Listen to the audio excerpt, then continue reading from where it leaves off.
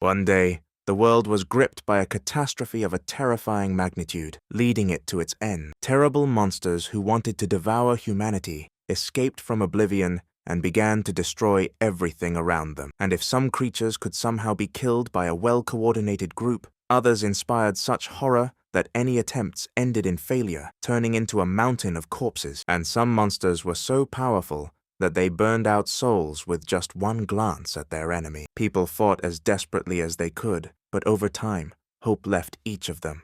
However, in contrast to the horror caused by the monsters, a stargate appeared from oblivion, returning hope to humanity. Those people who were not deprived of talent had a chance to enter these gates and acquire incredible abilities that made it possible to retake the world from powerful monsters. The world has held firm for many years, and one of the strongest strongholds of humanity has become the City of Dawn, whose territory witnessed tragic events that day. Robert Guardian was kicked into the backyard of his own home. Rising to one knee, Robert swore at his adopted brother, reproaching him for his betrayal. Darren stood in the doorway with the Guardian family's personal lawyer, grinning at Robert, who sat in the dust. A man dressed in a classic suit stepped forward, giving Robert a haughty look and explaining that due to the fact that Robert had not awakened his abilities by the age of 18, by law, he loses his right to reside in the territory of the awakened community. Robert was shocked to hear that Darren, as a child adopted by the Guardian family, had the right to take over Robert's home for his full use. And although Robert tried to prove that he was right by mentioning those who, despite being of age, did not have abilities, he was again hit for his insolence. Robert fell backwards to the ground, barely able to hear himself being condemned for not believing in the city's laws. Having collected his papers, the lawyer prepared to leave, leaving the right to deal with Robert to Darren. Raising his head, Robert noticed the man's sly gaze directed at Darren and barely heard him mention a certain promise from Darren. Smiling warmly at the lawyer, the guy said goodbye to him, guaranteeing the fulfillment of his promise. However, as soon as the man walked out of the gate, at the same instant, a kick struck Robert to the ground again. Having brazenly knocked the guy down, Darren put his foot on his head, pressing him to the ground and about to reveal the most important surprises to him. Smirking at his defeated brother, the fair-haired man admitted that he had been poisoning Robert since he was 10 years old, which is why he was unable to awaken. It turned out that Darren planned to deal with Robert in order to completely take possession of all of his property, which would provide him with prosperity and security for the rest of his life. Furious at his brother, Robert tried to get up and deal with the scoundrel. However, Darren hit the guy with another terrible news, which he planned to completely unsettle him. It turned out that Darren lied to the guy's parents about their last expedition, saying that it was in it that they would find a way to help Robert awaken. However,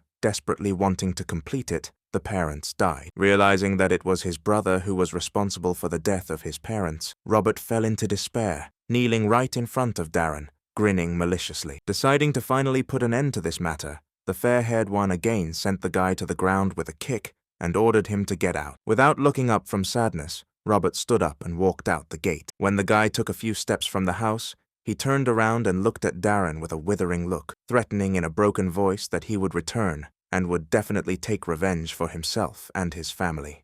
However, as soon as he turned away, his brother created a poisonous dart in his hands and quietly threw it at Robert's neck. Looking at the latter with contempt, Darren was sure that he would never see his loser brother again. After leaving home, Robert wandered around the city for several hours without any plans, but with every step, the strength left his body. The poison spread throughout the guy's body, poisoning the body and killing the mind, at one point causing the guy to stumble. Breathing heavily and trying to crawl on the ground, Robert swore in a hoarse whisper that he would definitely take revenge, but in the end, he closed his eyes and lost consciousness, sadly realizing that he would never wake up. At that moment, the clouds above the head of the guy lying on the ground thickened, and a light lit up in the very center of them. A second later, a column of flame shot through the skies at incredible speed, rushing towards the ground, and having reached the ground, the flame hit the head of the lying Robert. Surprisingly, the flame did not burn the body, but enveloped it like a blanket, shimmering on the skin and clothes until it went out. At the same moment, the guy opened his eyes, returning to life. When he rose to his knee, the first thing that came out of his mouth was the statement of the fact that the reincarnation technique had worked. It turns out that at the same time that Robert was learning about Darren's betrayal, somewhere in heaven, the warrior god Adrian himself became a victim of betrayal. The thief goddess, Milia, struck him in the back with a mighty sword, forcing the mighty warrior to fall to his knee in confusion as to why his comrades were doing this to him. Amazed by his ignorance, his former comrades condemned God for wanting to oppose the demon god, considering the latter to be so powerful that it was impossible to imagine. In anger at the disbelief of his comrades, shouting that they had forgotten their own oath to protect humanity, Hadrian grabbed the blade sticking out of his chest with his hand. The power of his anger was so great that with one sharp movement, Adrian broke the blade into pieces amid his own cries about the greed and selfishness of the other gods. In shock, they all froze, looking at the unshakable will of the one who had just been accused of ignorance. Turning around, Adrian scorched his former friends with a burning gaze, full of rage and condemnation.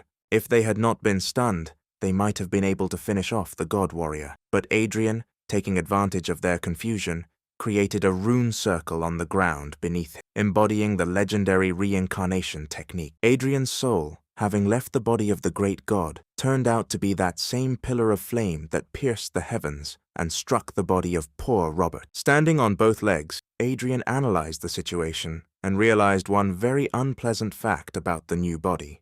Taking advantage of the god warrior's experience, Adrian quickly realized that his new body was poisoned to the point that every organ was irreversibly damaged. Stunned that his mighty spirit had been transferred into such a weak body, Adrian began to study Robert's memories to understand what to do next. Images of all the tragic events that happened to Robert, and in particular, the fact of betrayal by his own brother, surfaced in his head. Adrian realized that his soul chose this particular body precisely because of the similarity of the tragic circumstances of death. Realizing that Robert's will before his death was incredibly strong, Adrian, feeling respect, vowed to fulfill this will at all costs, and as soon as he said this, Robert's soul appeared before his eyes in a golden flame, which, having learned that his last wish was in good hands, melted into thin air. And although Adrian made such a strong promise, he understood that due to the poison, Robert's body was too weak. But the great Adrian would not have been a great god warrior in his past life if he had been afraid to take risks when there were almost no chances. Having climbed into his own memories, Adrian began to look for what could help him cleanse his body and restore its former divine power.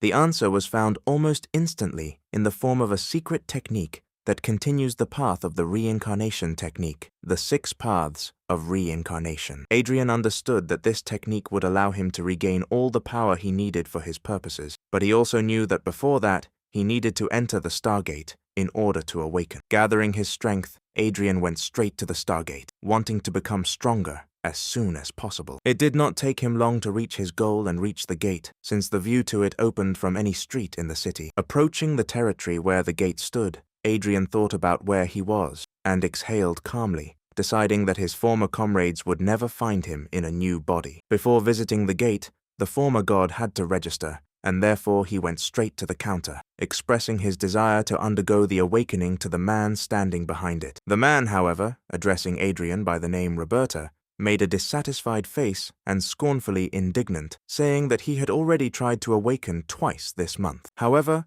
having heard everything that was said, Adrian looked at the man with an angry look and demanded to repeat it, only looking into his eyes. The man was clearly discouraged by such changes in Robert's character, and therefore was even speechless. The man was brought out of his stupor by the approaching captain of the guard named Harold, who wanted to know what happened between them. While the man was reporting to the captain, Adrian used Robert's memories and learned that in the past, Captain Harold was saved by the guy's parents.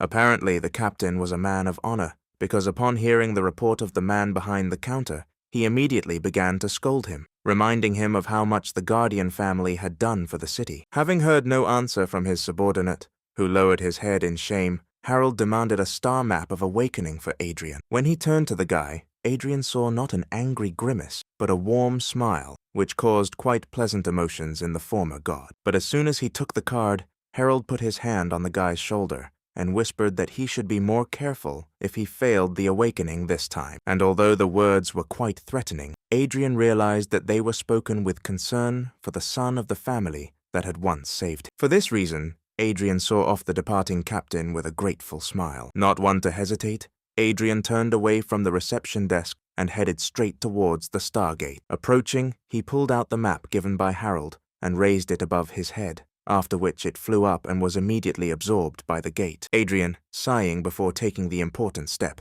immediately followed. The guy's eyes were immediately covered with a golden haze, which melted away after a couple of seconds, revealing to him a view of a huge open square full of others trying to awaken. Adrian tried to take a step, but immediately trembled all over, because it was terribly difficult for the poisoned body to withstand even the pressure of the place of awakening. The guy realized that it would be incredibly difficult for him to achieve awakening under such conditions. He looked to the side and saw one of the test subjects fall under a bright pillar of light, the source of which was the star with which this person entered into resonance, and remembered that the more light of the star a person attracted, the greater the transformation his body would undergo.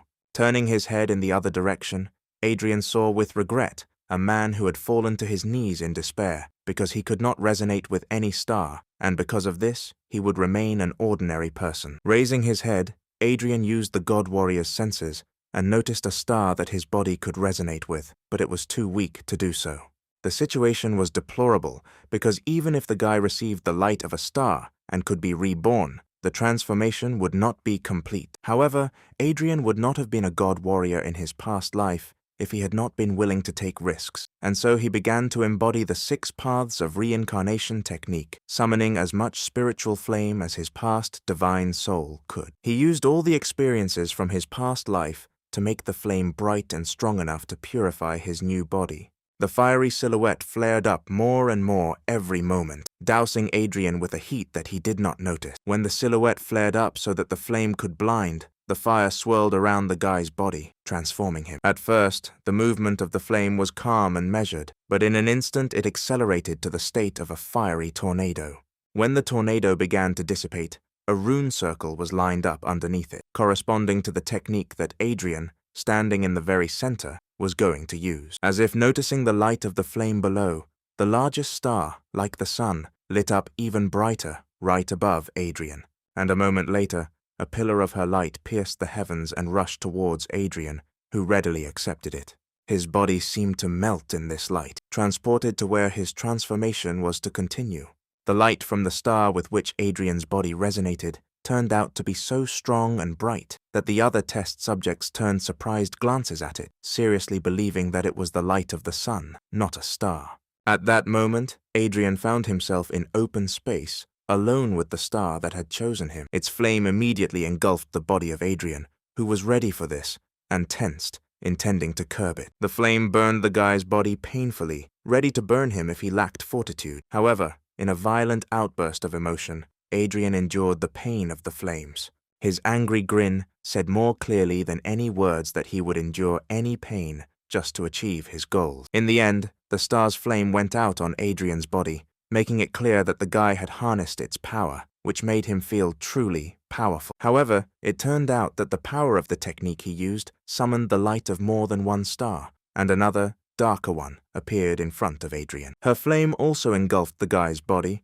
but he readily accepted it and curbed it without much difficulty, after which he felt agile and fast. Having dealt with 2, he saw the third and immediately set about obtaining her powers as well. The yellow flame gave way faster, and from it Adrian felt that his will and determination became even stronger. Next was the flame of a blue star, the harnessing of which seemed to open up a different perspective for his mind. The flame of the green star seemed to remove the veil from his eyes, and Adrian felt that nothing, even the most microscopic, could be hidden from his gaze. And finally, the last star, whose flame was bright purple, was also subordinated to the will of Adrian, which is why his perception, according to his own feelings, became more specific. In the end, the technique of the 6 paths of reincarnation led to the flames of all 6 stars surrounding the guy's body in a bizarre and bright whirlwind. The speed of this vortex was so great that from the outside, its shape looked like a sphere.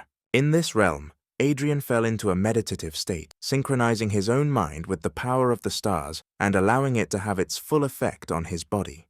When Adrian felt that the job was done, the sphere burst into 1,000 pieces. Renewed, powerful, and absolutely healthy, Adrian climbed out, feeling his own omnipotence with every fiber of his body. The flame of one of the stars pliantly touched the guy's outstretched hand, which only confirmed his guess that the body was completely healed.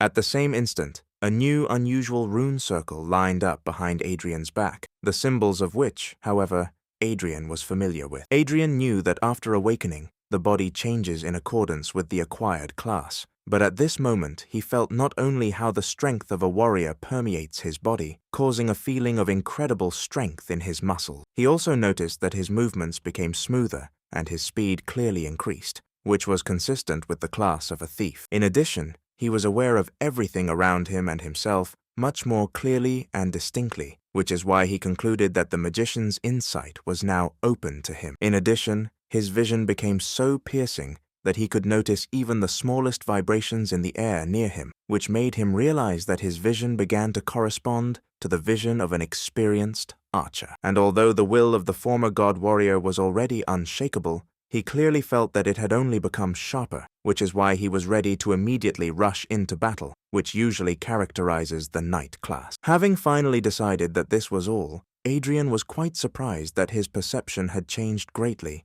and therefore realized that even the qualities of the last summoner class were now available to him. Adrian was absolutely shocked by the fact that he had discovered all 6 classes, because even in his previous life, he had only heard of a couple of cases where someone managed to discover a predisposition for several classes, and even then, no more than 2. Clenching his fists proudly, the guy grinned, realizing that in this case he would easily surpass even his previous self. Looking up, he saw that the space around him began to crumble, which meant that the awakening process would soon end. At the same moment, Adrian, closing his eyes and opening them again, walked out of the Stargate, back to the place from which he entered. And on the way out, he met with the very thing that he clearly did not want to see at all, because Darren stood there, instantly attacking Adrian with contemptuous comments towards his, as it seemed to the fair-haired, absolutely useless attempts to awaken. Having angrily looked at the scoundrel, Adrian, not wanting to stand on ceremony, boldly sent the guy. Darren was taken aback by this attitude from the one whom he had kicked with his own feet a few hours ago, and who now moved away from him as if the blond man was not worth the dirt under his nail. Fury immediately boiled in the blood of Darren, who did not understand how Robert, who had been poisoned by him, could walk like this now, as if nothing had happened. Outraged by this outcome, the fair-haired man pulled out his daggers and shouted at his brother, intending to finish off the insolent man that very second. Captain Harold's cry was heard from the direction of the gate, warning Darren not to do anything rash, and Adrian, hearing this, turned towards the attacker just in time. Using his thief-class skills, Darren quickly found himself right in front of Adrian, ready to plunge his blades into him. However, he could not oppose anything to the former god warrior with his vast combat experience, who in the blink of an eye saw a bunch of holes in the enemy's attack.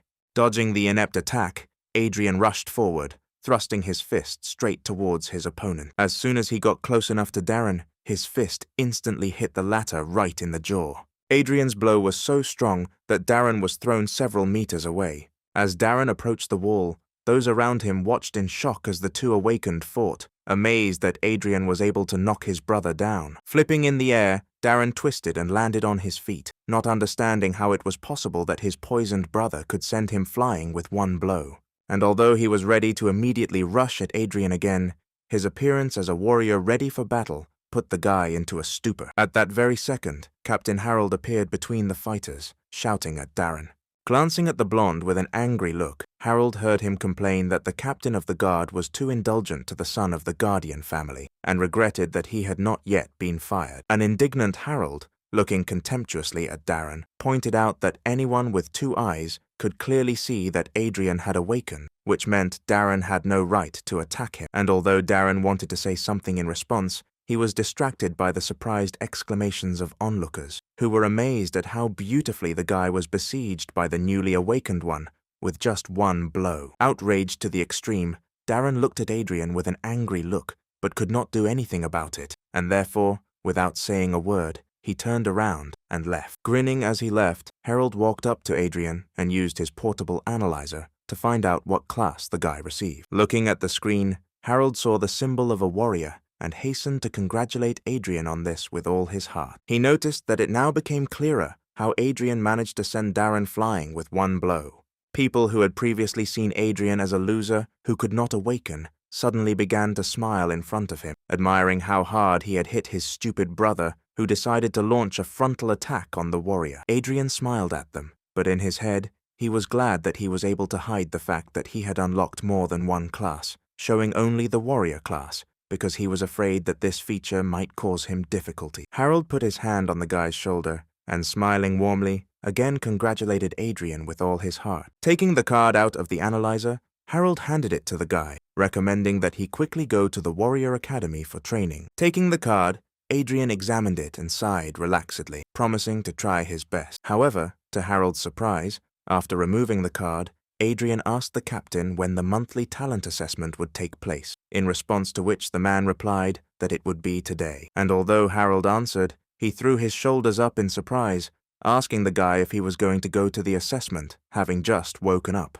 Having received an affirmative answer, Harold again put his hand on the guy's shoulder and looked seriously into his eyes, speaking with the desire to keep him from rash actions. He said that immediately after awakening, people receive the status of a student and must go to the academy to participate in a talent assessment after 1 or 3 years. Usually only after training, an awakened person can get the only chance in their entire life to receive a talent that accompanies the class. Harold cautions that such a chance is truly the only one, and if you make a mistake during the test, the talent may turn out to be bad and ruin the person's entire subsequent life. Adrian, to the captain's surprise, only smiled relaxedly, convincing the man that everything would be fine, and he was absolutely confident in his plan. Turning to the side, Adrian said goodbye to the captain and headed straight to the trucks that would take him to the test site. And although he thought that Darren had left, he, looking from the shadows, looked at the guy with a frown, thinking that his decision to go to the assessment immediately after waking up seemed incredibly arrogant to him. Turning his head, Adrian noticed the scoundrel, and therefore thought that he should keep an eye on him, because Darren probably would not give up trying to kill his brother. Outside the city, there are a really large number of monsters. And although individually they are afraid of the light of the Stargate, gathering in huge hordes, the monsters cast aside their fear, rushing to attack a peaceful human settlement. And although the awakened ones oppose the monsters in large detachments, not a single foray is complete without losses. The soul of everyone who fought for humanity against monsters gains immortality under the light of the stars, and their tombstones emit huge amounts of stellar energy, distorting space and forming a special dimension known as the Land of Gifts of Starlight. It is there that each newly awakened one takes part in the talent assessment to continue the glory of the ancestors and to receive the accompanying talent from the predecessors. While on his way to the territory where the talent assessment was being organized, Adrian used the magician's insight to easily read a fairly thick book telling about the upcoming test for Adrian. He read that around the city there are mainly undead, which means it is these monsters that need to be targeted when preparing. Adrian recalled that in his past life, without any support from his elders,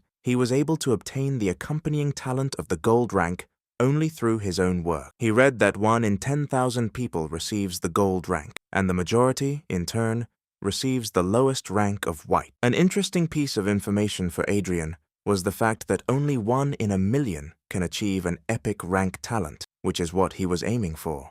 Adrian had to look away from the book when the trucks finally reached their destination, and the guy was able to go straight to the hero's cemetery. Opening the book again, Adrian walked to his seat, trying not to be distracted by the whispers of the young men around him, surprised at his presence. Throwing a not cheerful glance at the pile of graves, Adrian was surprised that the guys who studied at the academy were so ignorant of the test. The guy's attention was suddenly attracted by a girl armed with a bow, about whom everyone around him instantly began to whisper. Hearing that her name was Rebecca, and that she awakened at only 11 years old, Adrian looked at her appraisingly, and was not at all surprised to see that her aura was no stronger than usual, although the concentration of her soul was quite dense. At this time, a group of 6 tomb guardians of the lands of Gifts of Starlight lined up in front of the crowd of awakened disciples. Especially notable among them were the stocky warrior and the long-haired archer. The warrior called his comrade and whispered congratulations to him that his guild of archers would soon be replenished in the form of such a gifted warrior as Rebecca. And although the archer waved away these congratulations, His appearance literally screamed about how happy he was. Seeing this, the warrior didn't miss the chance to joke about how disappointing it would be if she suddenly got no higher than iron rank. The comrades immediately began to argue, but the other guardians tried to calm them down and suggested finally starting the test. The guardian knight came forward with a speech in which he called on everyone present to pay tribute to their ancestors before the test. All those who came for the test did not hesitate to kneel in front of the tombstones. When they stood up again, the knight continued his speech, saying that these lands were truly dangerous and they had to be careful not to die. In turn, each of the guardians expressed parting words to the subjects. The largest tombstone suddenly lit up, and the streams of energy escaping from it formed a portal to the earth, where the test was to take place. Having parted, the guardians opened the passage to the portal for the students, where they all, including Adrian, moved. Adrian had a clear plan, and therefore he consulted the book in order to implement it as successfully as possible, although those around him clearly saw in his reading more stupidity than ingenuity. At one point, a fat guy blocked Adrian's path and directly called him an idiot, with a malicious grin recommending that he return to where the guy came from. Adrian did not respond to the attacks, only throwing a contemptuous look at the scoundrel, which caused even more aggression on the part of the fat man. Finally, taking a step to the side, Adrian walked around the guy, advising him to take better care of himself. At the same instant, the silhouette of the ancestor's spirit shone above the fat man's head, forcing him to turn around. It turned out that the guy accidentally stepped right into the territory of one of the evaluator spirits, beginning his test of the spirit. A whole horde of spiders with malicious, ghostly faces suddenly appeared in front of the guy, the very sight of which made the fat man scream in fear.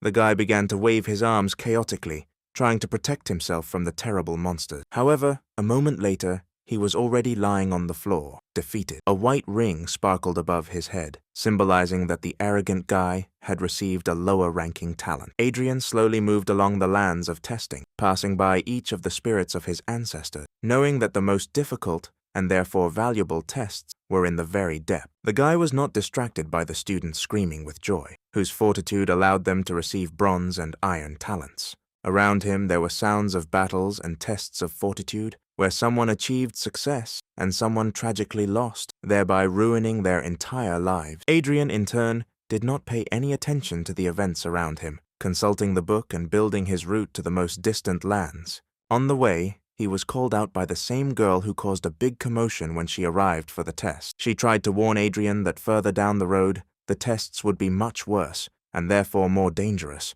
for which Adrian thanked her and himself warned that external forces would not help her pass the assessment. Not understanding what the guy was talking about, Rebecca looked back at the mechanical guards walking next to her, surprised that some student could so easily recognize that they were not real. And when she turned back to the guy, he had already left. Looking at the book again, Adrian began to think out loud, wondering why he had not yet met the silver-ranked warrior who should have been here, judging by the map. At the same instant, a beam of spiritual flame rushed towards Adrian, forcing the latter to dodge. In front of the guy stood the spirit of a warrior, looking puzzled, because he probably did not expect to see here just a student who, judging by his first impression, had not even been to the academy. Noticing that the spirit was confused, Adrian released his own spiritual energy, which took the form of a mighty warrior, several times higher than the spirit of the appraiser, which greatly surprised the latter. Seeing this, the spirit instantly disappeared, not wanting to get involved with such power, which is why Adrian concluded that the energy of his soul would attract a lot of attention from the spirits of fallen heroes. And although, in addition to the faint glow of the stars, there was a smoking darkness swirling around, Adrian knew his surroundings perfectly, thanks to the book, which indicated in the form of coordinates how to get to the desired ancestor spirit. After checking it, the guy turned his head and, using the grave of the disappeared spirit as a guide, moved to the right in search of more powerful spirits.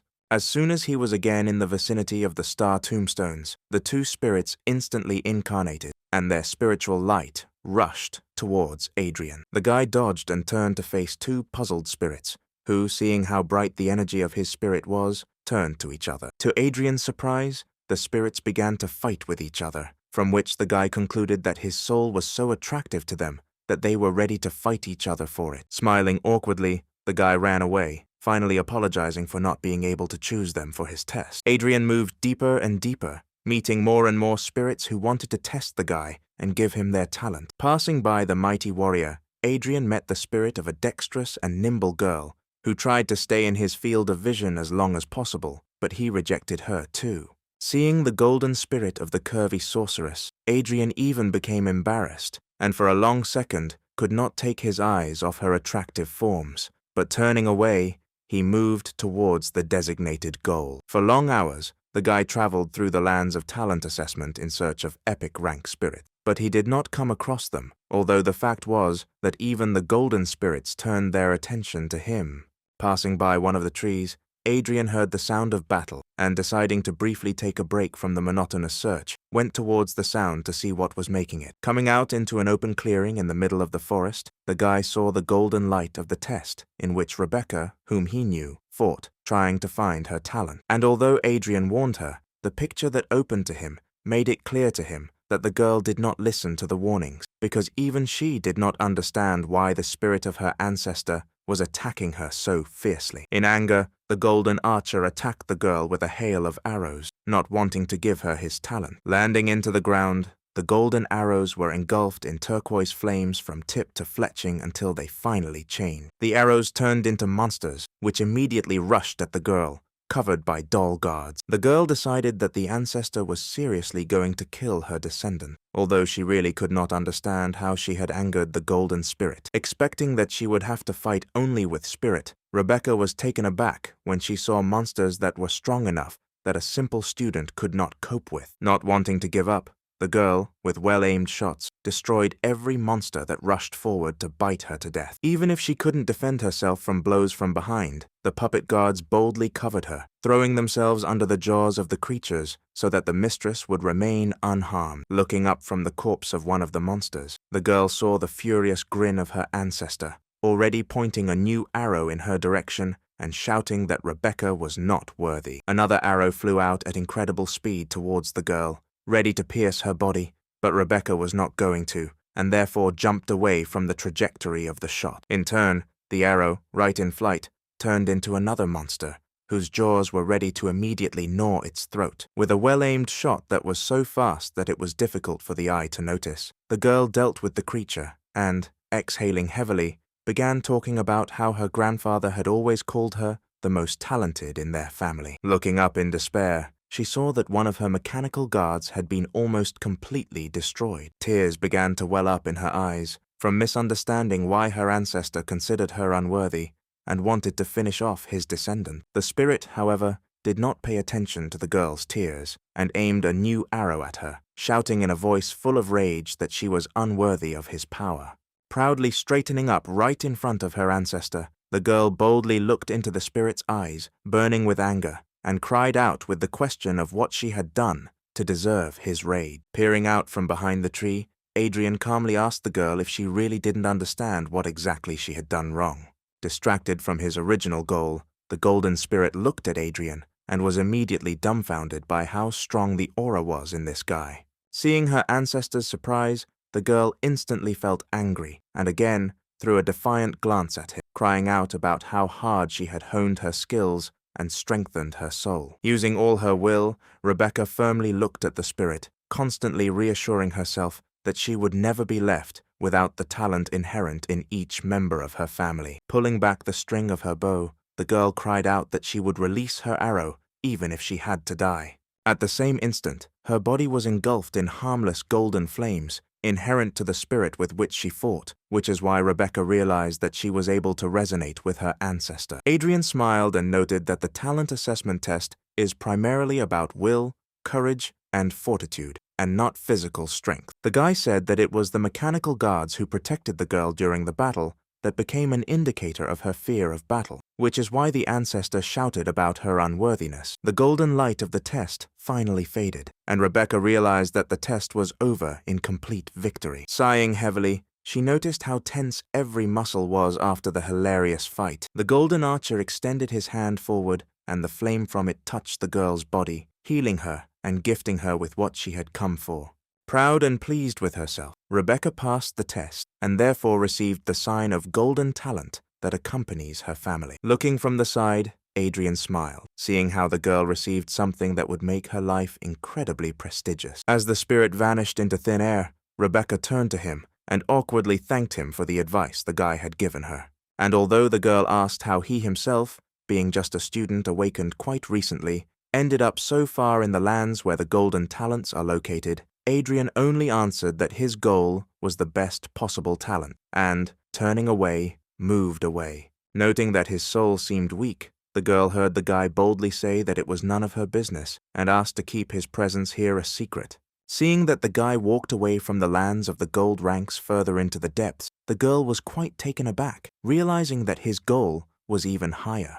In the end, Adrian reached his goal in the form of a huge tombstone connected by a monstrous golden chain. Smiling contentedly, the guy noticed that he was on the right track since he saw something so colossal in front of him. The moment Adrian took another step, his body tensed from the terrifying force of pressure, indicating how difficult the test awaited the guy, since it was difficult for him to even be here. The huge, monstrous dog looked to be of advanced rank, and therefore, according to Adrian, he was an incredible number of times stronger than the guy himself. However, the guy was not at all afraid, but on the contrary, he was delighted, realizing that it was here that the concentration of spiritual energy was so great that he could absorb as much of it as he wanted, gaining strength. Crouching in the lotus position, the guy began to free his spirit to interact with the infinite and powerful energy surrounding him. Clasping his hands, he concentrated all his strength in them, which is why the energy that permeated the air began to be embodied and formed into a sphere in smooth threads. At the same time, behind Adrian's back, a runic circle of bright blue color appeared right out of nowhere, which helped the guy absorb the flows surrounding him. In the end, he stood up and straightened up, and the flows of energy dissipated, because Adrian had already absorbed the maximum amount for the status of a student. As a result of these manipulations, the guy could feel that his strength increased 6 times, which means he could safely withstand the pressure of the place surrounding him. Raising his gaze, he boldly looked at the monstrous dog protecting the tombstone. As soon as he stepped closer, Adrian came into the field of view of the hellhound, which is why it, which had previously been lying peacefully, rose to all fours and growled menacingly. A huge beast, whose jaws could tear apart an entire crowd with one bite, stood in front of Adrian, ready to destroy anyone who dared to appear for a test of epic rank. However, Adrian, who was a former god warrior, was not at all afraid of the terrifying sight, and boldly stepped forward. In an instant, the monster pushed off with all 4 paws and rushed at the guy, intending to tear him apart, but Adrian himself was not going to die so easily. The rune circle that appeared behind him served as a much-needed acceleration for Adrian, and he, using such a useful skill, rushed into battle. His speed was so incredible that the hellish dog, grinning angrily at the enemy, was completely unable to keep up with the warrior flashing like lightning. Dodging another blow, Adrian grinned maliciously, calling the hound just a puppy, unable to provide worthy resistance. At that same second, the dog let out a monstrous roar so loud that Adrian had to group himself to protect himself from it. In a mindless rage, the dog again rushed straight at the guy, ready to finish him off for his insolence. And although his jaws were almost closed on Adrian's body, he only grinned maliciously and did not move from his place. And as soon as they closed, Adrian penetrated through the upper jaw of the dog's mouth, as if passing through a dense wall of fog that did not cause any harm. Adrian stood over the hound's jaw, contentedly noting that a real hound was undead and would not react in any way to provocation, unlike this dog, who flew into a rage. With one flick of his finger, the confident Adrian destroyed the dog's form, breaking it into hundreds of pieces. Having landed, the guy proudly straightened his clothes and looked at the stairs, which the mighty beast so zealously defended. Adrian had a view of the incredibly majestic-looking gate through which he had to pass. As soon as he came closer, the gate swung open with a loud buzz in front of the brave warrior who had come to show what he was capable of. And although confidence flashed in his eyes, Adrian was a little worried about what was happening now and what was about to happen any minute. Looking straight ahead, the guy took a deep breath and proudly stepped forward, like a worthy warrior who had earned the right to gain strength. Although these gates were called hellish, behind them Adrian saw a rather calming landscape in the form of a waterfall and lake, surrounded by rocks and ancient trees. But the guy didn't have time to admire the beauty, because at the same moment he stepped closer, a pillar of burning flame headed towards him with incredible speed, forcing him to dodge. Turning in the direction from which the flames came out, Adrian only managed to notice how a blade burning with fire was approaching his face. Only having time to notice the blade, Adrian did not even cover his eyes when it stopped a centimeter from the face of the one who dared to come for the epic talent. A heroic spirit of epic rank hovered in the air in front of the guy, raising his blade and looking at the newcomer in surprise, who turned out to be just a student. Bravely looking straight into the warrior's eyes, Adrian asked him not to hold back, arguing that he had gotten here not through luck, but out of a desire to see what epic rank could do. The stunned spirit warrior looked at the disciple with the amazed look, not understanding how a simple disciple could dare to go so far just to see what an epic rank could do. Smiling slyly, Adrian chose his words and asked the warrior to finally conduct a test, because he was going to show the spirit all the power he possessed. Having softened, the warrior sighed and corrected the guy, noting that the fact that he had reached this place does not mean that he could defeat a representative of epic rank, but he smiled and agreed to show his power. At the same instant, with one click of the warrior's fingers, the guy found himself in the arena, looking around in surprise. After analyzing the situation, he realized that his spiritual energy had quadrupled, surpassing the limitations imposed on being a disciple. It turned out that the warrior transferred not his body, but Adrian's mind and his own, straight into the arena, and their bodies remained where they stood. At this time, the bodies of Adrian and the warrior's spirit were observed by 5 more spirits, whose energy shone with a bright light of epic rank. They were clearly pleased when they saw how, for the first time in a long time, someone came to their lands for a talent of epic rank, although they were surprised that the person who came turned out to be a completely undistinguished student. One of the spirits was clearly angry that the warrior spirit was the first to get to Adrian, because after defeating the hellhound, he himself was going to test the student. At this time, Adrian, already armed with a sword, was warming up, wondering out loud that the epic rank turned out to be so strong that just by desire, he transported the guy straight to the world of dreams. The warrior standing in front of Adrian swung his blade and threw it to the side so that it got stuck in the stone. Straightening his arms, he invited Adrian to attack, ready to fight on equal terms, because the spirit itself compared its strength with the strength of the guy. Smirking, Adrian noted that his opponent was acting somewhat arrogantly, thinking that he could defeat a guy without a sword on equal terms. A moment later, the guy rushed into battle, using all his fighting skills and past life experience to leave his opponent no chance. And although the spirit fought desperately, he understood that even with a sword in his hands, it would be incredibly difficult for him to defend himself, let alone unarmed resistance. The man tried his best, but Adrian was incredibly fast and attacked as actively as he could. In the end, the spirit warrior was unable to dodge the final attack, and the guy put the blade to his neck. The warrior was sincerely amazed at how strong this disciple turned out to be, so boldly performing in front of a spirit of epic rank, despite the fact that he had become awakened only recently. Smiling kindly at the amazed spirit, the guy invited him to give it his all and show him what the epic rank is really capable of. Concentrating on the upcoming fair fight, the man extended his hand and pulled his blade into it, which burst out of the stone. Smiling at the upcoming battle, both warriors rushed at each other, wanting to cross swords and find out which of the two was stronger. The swords of both warriors clashed, striking sparks in a stunning dance of battle. And although the spirit warrior fought desperately, one mistake was enough for the former god warrior to make one precise attack with his blade. And this one blow was enough to knock out the blade and hands of the stunned enemy. The warrior spirit was absolutely at a loss, because he sincerely could not understand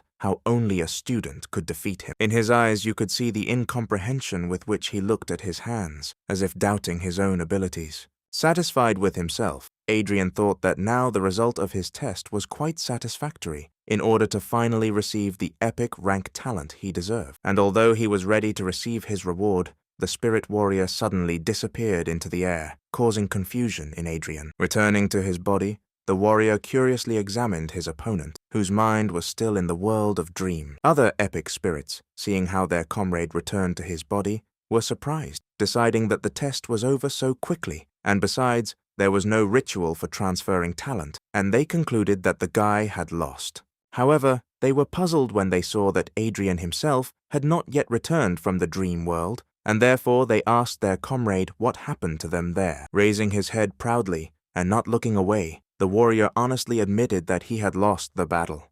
The rest of the spirits were shocked when they heard that their comrade, whose strength reached an epic level, lost to an ordinary student, even though they were equal in the dream world. They assumed that the warrior had simply given in, but he shook his head and replied that the fight was fair, and he was rightfully defeated, and for this reason he had an idea. After listening to their comrade, the epic spirits were divided, trying to decide whether to follow his plan or not. However, after consulting, they decided to agree, and at the same moment, all 6 were transported to the world of dreams and appeared before Adrian's eyes. Adrian, who had already thought that his rival had abandoned him in this world, relaxed when he discovered that he had returned with reinforcements in the form of 5 spirits of epic heroes. As soon as they appeared in this world, each of the 6 spirits first looked at the one they were about to test with an appraising glance. Smiling kindly, the spirit mage noticed that the guy did not blink an eye when he saw as many as 6 epic spirits in front of him. Scratching his beard, the elder opened his eyes and spoke with the hoarseness in his voice characteristic of his appearance. Removing one hand behind his back and nodding proudly towards his comrades, the magician invited Adrian to fight all 6 epic spirits at the same time. Looking at those who came with confusion, Adrian heard that if he wins, he will receive 1 epic talent from each of them, which is why his eyes sparkled with awareness of the situation. Behind the spirits of men stood the archer and the summoner, who, having sarcastically examined the guy, suggested that he leave with the talent of a warrior because, judging by his appearance, he would not have enough strength. In response, the former god warrior laughed like a madman, receiving sincere pleasure from the whole situation. Proudly looking up and raising his sword, the guy expressed his desire to accept the challenge and his unwavering readiness to fight. The magician frowned, calling the guy self-confident, and the knight called him arrogant, although he seemed to only like it more. Taking a stance, Adrian did not take his eyes off his opponents, ready for any attack from them. The spirits had already pulled out their weapons and also prepared for battle, warning the guy that the following events could be damn dangerous for him. At the same moment, as the magician finished speaking, the thief spirit disappeared from sight, rushing into an attack with amazing speed. In a second, the thief was right behind Adrian, ready to inflict a mortal wound on him with a blade in the back. However, he did not expect that. Using the archer's reflexes, he instantly turned around and swung his sword towards his opponent. One strong blow to the defending enemy was enough to send the thief spirit flying, and although he defended himself, the force of the blow was so great that, having crashed into the wall, the spirit immediately lost consciousness, leaving the battle. Realizing that they could not win alone, the epic heroes rushed into battle all together in order to remove the smug smile from the opponent's face. The mage's fireballs were clearly of extraordinary power, but using the thief's speed and the archer's reaction, the guy easily dodged each of them. Thanks to the magician's insight, he could calculate every swing of the blade in order to protect himself from the archer's shots. The spirit mage tried to use a paralyzing discharge to stop the guy and allow his fellow knight to strike, but Adrian for some reason ignored the effect of the spell, rushing straight to the old man. Finding himself close to the spirit mage, the guy swung his hand to strike, noting with pleasure that the knight's physique and willpower perfectly protected against magic. Again, with one blow, Adrian was able to knock out the mage, ensuring that now magic would not prevent him from fighting. Turning around, the guy used all his reactions to deflect the arrows of the archer spirit flying at him and send them all back to the attacker. And although the girl dodged the arrows, Adrian, who immediately approached her, swung his blade, thereby knocking out the archer, leaving only 3 opponents in front of him. Cursing, the spirit knight complained to the spirit summoner that he could not keep track of her, and she, in turn, asked him to delay the enemy so that she could call on a huge bear to help. A simple ritual was enough for her to make a huge, monstrous bear rise to its full mighty height in the arena. The spirit knight did not disappoint, and raising his morning star, used his ability to immobilize Adrian. At the same instant, the bear rushed to attack the guy, wanting to tear him apart with its claws. And although the bear was a beast created by the spirit of the summoner, Adrian's summoning abilities were stronger, and he seized control of the bear, forcing it to attack the knight, knocking him out of the fight with one blow. Adrian, who instantly found himself next to the girl, smiled slyly at the girl before striking. Like the others, Adrian dealt with the girl with one blow, knocking her out. Turning to the last epic rank spirit, Adrian asked if he would fight, but the warrior smiled, answering that he had already lost before, and therefore there was no point in fighting. Turning around, Adrian saw that all the epic rank spirits had already stood up and cheered for his victory. Having congratulated him, they returned to the real world and stood over the guy's body in a circle, intending to perform a ritual, after which Adrian would receive his talent. As promised, the spirits gave him not one talent, but one talent from each, although no one knew whether they could exist in one body. The energy released by each of the spirits flowed into Adrian's body and began to mix with the 5 others. The aura emanating from the mixing of talents turned out to be so bright that even the mighty epic spirits were amazed at the power of its light. The amazed spirit mage whispered tremulously that the resulting rank would be much higher than epic. Concentrating the energy of the spirits within himself, Adrian strained greatly, trying to keep it inside himself, and realizing that the last stage of merging was much more difficult. Unleashing the full power of his fighting spirit, Adrian used it to cope with such a difficult task. The guy's spirit was eventually able to contain all this powerful energy that permeated the body, and it transformed into a crystal heart in the guy's hands. In receiving this new power, Adrian sensibly assessed it, thinking about the scale of talent levels so well known to everyone. Knowing that getting a gold rank was incredibly difficult and an epic rank was almost impossible, no one would have thought that there could be a talent level higher than epic. The heart transformed back into streams of energy of incredible power, which were instantly absorbed into the body of Adrian, who instantly realized that his new talent turned out to be mythical. In the guy's mind, an understanding of the new talent arose, and in particular, why the energy of the spirits took on the shape of a heart, because this new talent was called the Heart of the Brave, and could increase the hero's power 10 times. Opening his eyes, Adrian saw that the epic spirits were enveloped in a warm light, and their faces expressed satisfaction and pride, because they not only saw a talent whose power is higher than the epic, but they themselves endowed them with a worthy warrior. Smiling at the heroes disappearing in this light, Adrian relaxed peacefully, proud that he was able not only to fulfill his goal, but to achieve something even better. Turning to the exit from the lands of epic rank, the guy stopped for the last time to leave an offering to the disappeared spirits, in the form of the book that helped him get here, as well as a bottle of delicious sake stored in advance, promising them that he would definitely protect the City of Dawn from any misfortunes. At this time, a proud Rebecca returned from the lands of testing, illuminated by the symbol and light of the gold rank, which greatly pleased the guardian archer, who instantly called her a true genius. Turning her head away, the girl embarrassedly babbled that she received her talent only thanks to the help of her dear mentor, and she was not a genius at all.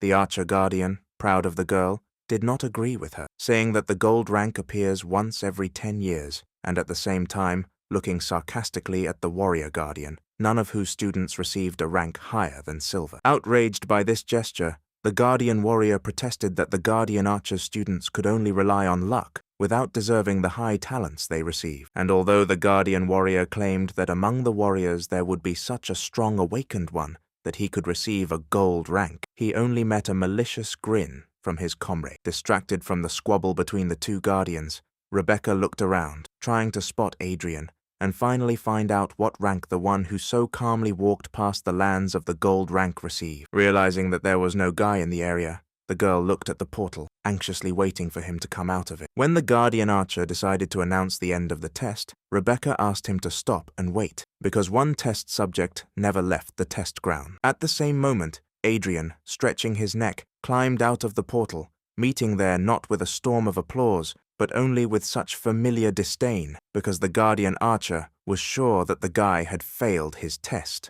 Rebecca, blushing at the sight of the guy, did not hear her mentor's sarcastic comments, remembering only, not without a shadow of embarrassment, that the name of her new acquaintance was Adrian. Glancing to the side, the guy immediately saw the fat man who had crossed his path at the very beginning of the test, and who was right now mocking Adrian, thinking that he was hiding from the test, afraid of failing it. Not paying attention to the sarcastic comments, the guardian warrior took a step towards the guy, asking with a smile what rank one of his ward warriors received. Smiling, Adrian relaxed for a second, which is why the aura of his talent shone faintly, covering the entire body of the awakened one. And although the hero received a mythical rank, everyone around saw what he wanted to show them, namely the aura and symbol of the gold rank shining on the guy's body. Everyone around seemed to have broken loose, heatedly discussing and amazed at the fact that this time, 2 participants received the gold rank, although even one was an incredible rarity. Smiling contentedly,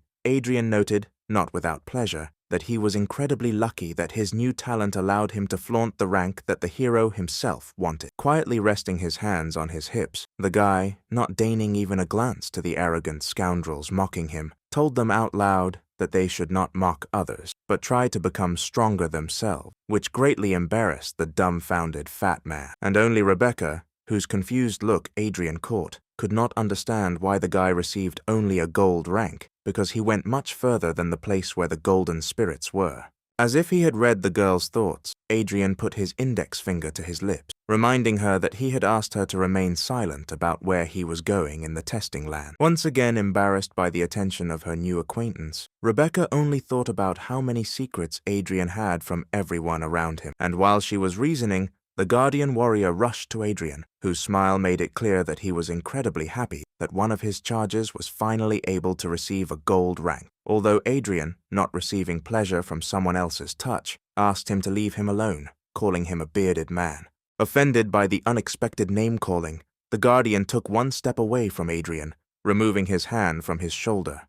However, after a moment he put aside his offense, deciding that a student receiving a gold rank was much more important than any grievances, and therefore he again put his hand on his shoulder and smiled joyfully, saying how very proud he was of his student. However, other warrior teachers, looking at the man with disapproval, noted displeasedly that they were seeing Adrian for the first time, and therefore did not consider his victory in the test to be their merit. However, even the guardian archer, who just a second ago was mocking his comrade, now stood with a serious look, noting that receiving as many as 2 golden talents was a real historical event. The news that 2 entire members had achieved gold rank spread with incredible speed through the streets of the City of Dawn. So quickly that almost on the same day, Darren, who wanted to finish Adrian off more and more every second, learned about this truly frightening event for him. He instantly flew into a rage as soon as he found out that Adrian had received a gold rank, because the guy did everything to prevent this from happening. Adrian himself, after the test, did not want to waste time, and realizing that he could not do without the academy, after the test, he immediately went there. His mere appearance at the academy became news number 1 for all the people there, because gold rank among warriors is an incredible rarity. Standing near the counter with the guardian warrior, whose name, as it turned out, was Frank, Adrian heard with slight dissatisfaction all these comments addressed to him, which from malicious and arrogant became interested and flirting. Frowning, Adrian even began to regret that he showed people his gold rank, because he received much more unnecessary attention than he wanted. Finally, the man behind the counter, smiling welcomingly, handed Adrian an envelope, a badge with a warrior symbol, and a card indicating his status.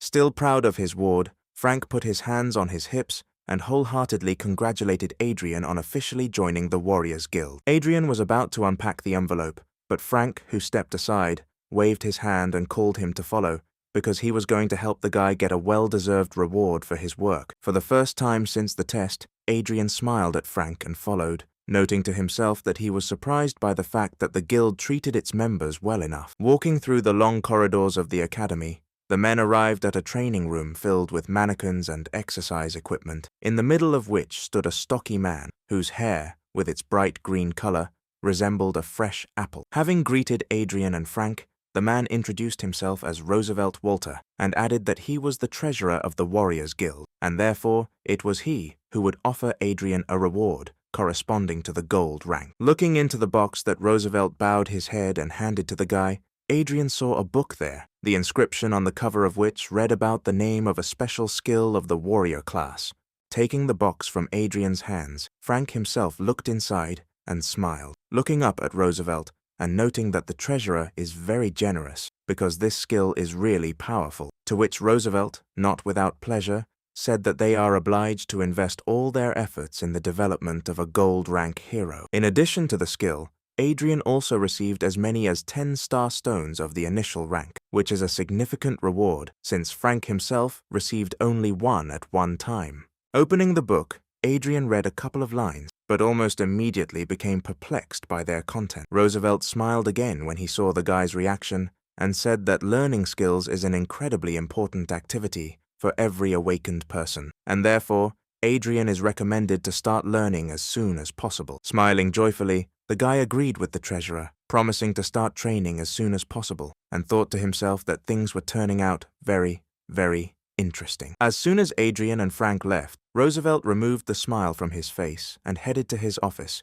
where Darren was already waiting for him, who immediately began asking the treasurer whether he had completed his task. Calmly closing the door behind him, Roosevelt looked at Darren slightly dissatisfied, and just as calmly noted that he could cope with any task much better than Darren. It turned out that Roosevelt specially altered Adrian's skill book, and because of it, the guy could soon become insane.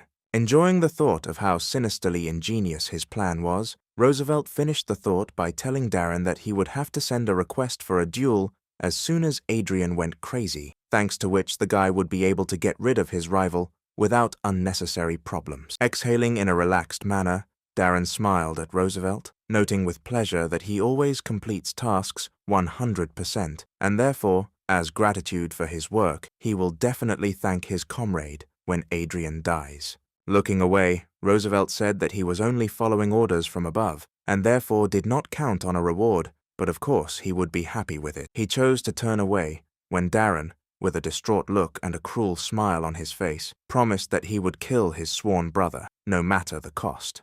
And although the plan was really good, and would have worked on someone else, Adrian's real mythic rank told him perfectly well that the skill was actually altered, which bodes well for him. Adrian thought deeply, comparing all the facts with each other, and seriously suspecting that this trouble with the skill was directly related to Darren. Having instantly seen through Roosevelt's plan, Adrian put the book aside and decided that he would gladly play along with him, pretending that he had really fallen under the influence of such a weak illness that the book was supposed to create on him. Adrian sarcastically imagined what Roosevelt would look like when he saw that his plan did not work, especially if Frank was nearby, and the 10 star stones that he received for his gold rank would help the guy in this matter. Having opened the box, Adrian remembered that star stones are actually the energy of real star stones, concentrated into crystal form, using which the awakened can very quickly increase power and become stronger.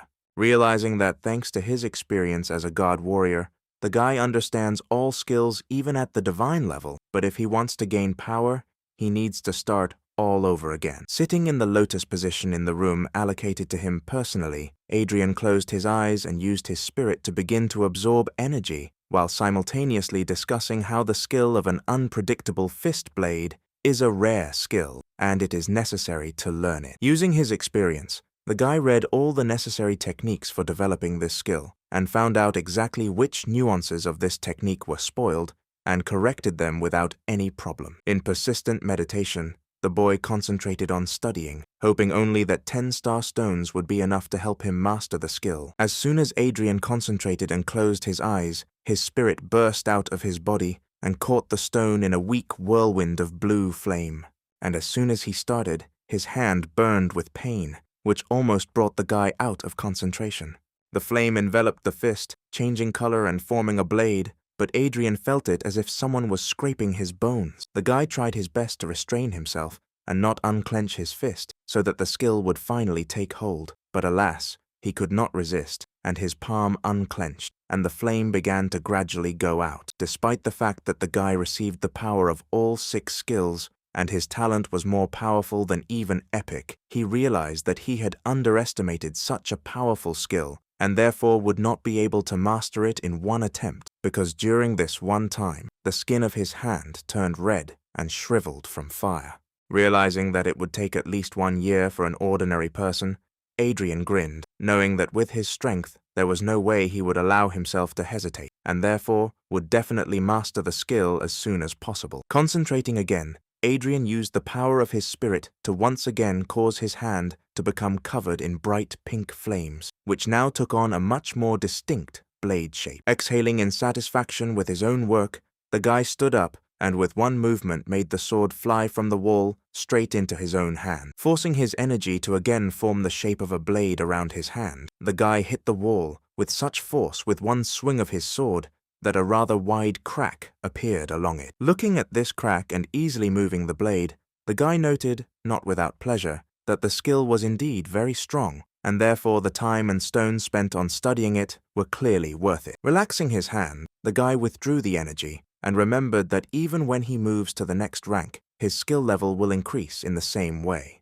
As soon as he left the training room, Darren immediately appeared in full growth before his eyes, whose predatory gaze said more clearly than any words that he would not leave without blood today. Looking slyly at his brother, Darren took out a special document and, without much fear, walked towards Adrian, challenging him to a duel to find out who would become the heir to the Guardian family. Pulling out the document about the duel in front of Adrian, Darren publicly asked Adrian if he would accept the challenge, which is why everyone around them turned their attention to the guy. Proudly placing his hands on his hips, Adrian looked at Darren with interest, clearly pleased that he had predicted all the upcoming events, and noting how much attention they attracted. With a smile, the guy noted that now he himself had become awakened, which means his entire inheritance goes to him, and only him. Not expecting such words, Darren looked around with caution, hearing how everyone around him began to discuss him with condemnation for trying to take away Adrian's rightful inheritance. Hearing someone calling for him to be kicked out of the academy,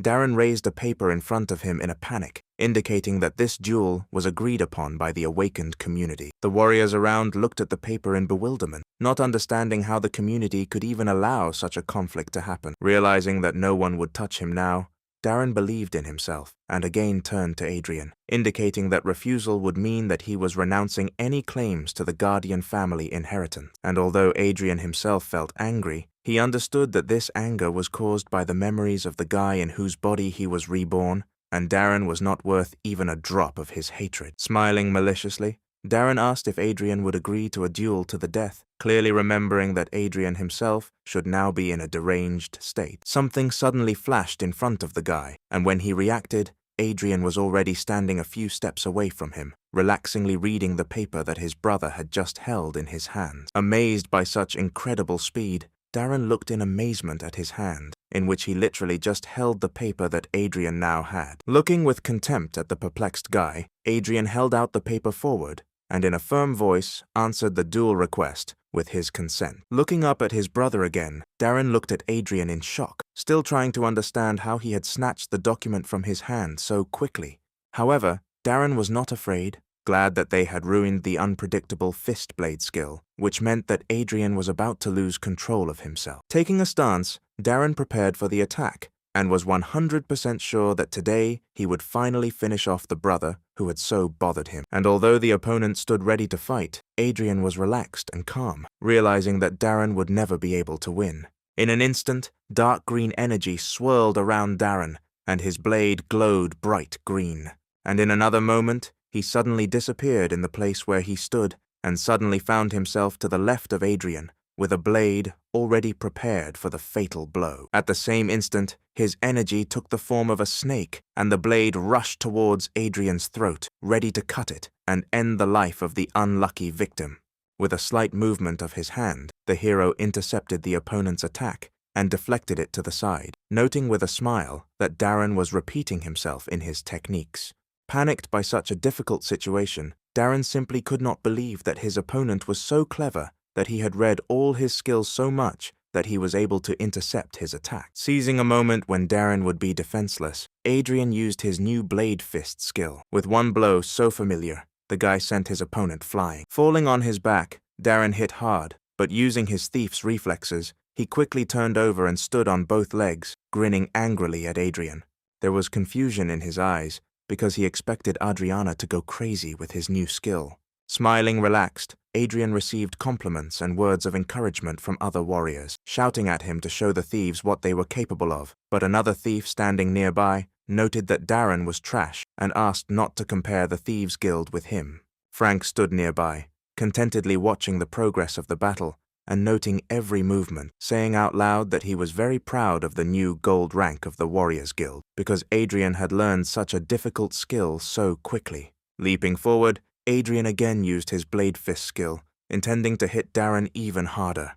His blow again fell on the body of his opponent, who, even blocking the attack, flew away from such a powerful force. Clearly enjoying beating the scoundrel, Adrian noticed that his opponent was very tenacious and stood on his own 2 feet even after such strong blows. Straightening up, the guy pulled back the collar of his cape with the hand that hurt the least, showing a golden protective vest that helped him withstand blows, naturally not leaving the enemy without a sarcastic comment about his weakness. Nevertheless, the opinions of others about the fact of wearing protection by Darren were divided, because someone decided that it was dishonest, and someone noted that protection is not prohibited by the rule. The desperation for the result was evident in Darren's eyes, as he shouted that he would make Adrian finally die. Rushing forward again, he prepared his blade for another attack. His energy now took the form of 2 snakes, ready to bite the enemy's throat, and Darren himself, using his skills to the fullest, was approaching the enemy. This time without even a hint of a smile,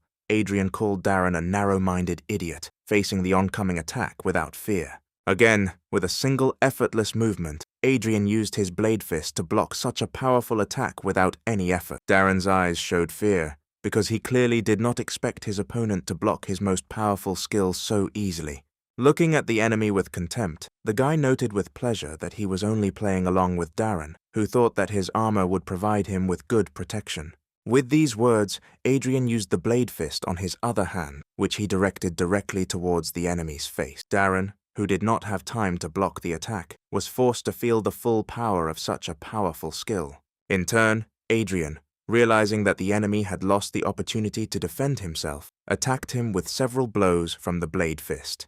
In the end, with another powerful blow, the guy sent Darren flying again. The guy tried to group himself, but this time he simply didn't have enough strength to get up, and so he fell heavily to the floor. Raising his gaze, the beaten Darren looked at his enemy in bewilderment, not understanding why nothing was happening to him. Throwing a contemptuous look at his opponent, Adrian said that he knew everything about his vile plan to drive him crazy, which shocked Darren. Knowing that their duel was to be to the death, Adrian crouched over the weakened Darren and said that he would spare him, but only on one condition. Lost from excitement and panic, Darren heard that his opponent was demanding to tell the whole truth about who was behind all the intrigues over the Guardian family, as well as what happened to Adrian's parents. Having lost all hope, Darren clenched his jaw forcefully, which made the sound of something bursting. Adrian rushed a step back, stunned to realize that there was poison in the guy's mouth, and he chose to die rather than answer the guy's questions. With one last malicious glance at Adrian, Darren told him that he would never know what happened to his parents, and also that he was unable to cope with those who intended to end the life of the Guardian clan. Stunned, Adrian silently listened as Darren said his last words, saturated with malice and contempt. Having said his last word, Darren suddenly rolled his eyes and leaned back, and his chest stopped rising in time with his breathing, making it clear that from now on, Adrian's sworn brother was dead.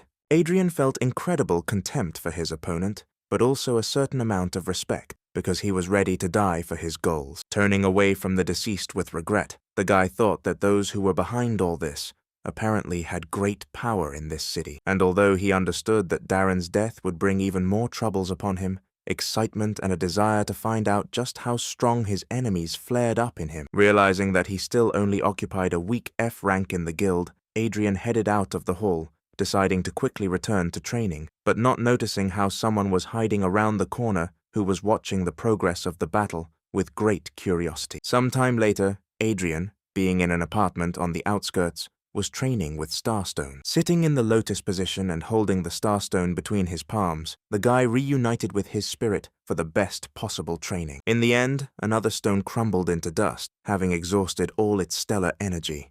Upset over the loss of the last Starstone, Adrian thought out loud, coming to the understanding that his body was indeed incredibly strong, because in a couple of days he had absorbed all the energy of the 10 Starstones received for the talent test. Clenching and unclenching his fist, the guy noted with pleasure that in just a couple of days he increased his energy level from 105 to 246 units, which is a truly outstanding result. Looking at the dust left over from the used Starstone, Adrian estimated that one such stone contained approximately 10 units of spiritual value. However, in fact, this was only a theory, and extremely erroneous, because the average awakened person can absorb only a smaller part of the energy that is stored in the stone. For such an awakened person, a result of 10% of the total energy of the stone is quite good. If a gifted person can use 30% or more of energy, then he can be safely considered gifted. However, without expecting it,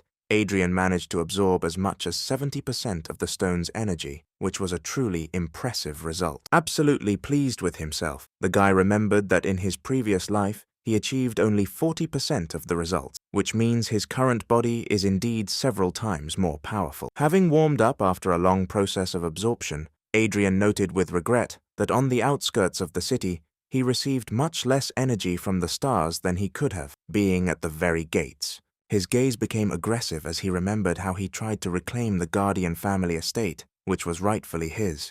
Immediately after the battle, Adrian went to the residence of the awakened community to gain access to his estate. But, as it turned out, after passing into Darren's possession, the estate no longer belonged to the Guardian family. Smiling boldly and intertwining his fingers in a businesslike manner, the man noted that after Darren's death, the estate passed into the possession of the awakened society, and Adrian was given only a small apartment on the outskirts. Adrian had to admit that it would be very difficult to return his property because apparently this estate was of great value to the one who was plotting against the guy. Hanging his head sadly, Adrian also admitted that, unfortunately, he could not in any way resist someone significant, because his rank in the guild was only initial. And another sad thought visited the guy's mind when he realized that he had miscalculated again. He learned that, although he does not have the right to the estate, he will still get the inheritance, although it turned out to be much less than what the guy expected, and it will only be enough for 20 stones of stellar energy. Pressing his fingers to his head, Adrian winced at the headache, noting that he never thought that one day he would stress so much over money problems. After searching his pockets thoroughly, the guy pulled out a warrior token given to him by the guild. With one swipe of his finger across the surface of the token, Adrian caused a reaction that resulted in a holographic light projecting an image into the air. Without a trace of a smile, the guy looked at the numbers indicating his level and amount of energy, and not cheerfully noted that he needed a lot more starstone. With a slight movement of his finger on the token, the guy changed the picture and saw in front of him several tasks that the guild had provided him, and gloomily noted that the rewards for them were not bad, but there were very few merits, and he needed as many of them as possible, because 100 merits are exchanged for 1 starstone. Looking at the result of his research, Adrian doubted whether he should try tasks that were more difficult for his rank, and although he himself understood that he could easily cope with a task at a higher level, he doubted it only because its successful completion immediately after waking up would attract too much unnecessary attention. While he was under the wing of the Warriors Guild, no one could even lay a finger on him, but if he went too far, ill wishers would come from everywhere and still be able to get him. While flipping through various tasks, Adrian suddenly came across something that caught his attention. Touching the hologram, the guy read about a task that was 2 whole ranks more difficult, but it only required exploring the surroundings of the forest nearby, and the reward promised as many as 20 merits. Taking a closer look at the picture that came with the task, Adrian noticed something interesting, deciding that the task seemed very interesting to him. After some time, Adrian arrived in the suburbs where some of the awakened ones lived and worked. After wandering around the territory for a long time, the guy finally noticed a fork and realized in which direction the moss forest was located, which became his new goal. At that moment, when he was about to leave, the guy heard a clear voice from behind, calling him by name. Turning around, he saw Rebecca in full battle dress, who, clearly delighted to meet a new acquaintance, asked him if he had accepted the same task with the moss forest as she had. At first, Adrian didn't even immediately remember the girl, but remembering how he helped her during the test, he awkwardly confirmed her guess. Rebecca, clearly overjoyed even more, immediately approached the guy almost closely, asking if he would then like to join her squad, since they had come on the same mission, quite embarrassing Adrian himself. A silhouette of a man suddenly appeared behind her, immediately bringing the girl down to earth with the assertion that she should have first asked the squad leader before calling anyone into the squad. Coming out into the light, the stocky man noted that for a squad of rank E, a hero of rank EF would be a burden. But, despite the unflattering comment, he still introduced himself as Mark Hoffman. Turning around, Rebecca immediately began to protest. insisting that she did not consider Adrian a burden. The man who came up, hearing Adrian's name, called Mark a real ignorant because Adrian was the one who, along with Rebecca, received a gold rank talent in the recent test. Stretching out his hand for a handshake, the man introduced himself as Howard and noted that he was the squad's archer. Pleased by the polite attitude, Adrian shook Howard's hand with a smile and heard from him an invitation to join the squad. Dissatisfied with such a positive attitude of the commander towards the guy, Mark said that he did not see anything outstanding in the gold rank and only looked at the level, and for their squad, Adrian's level made him a burden. With one sharp shout, Howard silenced Mark, pointing out that the knight was talking complete nonsense. Embarrassed by such a pleasant attitude, Adrian accepted the invitation to join the squad, and trying not to pay attention to Mark, followed Howard, who led the squad straight to the moss forest. When the team finally entered the forest, the sky was covered with the crowns of mighty trees, whose trunks were intricately intertwined. As soon as they climbed deep enough, tree creatures began to emerge from the bushes at them, forcing the heroes to fight.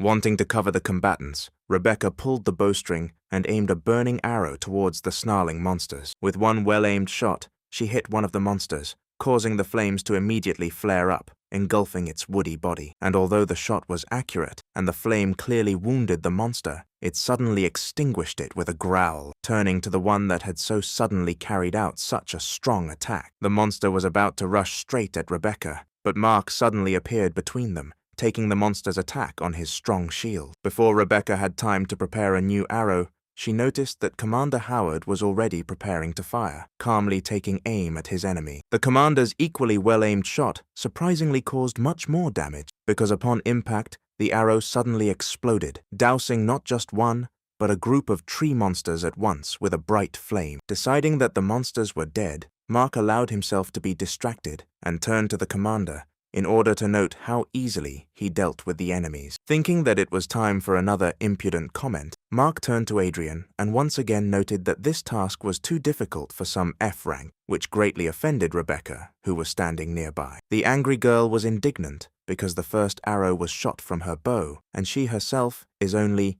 EPH rank, which means Mark believes that she is not suitable for this task, but the guy protested, justifying that he was only talking about Adrian. Dissatisfied with this attitude towards her comrade, Rebecca boldly put the knight in his place, noting that if he decides to continue to belittle Adrian, then next time he should think twice before speaking. At this time, the commander, who had not previously intervened in the skirmish, suddenly turned around at a rustling in the bushes. Instantly assessing the situation, he shouted to his comrades, alerting them to a sudden ambush attack. Without having time to dodge, Rebecca barely noticed how a sharp projectile was flying towards her face and closed her eyes in panic. Without straining at all, Adrian intercepted the arrow in one deft movement and, clenching his fist, broke it into pieces, which made Rebecca quite surprised. Throwing away the fragments of the arrow, the guy pointed towards the bushes from which the projectile flew out and shouted that that was where the attacker was. The team thief, named Gerald,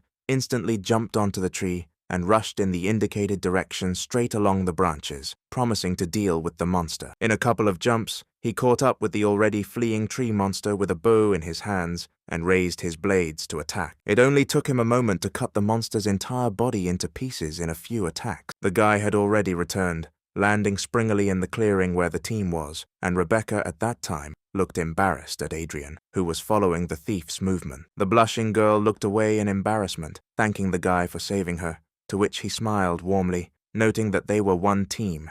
Clearly angry, Mark, in a fit of jealousy towards the lovely archer, thought to himself that Adrian was surprisingly successful in finding opportunities to woo the girl. Having quietly glanced at the knight, Adrian looked away with a sigh, deciding not to pay attention to him, and thinking about everything that was happening to the forest. But there was clearly something wrong with him, and the guy felt it too clearly. Adrian knew very well that the Stargate was by no means the only powerful spiritual force in this world, and that it was balanced by powerful dark energy. He knew that the stronger the starlight, the greater the vibrations of darkness, which awaken in living beings all the most terrible and terrible things, turning them into monsters. And although the guy understood that because of this, there were more and more monsters in this forest, he was not interested in this at all, but in the fact that for this reason, among other things, more treasures were appearing in the forest. Distracted from his reasoning, The guy turned his head and saw the commander take out a certain device with an antenna,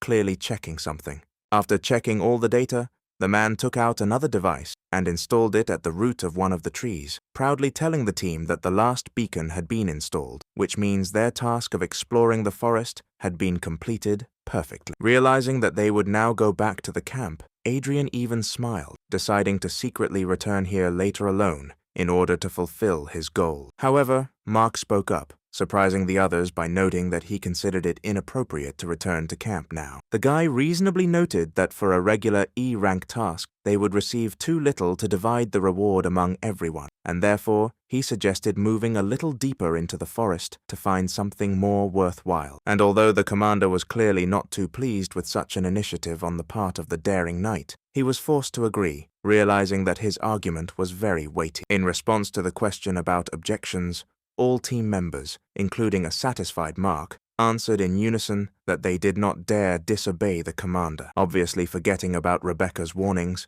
Mark again allowed himself a caustic comment towards Adrian's rank, suggesting that he leave the group because further on, the task would become even more difficult for his level. In response, Adrian gave him a contemptuous look and a smile appeared on his face, because the guy understood that this arrogant knight would continue to try to find a reason to get rid of him. Rebecca, who had not yet calmed down after the recent skirmish, again began to defend Adrian to Mark, claiming that his gold rank clearly proved his strength. However, now Commander Howard has also expressed his opinion, interrupting Rebecca with regret in his voice, and making it clear that this forest is indeed considered a very dangerous territory, and also that he is worried about their safety, and therefore considers Adrian's continued presence on the team reckless. Not expecting this from the commander, Rebecca was clearly at a loss, trying to find at least some argument in defense of her comrade, but in her eyes there was only confusion. And although she still didn't want to let Adrian leave the team, the guy himself suddenly said that he agreed with Howard,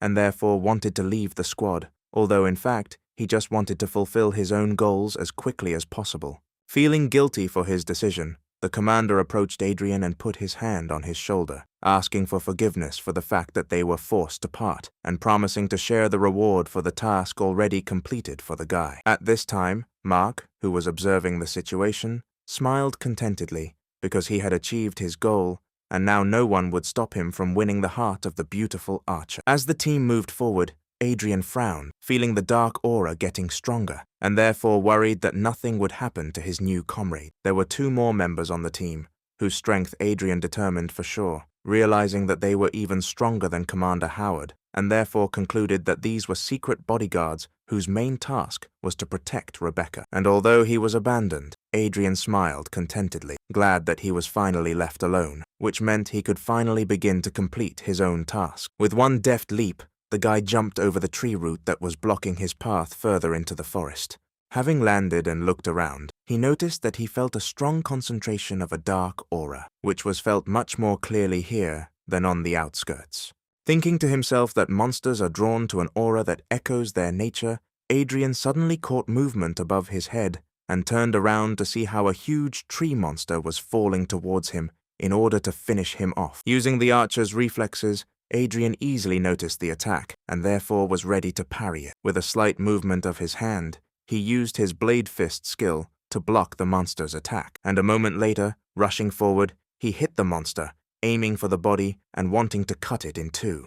However, although the blow was strong, it only left a large wound on the living tree, which greatly surprised Adrian himself. The monster swung again, wanting to finish off the intruder, and Adrian sadly thought that, using as much as 70% of his strength, he could only wound the monster. With a quick jerk, the guy dodged a barrage of attacks intended to kill him, and agreed with the idea that this would also be enough if you knew well the one you were fighting. Standing firmly on both legs, Adrian snapped his fingers and used his magician abilities to immediately cause a small clot of flame to fall on them.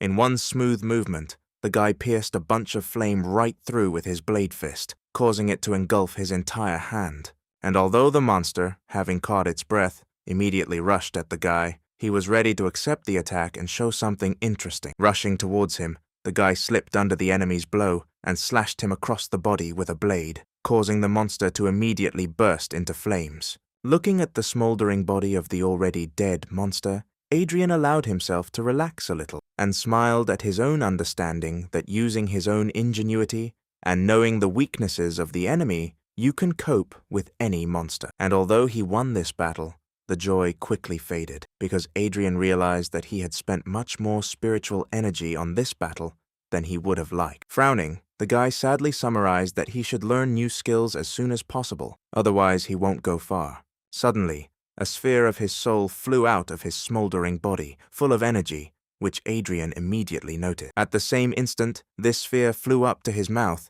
and Adrian, opening it, swallowed it, feeling how his whole body was again saturated with energy from it. Adrian straightened up again and smiled, glad that he had acquired such a useful talent, which allowed him to absorb the souls of defeated enemies, not only restoring the strength spent in battle, but also becoming even stronger. Approaching the ashes of the defeated enemy, Adrian noticed something unusual and knelt down next to the curious object. Having picked up a stone full of dark energy from the ground, Adrian noted, not without interest, that the further he moves into the forest, the more often he finds similar stones in the corpses of defeated monsters. Having examined the next stone from all sides, the guy remembered that he had read that such stones contain the energy of stars, although 10 times less than in starstones, and in addition to this energy, they are filled with a dark aura, which makes them dangerous for ordinary people. Smiling at the unexpected discovery, the guy thought that for any awakened person, the stones would be absolutely useless, but for him,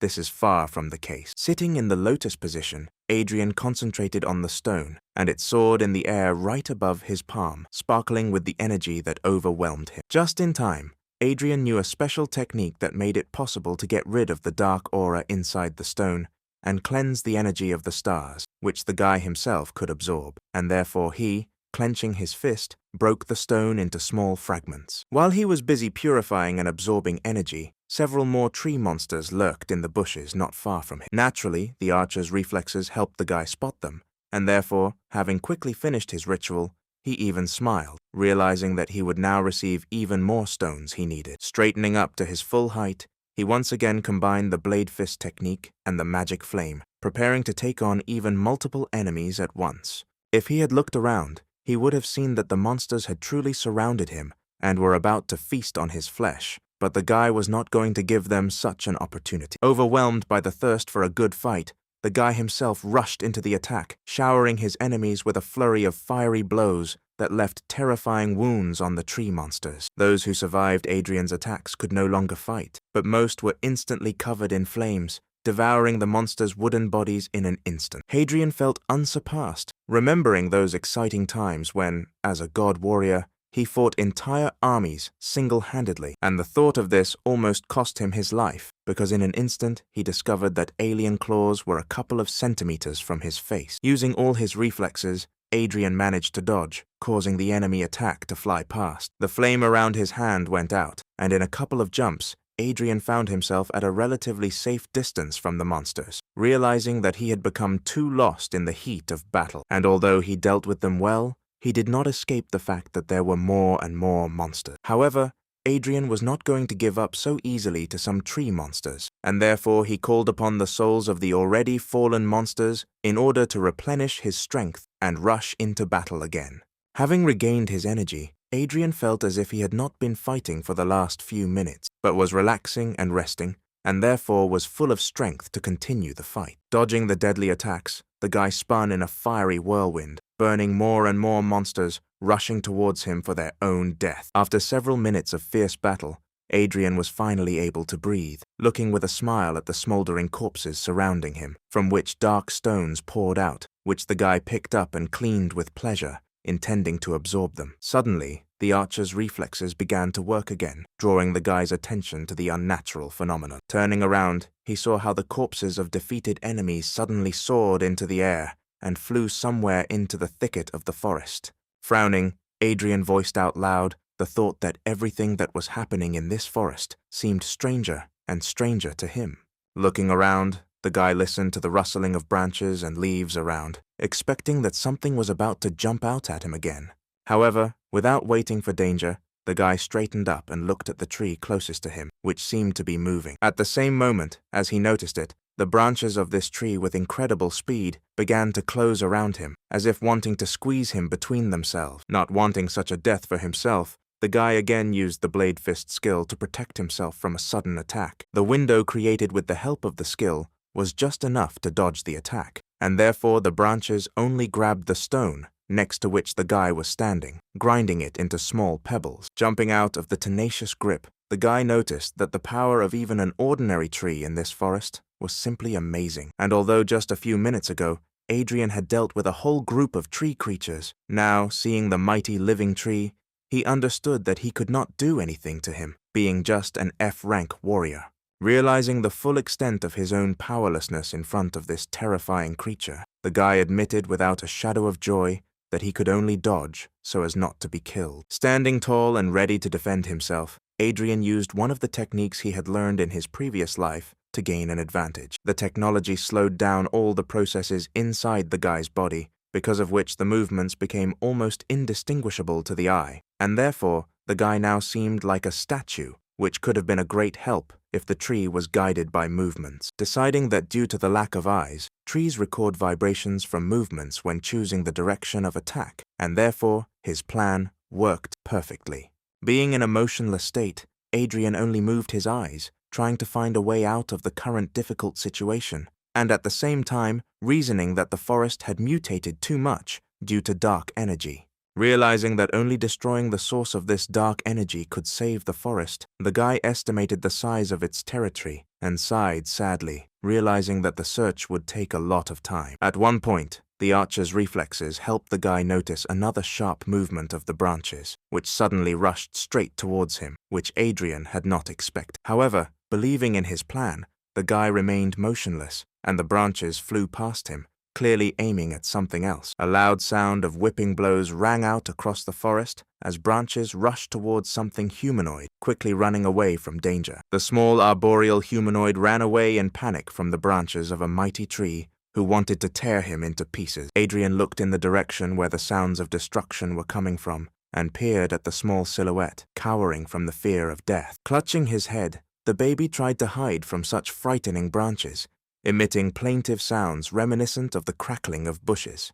Apparently, these sounds and the baby's trembling were clearly felt by the tree, and therefore the branches again rushed straight at him, wanting to tear him into small planks. An eerie crashing sound was heard throughout the entire forest, with which the branches struck their target in a sweeping manner. However, there was no small tree creature at the point of impact, because Adrian, having taken off from his place, reached him in one jump and, picking him up, carried him away from the terrible tree. The branches scoured the site of the impact, wanting to find the baby's body and devour it, but there was nothing there except ruined soil and stone. Opening his eyes, the tree baby looked up pitifully and terribly at the one who saved him. Using the technique again, Adrian slowed down his movements so as not to suddenly find himself again under attack from the branches, and the baby in his arms again crackled something in his tree language. Slowly lowering his gaze and making sure that the branches did not react to this, Adrian spoke quietly, noting that a large amount of stellar energy was felt in the baby, untouched by the dark aura, and then asked if he understood his savior. Smiling rather sweetly, the baby rattled affirmatively and nodded his head, making it clear that he understood everything perfectly. Smiling, Adrian noticed that the rescued creature was quite smart, because it not only understood his speech, but even thanked him for saving him. Deciding to take a risk, the guy directly asked if the kid knew where the source of the dark aura was in this forest, to which the creature actively nodded. Turning around, the baby pointed somewhere further into the thicket of the forest, clearly wanting to help his savior. Rejoicing at his unexpected ally, the guy was honestly surprised that this kid not only knew where the source of the aura was, but was also urging him on. Having looked around and realizing that the branches of the living tree were quite far away, the guy gathered his strength and rushed forward to where the tree crumb was pointing him. Somewhere in another part of the forest, several tree creatures were eagerly attacking a bulky shield protected by an unusual aura. Holding back the enemy's onslaught, Mark shouted to the commander about his readiness to maneuver. At the same instant, an arrow enveloped in the magician's flame flew towards him, which, flying past his shoulder, pierced one of the creatures and instantly exploded, without however touching the knight, covered with a shield. However, one of the creatures suddenly jumped out of the column of flame, without being wounded by it and rushed at the magician, and at the same instant he was shot down right in flight by a well-aimed shot with a fiery arrow fired from the bow of Commander Gordon. Turning to the team, Mark noticed the commander's face, tense from the sudden danger, having just saved the life of an ally.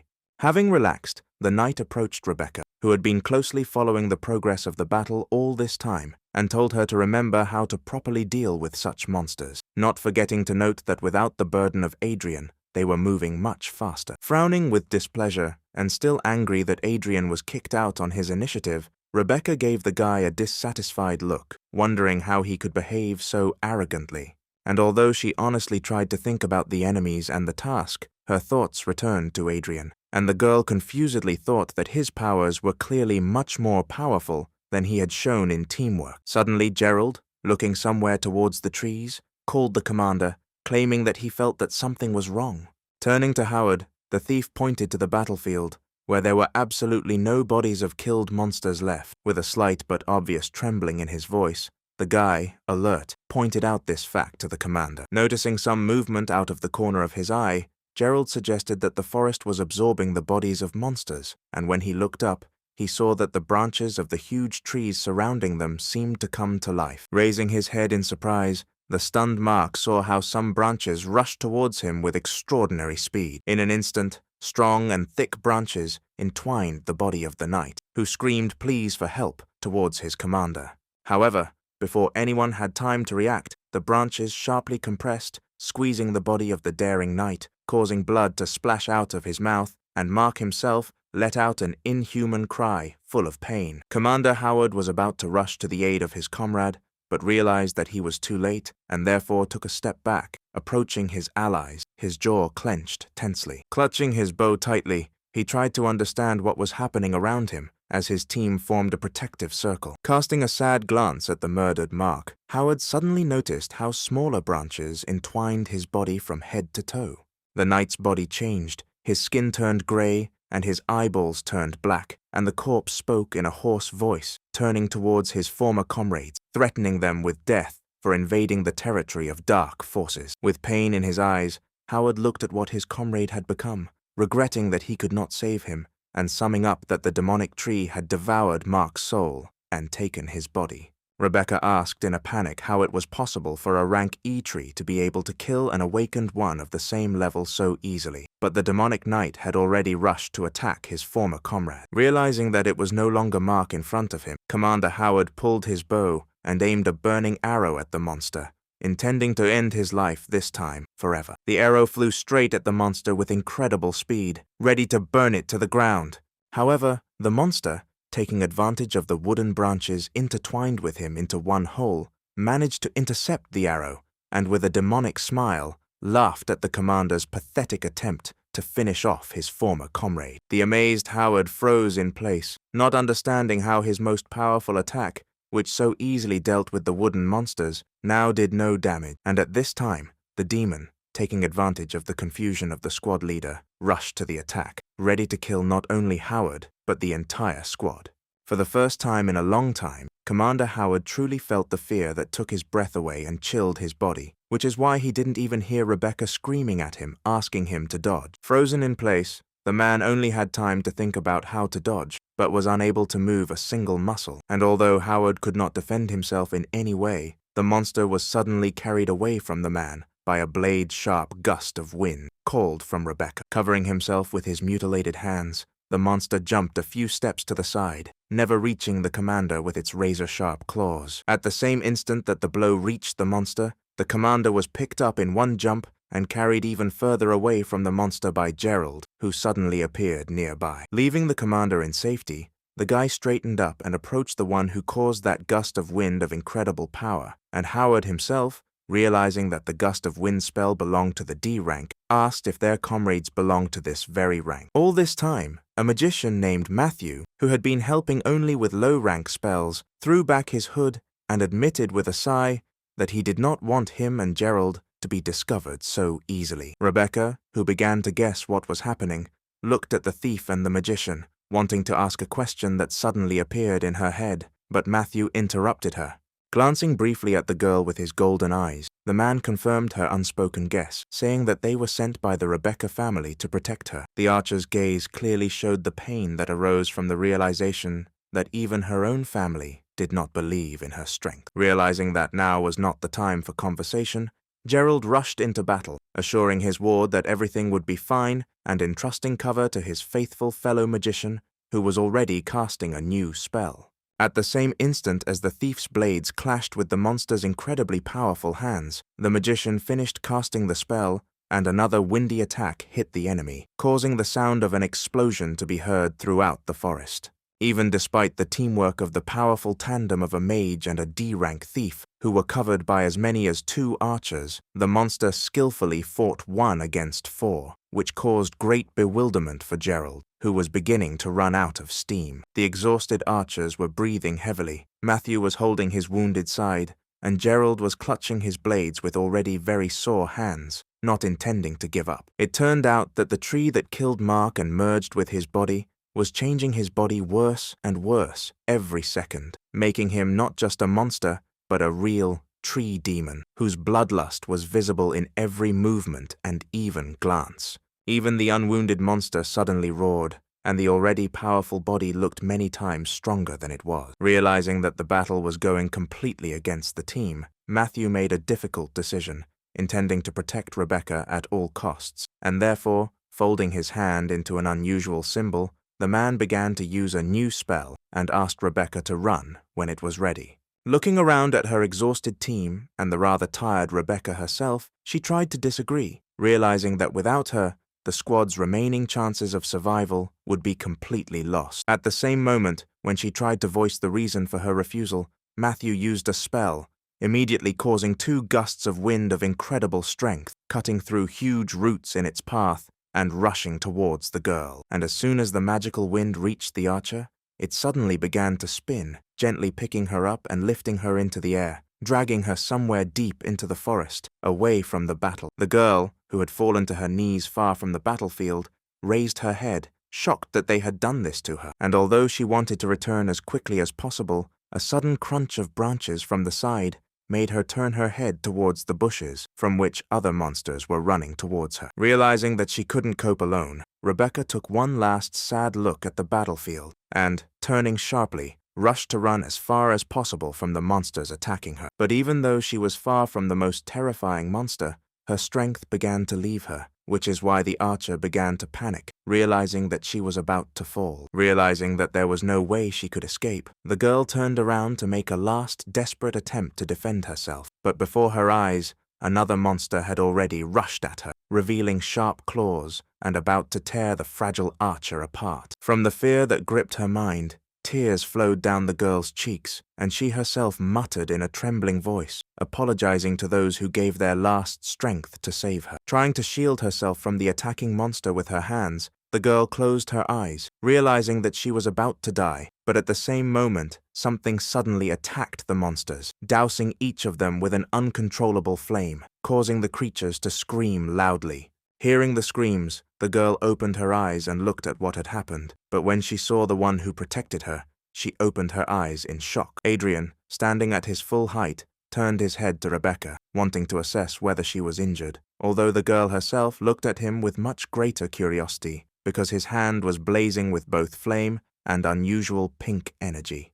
Turning his head back towards the enemies, Adrian, concentrating, asked the girl what happened to them, since she found herself alone against 3 monsters. The girl, amazed by the spectacle, looked at Adrian without looking away, and instead of answering in a trembling voice, she only asked how he could so easily deal with 3 E-rank monsters alone. Sighing, the guy glanced at the new creatures that came closer, growling towards the couple and wanting to kill both. Realizing that it would be much more difficult for him to fight and protect Rebecca at the same time, Adrian decided that it would be much better to use a different strategy, and therefore, with a smooth movement, he put his hand on the archer's waist, pulling her towards him, which caused incredible embarrassment on the part of the girl. The girl tried to object to such an unexpected close contact, but Adrian interrupted her, giving her a hard look and threatening that if she did not shut up, he would throw her to be eaten. Looking around, Rebecca panicked again, whispering that the monsters were coming straight at them, to which Adrian suddenly released a blue aura, already familiar to this forest, thanks to which their movements slowed down. Immediately after this, the monsters,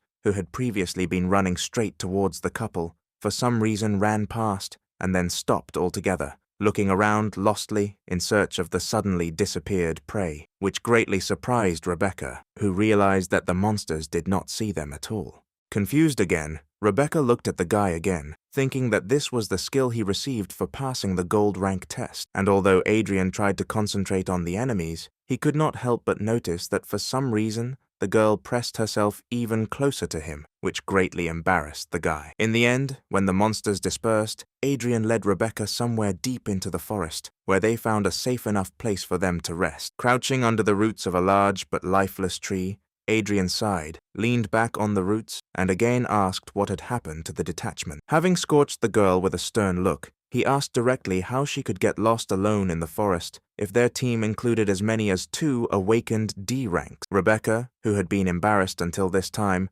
opened her eyes in surprise, because she did not expect that Adrian was so strong that he could easily understand the level of power of those about whom she herself knew nothing. Shaking her head and throwing out the embarrassment of the guy who saved her, the girl indignantly asked how he knew that their comrades were of higher rank. The guy, who did not give in to pressure, directly said that he had eyes, and he simply could not help but notice this fact. Without taking his stern look off Rebecca, the guy said that they weren't even particularly hiding, because even before the guy left, they boldly used their ability, and the archer simply didn't notice. The guy harshly reprimanded the girl, because she is a gold rank archer, which means she should have noticed it herself, but Rebecca turned out to be so inept that she missed simple information that was right under her nose. Hugging her knees and closing her eyes, the girl sobbed in a trembling voice, agreeing with the guy's words and confirming that she was weak, because if she were stronger, she would not be a burden to her comrades. Even seeing how upset the girl was, Adrian did not allow himself to show pity, and still looking sternly at her with his green eyes, the guy harshly noted that tears could not help the matter, but instead it would be better if she finally said what happened. For a couple more seconds, the archer could not control her tears, and when she finally came to her senses a little, she spoke, telling Adrian about everything that had happened to them. Having listened to her to the end without interrupting, the guy nodded, thinking about everything he had heard and collecting his thoughts. After wiping her tears, the girl told Adrian that his slowing down skills were incredibly useful against these monsters, and therefore they should quickly go to the camp so that with his help, stronger comrades could save their squad. The guy looked up and looked at her as if she had said the most stupid thing in history, and then asked directly whether she seriously believed that the commander and the others would need help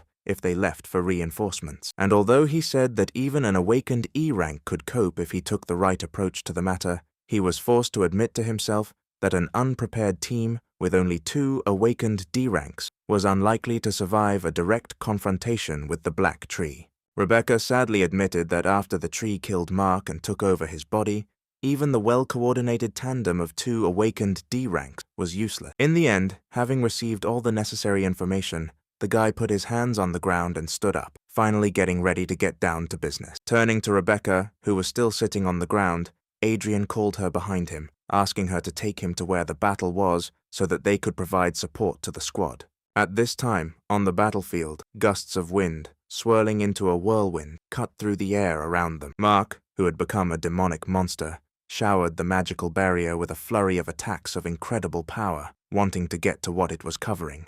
The wounded Matthew, whose face was bruised, held his hand in front of him and firmly looked forward, supporting the spell with all his strength, because he understood that as he stood, the wind would weaken, because of which both the magician himself and his unconscious comrades would be instantly killed. At this time, Adrian, holding Rebecca in his arms, landed on a branch nearby and looked around the battlefield, where the demon was still attacking the vortex defense. Surrounded by an aura that slowed their movements, they looked around the battlefield, realizing that the situation was dire, and Rebecca decided to ask Adrian if he had some kind of plan. The girl was firmly convinced that Adrian would be able to deal with this monster, but the guy interrupted her, and throwing a sad look, confidently said that he couldn't handle it himself, but Rebecca could. Remembering how the last battle ended, The archer was surprised by Adrian's statement, because she even doubted that she could cope with simple tree monsters, let alone this demon. Looking sternly into her eyes again, the guy directly said that she should learn to use her gift received from the gold rank test as soon as possible. In a harsh voice, the guy mentioned that she had never used a single skill yet, which made him doubt whether she deserved her gold rank. Turning to the monster, the guy summarized that she needed to learn to use her skill now if she wanted to save the commander and those who were ready to give their own lives for her. And although the girl received her skill on the same day as Adrian, she guiltily looked away and then looked at him again and asked him to teach her. Sighing, the guy softened his voice and said that she should use her heart and that it was there that she would find the answer to this question. Closing her eyes, the girl tried to concentrate, and after a couple of seconds, her eyes, from which a golden glow emanated, opened, and a golden mark lit up on her forehead. Looking into the archer's eyes, the guy immediately realized that she had acquired the Eagle Eye skill, which is considered very strong among all gold rank skills. Having examined the girl, in whom there was no trace of embarrassment and awkwardness, the guy even thought with some pride that she was strong enough to reach S rank under his mentorship faster than in 10 years. But just a second after thinking about the thought of mentoring, the guy looked away and frowned, not understanding why he was thinking about it again, because the student from his past life had betrayed him. Rebecca, at this time, not noticing the expression on the guy's face and not hearing a word from him in response to the awakening of her skill, turned her gaze to the monster below and said with enthusiasm that she had finally seen what she wanted. Her Eagle Eye skill allowed her to clearly see the monstrous aura of as many as 10 black trees that had swallowed Mark's body. Adrian gently guided and pointed, telling her that she had to give it her all and see much more than she was seeing at the moment. The girl tensed, and her eyes shone even brighter when she said that she would definitely try for the sake of the commander and comrades. The mark also shone brighter, and the girl was able to catch all the streams of aura, not only emanating from the monster's body, but also flowing directly into it. She was able to clearly see not only the terrifying red aura around the monster, but even a dark aura of incredible volume concentrated at one point. Having heard enough, Adrian noted that it was this dark aura that was the cause of everything terrible that was happening to the forest. The guy himself examined the monster, telling the girl that the power of 10 black trees in one knight's body is too colossal to fight honestly, but he can be attacked in a weak spot. Reacting instantly to the guy's words, Rebecca immediately pulled out her bow and pulled a burning arrow, aiming at the weak spot and claiming that she would now complete the task. However, Adrian managed to prevent the girl's rash act by ordering her not to be smart and clicking her on the forehead. The guy scolded her with displeasure, saying that she was just an F-rank archer, and her arrow would never penetrate the defense of such a powerful creature, but would only attract his attention. Rubbing her bruised forehead, the girl looked down guiltily and asked for forgiveness for her rashness, asking him to teach her how to do the right thing. The guy sighed and closed his eyes in disappointment, claiming that it was because of this rashness and inattention that their squad got into such a mess, after which he asked her if she saw another way to solve the problem. Rebecca finally smiled, saying she understood what Adrian meant. Snatching an ice arrow from her quiver, the girl again activated her skill to aim more accurately and aimed the tip at the monster. A moment later, realizing that Adrian was not stopping her, she relaxed her fingers on the bowstring, and at the same instant, the arrow broke off, flying at great speed straight into the monster. Before the monster had time to react, he let out a loud cry of pain when the ice arrow hit his weak spot, where the ice immediately covered his body, making the woody shell fragile. Following one arrow, a second one flew in, causing even more damage and not allowing the monster to recover. Finally, the last third arrow hit the target, causing almost the entire body of the demon to be covered with an ice crust, and incredible pain was clearly visible in his eyes. As soon as the last arrow hit the target, Adrian immediately tensed up and covered the hand holding the blade with flames, not forgetting to use the blade fist skill. The joyful girl exclaimed in admiration that she was able to carry out a successful attack on the demon, and Adrian smiled proudly, supporting her enthusiasm. Turning to the guy and seeing his smile, Rebecca immediately blushed, after which she thanked Adrian, calling him brother for the first time. And although she was glad that she succeeded, she understood that the ice arrow would not hold the monster for long, which she immediately told her comrade. Having prepared for the attack, Adrian suddenly jumped from the branch and rushed straight at the monster, with the goal of destroying both it and all the dark aura that had accumulated in its body. Watching the guy rush into the attack, Rebecca expressed her thoughts out loud that the guy, although he tries to look stern and indifferent, is actually very kind. In an instant, Adrian found himself right on the battlefield. However, to the archer's surprise, instead of saving his wounded comrades, he rushed straight at the monster, clearly intending to engage in battle with it. In a panic, Rebecca screamed, trying to stop the guy from this, in her opinion, stupid act, because his defense is incredibly strong, and F rank would never be able to break through it. She knew that if he couldn't break through the monster's thick wooden armor, he himself would be under attack, but Adrian's gaze said more clearly than any words that he wouldn't stop. The guy understood perfectly well that the archer was right, and that Mark, who had become a monster, may not be very strong in himself, but his wood armor, supported by a dark aura, makes him almost invulnerable. However, Adrian took into account all these details and had a plan to fight this monster, and therefore, his hand caught fire again. Realizing that the ice arrows made the monster's shell fragile, the guy lit his second hand, and much stronger than before. With both fists, Adrian slammed straight into the monster's open weak spot, which was covered in ice enough for the guy to break through such a strong defense. The sudden change in temperature intensified the blow even more, causing the monster to scream in incredible pain. When Adrian sharply tore his fists out of the monster's body, the two elements entered into such a violent reaction that a huge column of flame burst out of the demon's body. Despite the fact that Rebecca watched the entire process of the battle, although she admired Adrian, who managed to break through the monster's defense, she could not understand how he did it. Taking a better look at the monster with the help of her skill, Rebecca saw how a purple dark core suddenly appeared from the monster's stomach, which, according to her guesses, was the source of the dark aura. Without stopping his movements, Adrian took out his blade and surrounded it with flames, along with the energy of his blade fist, to unleash a final devastating attack. Rushing towards the enemy, the guy cut his body with several powerful blows, right in the place where the core affected by the dark aura was located. Looking at the place of impact, the guy noticed with satisfaction that the core had split into several parts. At the same instant, the wooden shell of the monster began to split and fall to the ground, freeing Mark's body to come out. It turned out that Mark did not die in that attack of the tree, and was inside the tree shell all this time, being alive, and now, having climbed out exhausted, he muttered something unintelligible. When his gaze focused, he saw Adrian in front of him and immediately shouted at him in rage, calling him a real bastard.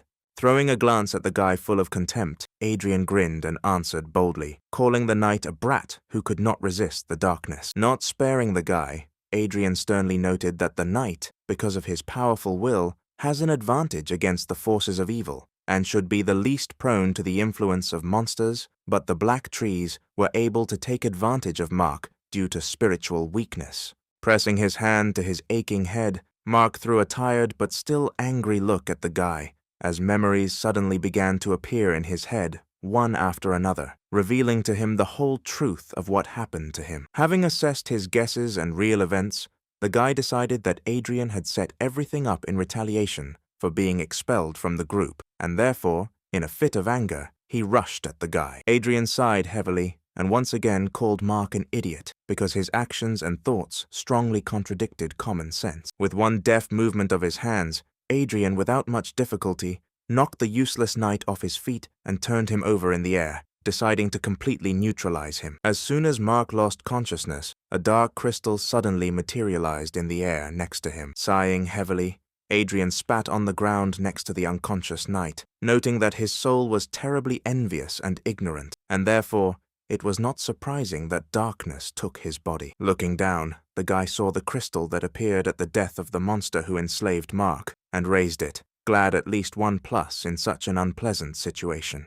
Holding it in his hand, Adrian assessed the stone, and realized that it was much better than all the ones he got from killing ordinary tree monsters. Concentrating his aura, the guy noticed, not without irony, that a dark aura without a master was trying to subjugate him, and then he relaxed his fist, grinding the crystal and releasing its energy for subsequent purification and use.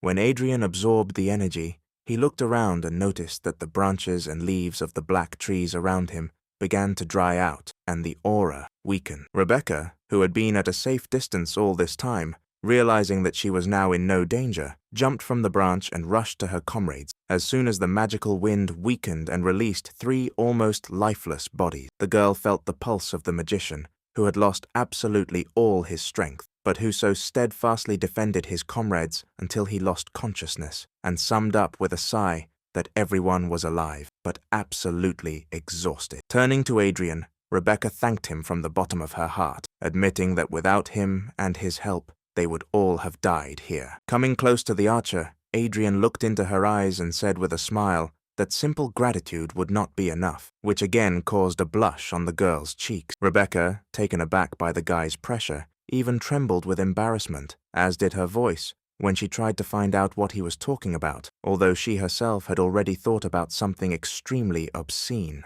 Noticing the changes in the girl's behavior, but not understanding what caused them, the guy looked at the archer now more sternly and asked if he remembered what he told her during the talent test. Taken aback by the realization that she had understood everything wrong, Rebecca, upset, remembered that then Adrian asked her to keep everything a secret, and this time, it turned out, he asked for the same thing. Having praised her for her quick wit, the guy put his hands in his pockets and casually walked away from the clearing, telling the girl that it was now safe here, and she better not go anywhere while he was doing business. The archer asked what kind of business he might have now, to which the guy relaxed and calmly said that he was going further into the forest to completely destroy the dark scourge. The amazed Rebecca, who thought that the core in Mark's body was the source of the dark aura around her, wanted to ask again, but Adrian had already left. Just in case, again using the technique of slowing down movements, Adrian moved through the forest, focusing on his own sensations. Peering at the trees around, the guy noticed that all the trees affected by darkness began to dry out, which only confirmed his guess that with the destruction of that core, the darkness in the forest became much less. Suddenly, from under Adrian's suit, the same baby he had recently saved from the black trees appeared. Before this, Adrian walked straight to where this same little guy was pointing until he heard the sounds of carnage, which is why he had to turn around. But now, after stroking the little one on the top of his head, the guy asked him to show him again where to go. Satisfied that he was safe and being given affection, the baby gladly helped the guy again, pointing him to where the main source of the dark aura was. Having covered a long distance in the direction where the tree baby was pointing, the guy finally reached a truly colossal tree, whose top was without a single leaf, and whose branches were blacker than night. Looking around, Adrian noticed out loud that the environment smelled terribly of rot, and the dark aura was felt much stronger, but the guy also felt something unusual. Stretching his paw towards the tree, the baby summoned a stream of green energy, which was immediately picked up by several leaves from the ground. Smoothly, as if along waves, the energy flowed to the tree and touched it, and was absorbed into the mighty trunk, and all the leaves weakly fell to the ground. As if alive, the roots of the tree suddenly began to move, but without a threat, like other trees, opening a passage to the heart of the tree for the awakened one who came. Delighted that he had such a useful kid as an ally, Adrian smiled and moved inside the tree, noting that without him he would never have been able to get here. When the guy went inside, the roots began to move again, now blocking the passage, and Adrian asked the little one if this was where he himself had come from. The guy reinforced his question with stroking, and the baby in response again crackled something in his own language, unfortunately incomprehensible to Adrian. Adrian, in turn, deciding that this was an affirmative answer, wondered how such a sweet and kind creature could appear from a place affected by a dark aura. Moving inside the tree for quite a long time, Adrian suddenly thought that during the entire journey, he had not felt a single monster. Finally, the guy noticed something that looked like an exit from a long-running tree tunnel and hurried there, wanting to get this matter over with as soon as possible. However, when Adrian approached the exit from the tunnel, what he saw was too much of a surprise for him. Inside the tree, there was something very reminiscent of a human settlement, but this village turned out to be abandoned, and there were no signs of life around. And although the creation was clearly man-made, Adrian noticed that for a human village, this village looked quite unusual, and besides, he doubted that it was the source of erosion, because he did not feel the dark energy around the settlement at all. However, having walked deeper into the settlement, the guy suddenly noticed an unusual aura, which alone evoked a feeling of danger. Having decided to investigate the discovered phenomenon, the guy used one of his techniques to properly examine the surrounding space in the manner of anomalies. Waves of energy spread out from him along the walls and the ground, and then returned, revealing to the guy more and more clear information about the energy surrounding this place. At one moment, Adrian turned sharply in the direction from which one of the waves brought a feeling of strong dark energy that would have caused great fear in any other person. Frowningly looking into the bushes, from where shining red eyes full of rage were looking at him, the guy admitted that this aura was too powerful and he would not be able to cope with it if he was only F rank. The guy sadly thought that he was literally just a little bit short of raising his rank, and then he remembered that he had saved one of the particularly strong crystals of dark energy and decided to use it, hoping that this stone would be enough to raise his rank. The only thing the guy doubted was that he could absorb such a large amount of energy at once. But suddenly, a tree baby emerged from under the suit and attracted Adrian's attention. Looking at the baby, Adrian noticed that he was pointing somewhere to the side, saying something in his own language, and asked if he wanted them to go exactly there. The kid nodded actively, and the expression on his face expressed some anxiety, which made the guy wonder if his little comrade felt the terrifying aura that he himself. Dismissing these thoughts and not taking his eyes off the terrifying aura, Adrian agreed with the kid, deciding once again to go where he pointed. Having walked a little further into the village, bypassing the place from which a terrifying aura was felt, Adrian suddenly emerged from the cave in which the settlement began and saw a small tree standing close to a flimsy fence. Boldly jumping from the guy's arms, the baby approached this small tree, looking at it with care and affection, and touched its trunk, again causing smooth flows of green energy that merged with the internal energy of the tree. Flowing inside the tree, the energy reached the branches and divided into several streams, which, released outward, were transformed into spheres floating in the air with images that turned out to be the memories of the Ents. Peering into the spheres, the guy saw in them how in the past, life in this village was in full swing. Adrian saw a peaceful colony of Ents whose faces were framed by smiles and realized that it was they who built this small settlement. The guy saw how these creatures cared about nature and coexisted with it in peace and order, and therefore did not understand what could happen, that now this forest is in such decline. Shifting his gaze from one sphere to another, the guy looked for an answer, but did not find it, and at one moment, they completely began to tear apart, which is why Adrian lost the opportunity to understand what had happened. Hearing the baby calling him, the guy was distracted from his thoughts and knelt down to understand what the baby was telling him, and he, in turn, actively moved his hands, which made it clear that he wanted Adrian to find out what happened to village residents. When the baby noticed that his big comrade understood the request, he folded his hands and made a pitiful expression on his face, showing with all his appearance how much he needed Adrian's help. Naturally, after such invaluable help from the little one himself, Adrian could not but agree, but immediately added that there had been no living people here for a long time, and therefore there was nothing special to count on. The baby looked very upset and desperate, and Adrian, picking up the baby, pressed him to his shoulder, hugging him tightly to calm him down. Making sure that the baby was holding tight, Adrian jumped over the fence, expressing out loud the hope that the villagers were still alive. However, what he saw left him speechless, because any hopes for an optimal outcome instantly evaporated. The bodies of murdered Ents lay all around, each of them killed with varying degrees of cruelty, but most were connected by the fact that they were torn into pieces, which is why there were a lot of splinters on the ground here and the ladies. As soon as the baby saw such a horrific picture, tears and hysterics immediately burst out, because the baby had lost all his relatives on this land that smelled of death. Adrian covered the baby's eyes to block his view of the corpses of his relatives, regretfully asking him not to look. Realizing that it was impossible to leave members of the little Ents family like that, Adrian spent a lot of time burying each of them, after which he patiently and compassionately waited for the baby to say goodbye. Looking sadly at the baby, the guy thought that he would not calm down soon, because he was still just a child, and such an injury was too much for him now. Finally, the guy sighed and turned to the side, deciding that it was better to leave the baby alone now, while he himself went to destroy what had caused such tragic events.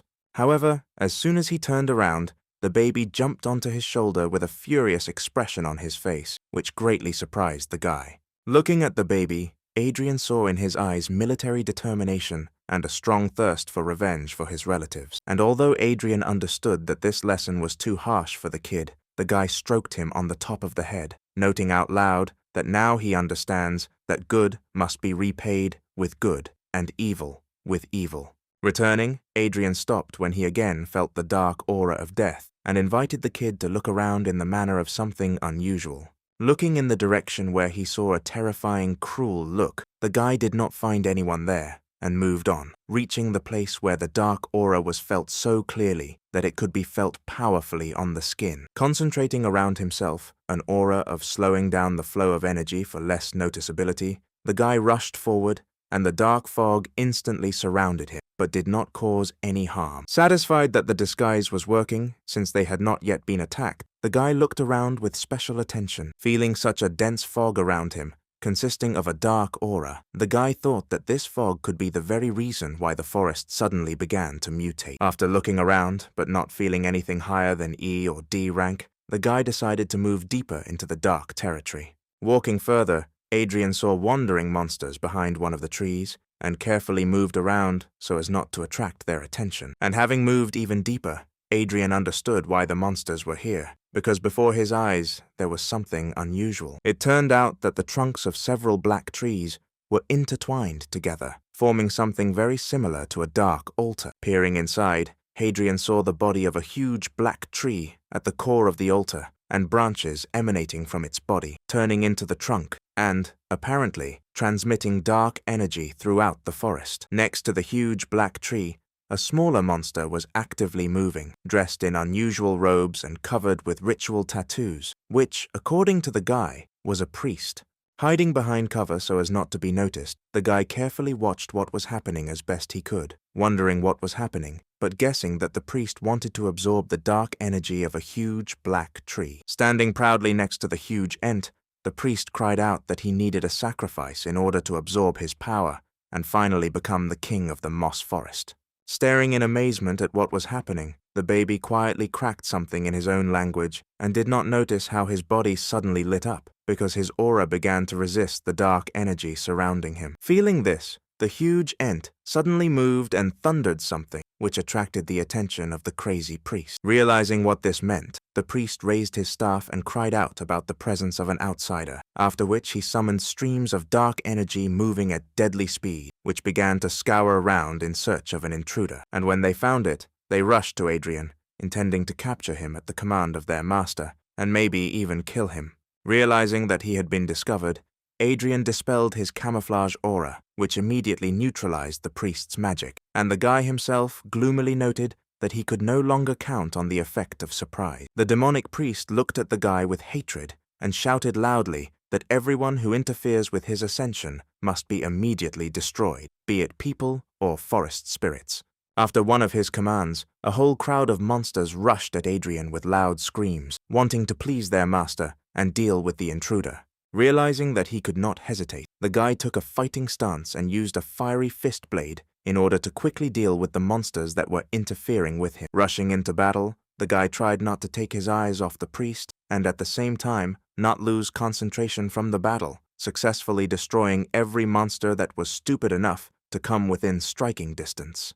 Despite the fact that there were indeed a lot of enemies, the guy successfully broke through the crowd, destroying the monsters one after another in incredible combat pirouettes. And although Adrian successfully fought against these monsters, he understood that very soon his strength would begin to leave him, and any confusion could cost him his life. It was for this reason that the guy focused again on the priest, who was shouting instructions to his demonic ears. Remembering the old saying that if you want to kill a monster, cut off its head, the guy rushed straight towards the priest with one powerful leap, intending to finish him off with one concentrated blow.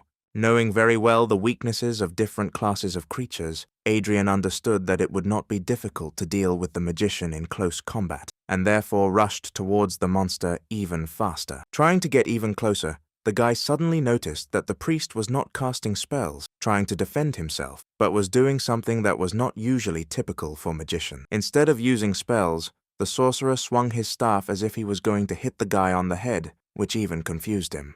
Adrian was already so close that he didn't want to dodge and waste time just to reach it, but the magician's blow touched the ground and, in a powerful stream of energy, crushed the stone exactly in the place where Adrian had just been. Having landed irritably, the guy angrily noticed that the strength of this magician was equal to the strength of a mid-ranking warrior, and therefore Adrian was forced to dodge to save his own life from the blow. Straightening up and taking a fighting stance, Adrian watched as the monster with a gesture attracted some plates that looked very similar to metal. Frowning, the guy realized that the battle would be much more difficult than he had expected. Having fused together with metal plates that took the form of armor, the monster, who turned out to be both a magician and a warrior, cried out, ready to take the fight. Hearing the priest call himself the king of the moss forest, the guy grinned, out loud, calling his enemy's words real nonsense. Angry at such a dismissive attitude, the magician rushed at his enemy, wanting to finish him off for insulting him. And although the guy behaved confidently, he knew that he was unlikely to overcome this fight, and therefore he took out that very powerful crystal from his pocket, intending to use it now. Realizing that there was no choice left, Adrian broke the crystal into small fragments in one movement, hoping only that he had not made a mistake in his calculations. Absorbing the released energy, Adrian met a monster that had already rushed at him, whose staff was approaching the guy's head, ready to crush him forever. The guy's eyes lit up, and he himself felt his spiritual energy growing even more until it finally crossed the threshold for increasing his rank. And at the same moment, as the guy felt his own strengthening, the sound of a powerful explosion was heard above the altar. The explosion was so powerful that the hard rock split and the fragments flew away from the source of destruction. The magician, confident that his blow had reached its target, felt the full power of this explosion, was stunned by it, and was thrown to the side. In turn, Adrian stood confidently on both legs, feeling how much stronger he had become, and how colossal the difference was between the E and E rank. During his promotion, Adrian instantly summoned a fiery fist blade and counterattacked the enemy, which caused such a powerful explosion. But now, looking gloomily at his opponent, he realized that he had not killed him. Slightly hunched over and leaning on his staff, the monster coughed heavily, trying to withstand the pain from the blow, but it was clear from him that he was not going to die. Growling in anger, the monster released powerful clots of dark flame from its body, wanting to finally finish off the annoying enemy. Seeing that the enemy was overcome with rage, Adrian stood up, ready to fight again, and noted with a grin that it would be easier for him to kill the enemy if he lost control of himself. Before the self-confident hero had time to blink, the monster found itself in the air 1 meter in front of the guy, already swinging for another powerful blow. Surprised by the speed of the monster, Adrian slid out of the attack with a smooth movement, instantly destroying the stone surface it hit. Having landed and not taking his eyes off the enemy, Adrian noted out loud that his speed had become many times greater, which meant he needed to be even more careful. Before he could come to his senses, he was already in the air, successfully dodging another powerful blow from his staff. Turning over in the air, Adrian used his flaming fist blade to unleash 3 powerful attacks at once on the enemy, who had not had time to regroup to defend himself. And although the blow clearly reached its target, Adrian was forced to dodge powerful attacks again, because his own blow could not penetrate the monster's strong defense. While Adrian was preparing for another melee attack, the monster suddenly created a sphere of dark energy in his hand and took aim. Adrian, accustomed to close combat, was clearly surprised when a projectile flew at him and tried to dodge, but the sphere changed the direction of its flight right in the air. Scorched by the burning and poisonous dark flame, Adrian collapsed to the ground, struck by the unexpected attack. Falling to his knees, Adrian clenched his teeth in incredible pain, as the monster said with ominous arrogance that there was no way an ordinary person could withstand a direct blow from dark energy. However, when he saw what was happening to his enemy, the monster exclaimed in shock, realizing that his attack did not finish the guy off. Kneeling on one knee, Adrian began to glow, and the flame of dark energy began to go out, suppressed by the knight's protection, which now came in handy. When the remnants of dark energy evaporated from Adrian's body, he snapped his fingers and summoned a runic circle behind his back, showing the affected enemy that his opponent was a representative of all classes at once. The monster, roaring with hatred, rushed forward again, shouting to Adrian that he must die and become a sacrifice for his ascension. Thanks to the dexterity of the thief and the stamina of the knight, Adrian successfully defended himself from all the enemy's attacks. However, due to his too strong defense, the guy himself could not inflict any damage on his opponent. Adrian glanced at his blade, which was given to the previous soul of this body by his parents when he was 12 years old, and which was too weak to cause any significant damage. Landing after yet another dodge, Adrian thought of another idea in his head that could work. Using magic again, the guy used the freezing cold to make the blade stronger and stronger. Satisfied with the result in the form of a cold-strengthened ice blade, Adrian stood up again, ready to take on the fight again. Using his blade fist skill on both hands, Adrian ignited one fist and cooled the blade even more, intending to use his entire arsenal to deal with the monster. Continuing to advance, the monster swung his staff along a bizarre trajectory, becoming increasingly angry because of the vitality of his opponent. As the monster launched another powerful attack aimed at destroying its hated target, Adrian easily dodged and flew past, cutting the monster's neck with his improved blade. At the same instant, the opened wound was covered with a durable ice crust, causing the monster to roar in pain again. Using all the agility and speed of the thief class, Adrian flashed in the periphery of the enemy's vision, delivering slashing blows with his ice blade one after another. When Adrian was sure that a sufficiently large area on the monster's body was covered with an ice crust, Adrian swung his fiery fist with a satisfied grin. Finding the right moment, the guy hit the back of the monster's head with one powerful attack from his flaming fist. Reacting to each other, the two elements caused a strong explosion that tore through the monster's body, causing unbearable pain.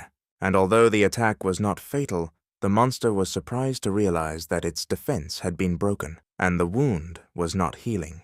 Taking the blade more conveniently and grinning maliciously, Adrian summed up contentedly that now the battle would go much easier, and it was only a matter of time before he finished off the hapless king of the forest. Taking a stance, he was ready not only to defend himself, but to destroy the one who, in the name of his base desires, denigrated an entire forest and killed an entire settlement of peaceful forest spirits. In one quick dash, the guy attacked again, wounding the side of the monster, and was about to once again carry out such an effective combination. Realizing that he was in a losing position and that the battle could soon end with his own death, the monster felt real fear for the first time during the battle. Without attacking in response, the monster used its mighty strength to jump as far as possible from Adrian, who at first thought that the enemy was running away, but it turned out that the jump had a specific purpose. The dark priest used his magic to cut through those branches that held the huge ent in place in an unconscious state, causing his eyes to suddenly light up.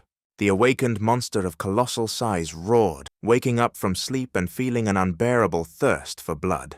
Realizing that the guy would not leave his enemy alive, the priest grinned as the huge monster tensed, freeing itself from its shackles, and said confidently that if he was destined to die, they would die together. Adrian looked at the monster not particularly surprised, but he realized that the situation was desperate because the huge monster was clearly D-ranked, if not stronger. Concentrating, Adrian felt how the entire dark aura of the forest was concentrated in this one terrifying giant, which left no chance for a successful battle. The enemy, in a battle with which the guy had just had to sweat a lot, now stood at the feet of a real colossus, whose monstrous aura alone already inspired horror, not to mention his appearance, and Adrian felt that he was really in trouble. It was a desperate situation, and although the guy was still trying to figure out a way to get out of this truly tragic situation, in his heart, he was ready to rush into a fair fight. It was at this moment that Adrian felt the previously undetected effect of his mythical skill, which made its owner 10 times stronger,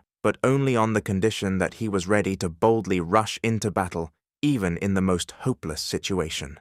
At the same time, in another part of the forest, Rebecca was sitting near the bed, built for her wounded comrades, looking around to barely notice the attack and protect them, when she felt the vibration of her badge. Taking the token out of her pocket, the girl touched it with her finger, and a voice was heard from the token, notifying that very soon the rescue squad would reach them. Relieved that help was on the way, but still worried, Rebecca asked them to move quickly because her comrades urgently needed medical attention. The voice from the token had already begun to answer something, but it was interrupted by interference, after which the sound completely died down. Rebecca was seriously surprised because she had never heard of communication through tokens working intermittently.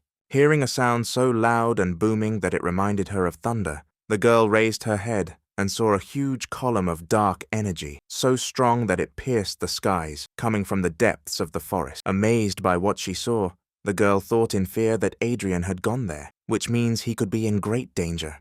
At that time, Adrian stood in a fighting stance in front of a real titan, whose body was literally glowing from incredible amounts of dark energy permeating his body. The guy tried to maintain the firmness of his stance, but powerful gusts of wind and fragments of stones forced him to move. Adrian tried to assess his strength and realized that the monster was still D-ranked, but the entire dark aura of the forest flowed towards him endlessly, making him much more powerful than he was while he was inside the tree.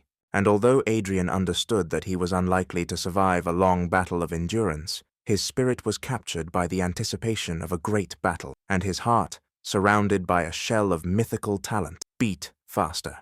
Adrian felt the flames of his powerful spirit engulf his body, causing no damage, but enhancing all his senses tenfold. Finally, the giant moved, and spreading his legs, raised both fists for his most powerful blow. In turn, the flame of the spirit that scorched Adrian's body had already engulfed the guy entirely, leaving him with the last hope of victory. While the demonic priest laughed, standing aside and watching how the mighty titan attacked the awakened one, Adrian concentrated all the power of his spirit in his body, intending to finish off the monster with one blow. Adrian put everything on the line, because if he fails this attack, he will never leave this forest. However, everything turned out completely differently than the guy expected, which is why his face showed surprise that was so unusual for him. The huge root attacked the demonic priest with incredible speed, breaking bones with a powerful blow. The blow turned out to be so powerful that the monster flew into the rock with great speed, causing rock fragments to fall around. From where the demonic priest fell, a faint groan was heard, full of pain and disbelief at what was happening. Because of his broken back, the priest could not stand up and was forced to lean on his hands, trembling in pain and trying to ask in a voice full of suffering how the giant could attack his relative. However, instead of answering, the priest, raising his gaze, saw several colossal roots falling on him at once, at a speed that was not natural for such a size, which, upon landing, immediately showered the monster with a series of blows so powerful that no living creature could survive them. Adrian was honestly amazed that the situation, which seemed absolutely hopeless to him just a second ago, had changed to incredibly optimistic. When the roots stopped hitting the demonic priest, his crushed body was driven a full meter into the rock. The huge giant let out a cry of rage and pain when he saw that the very monster that had enslaved him was finally dead. The colossal roots did not stop moving, because the monster's enormous rage did not fade away, and casting an angry glance at the crowd of black trees, the monster ordered the roots to destroy them. Until recently, Adrian himself had escaped from the living roots, and now he watched with interest as they destroyed the filth that had afflicted this great forest. Looking at the massacre inflicted on the monsters, the guy was amazed, realizing that he had seriously underestimated the one with whom he was going to fight to the death just a couple of minutes ago. Turning to the giant, Adrian saw the giant take a step towards him and tensed, again taking a fighting stance, ready for battle. The spirit flames, supported by the mythic rank skill, engulfed Adrian's body once again, ready to fight even after seeing the unstoppable power of this mighty forest spirit. Having prepared the blade, Adrian looked up and saw how the giant took another step forward, which means that the battle cannot be avoided, and it will not even be possible to escape because the roots covered almost the entire clearing. At the same moment, when Adrian was ready to fight, from under his suit, a tree baby jumped right onto his head, who, looking sternly at the giant, aggressively crackled something in his tongue, spreading his paws as if protecting the guy with his body. The green energy of the forest spirit lit up in the baby's eyes, just like that time when he connected his soul with the energy flowing in the small tree near the fence. Stretching out his hand to two friends so different from each other, the giant again revived the roots, which, like snakes, surrounded both him and Adrian and the baby. Seeing how the roots cut off any path to salvation, Adrian doubted whether a skill that increased his strength tenfold would help him cope with such a formidable enemy. However, the flame of the skill went out in an instant, as soon as Adrian saw something that he did not expect, even more than an attack on the demonic priest. Stretching his arms out to the sides, the giant pierced his own body with huge living roots, which incredibly surprised the one who just a few minutes ago was ready to fight the Colossus to the death. As the roots crawled out of the titanic body, huge streams of dark energy began to leave his body, and small fragments of life-giving green force began to appear around him. Struck by his own attack, the giant still stood on his strong legs, but in the end, his strength left him in the same way as the dark aura, because of which the Colossus staggered and, rolling his eyes, fell on his back, causing a sound similar in volume to a thunderclap. Streams of green energy around the giant transformed into the very spheres of memories that the tree baby had recently evoked when touching his tree. Looking into these spheres, Adrian finally learned how corruption conquered this mighty forest, namely under the influence of that same demonic priest who brought the dark spirits, whose madness affected the nature around. Having appeared with them in the settlement of peaceful Ents, the priest demanded that they give him their shrine, around which the settlement was built. He invited the spirits to join him in exchange for life, but the proud tree spirits responded with a formidable refusal, ready to fight for their home, relatives, and shrine. And although they fought with all their might, the odds were clearly not on the side of the good spirits, and therefore, one of them, having found a soul that was supposed to turn into a new tree spirit, infused it into a small tree, in the hope that at least it would survive this attack. Having hidden the soul of the baby, the Ent desperately rushed into battle, but after a couple of moments the black spirit pierced his body with its spear at one order of the demonic priest. Adrian watched with pity the extermination of the people of peaceful tree spirits, realizing that it was because of this tree spirit that sacrificed itself that the baby survived the attack. Seeing what had happened, the tree baby, in whom just a minute ago the determination to protect his human comrade was burning, began to cry bitterly. However, suddenly, from the energy of the sphere of memories, the spirit of the very Ent who saved the baby's soul materialized, and stroking the baby on the top of the head with a warm smile, asked him not to cry and to look into the future with a smile. Turning to Adrian, the spirit smiled, but the guy saw sadness in his eyes when he asked not to abandon the baby and treat him kindly. In response to the last will of the forest spirit, Adrian bowed to him, saying out loud that even though they were not people,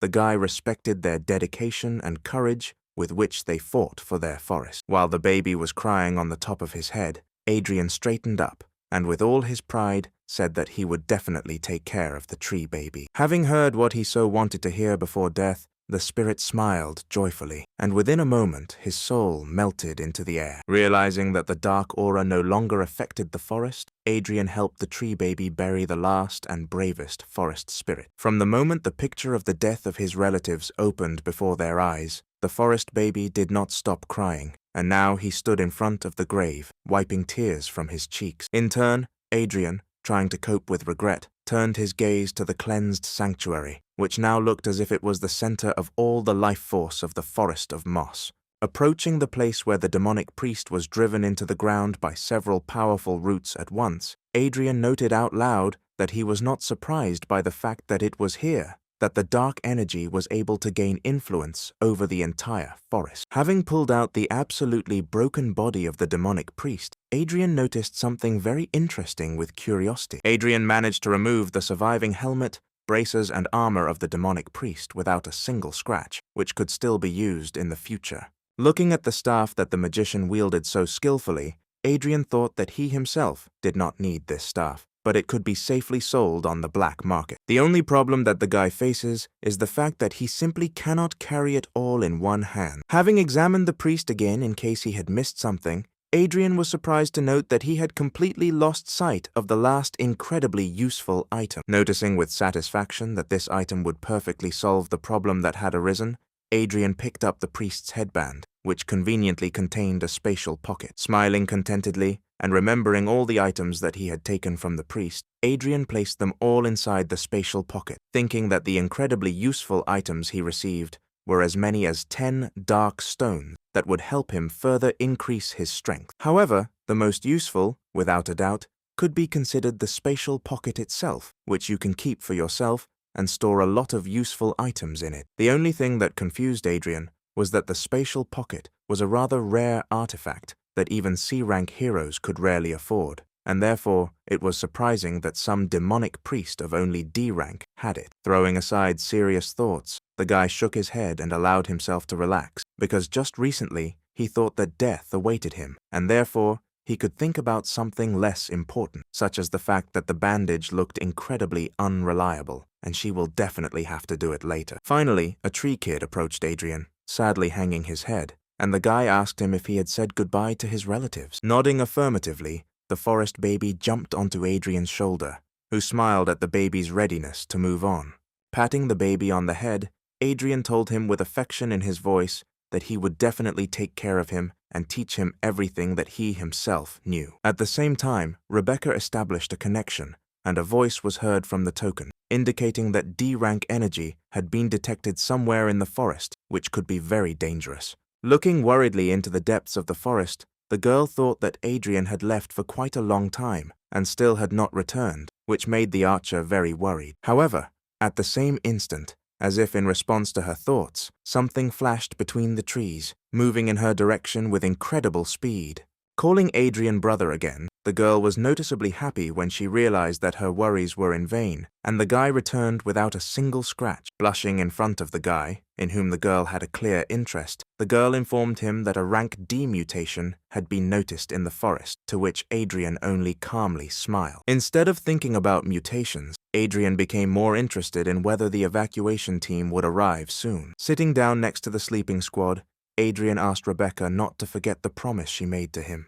After making sure that the girl nodded in agreement, the guy lay down next to the others, relaxed his body, and closed his eyes. Rebecca's gaze became a little worried again, and then with a sigh, she finally realized that he was trying to pretend that he had lost consciousness. At the same moment, turning towards the forest, Rebecca noticed the approach of silhouettes that turned out to be familiar to her. In front of Rebecca, her mentor stood at his full height, accompanied by several other awakened ones. For some reason unknown to Rebecca, the mentor, even after seeing as many as 4 unconscious bodies, said that the most important thing was Rebecca's safety. Having ordered several people from the rescue squad to help the wounded and Rebecca get out of the forest, the guardian archer himself called those remaining behind him to find out the cause of the mutation. Rebecca managed to cast a worried glance at them when the squad moved in quick jerks between the trees and disappeared into the thicket. After some time, the rescue team and the victims reached the awakened camp on the outskirts of the city.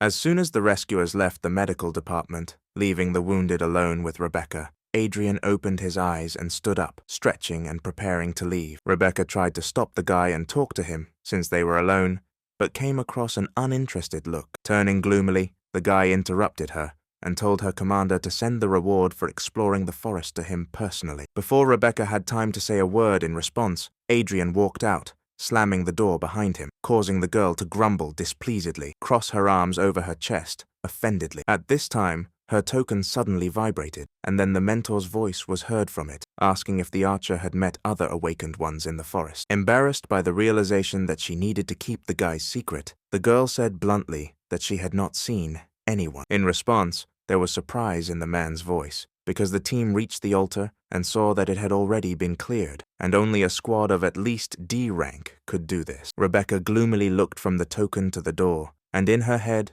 there was only the question of how Adrian could cope alone, because he had recently become awakened. Adrian himself finally reached his area, reasoning that although he has quite a lot of dark crystals, he is extremely lacking in other resources. Warming up along the way and looking around with a smile, Adrian noticed with satisfaction that he was able not only to successfully complete the assigned tasks, but also to better understand his ability. Realizing how much he could now do and how powerful he had become, the guy firmly decided that he needed to learn new skills as soon as possible. Suddenly, from under the guy's suit, a tree baby emerged and rattled something in his own language, although the guy began to understand him a little, and therefore clearly understood that the little one wanted to eat. Patting the baby on the head with his finger, Adrian thought about what he actually eats. However, at one moment, the guy saw something that could change his plans for the coming day. The familiar face of the same man who helped Darren throw the guy in whose body Adrian now lived from his own home.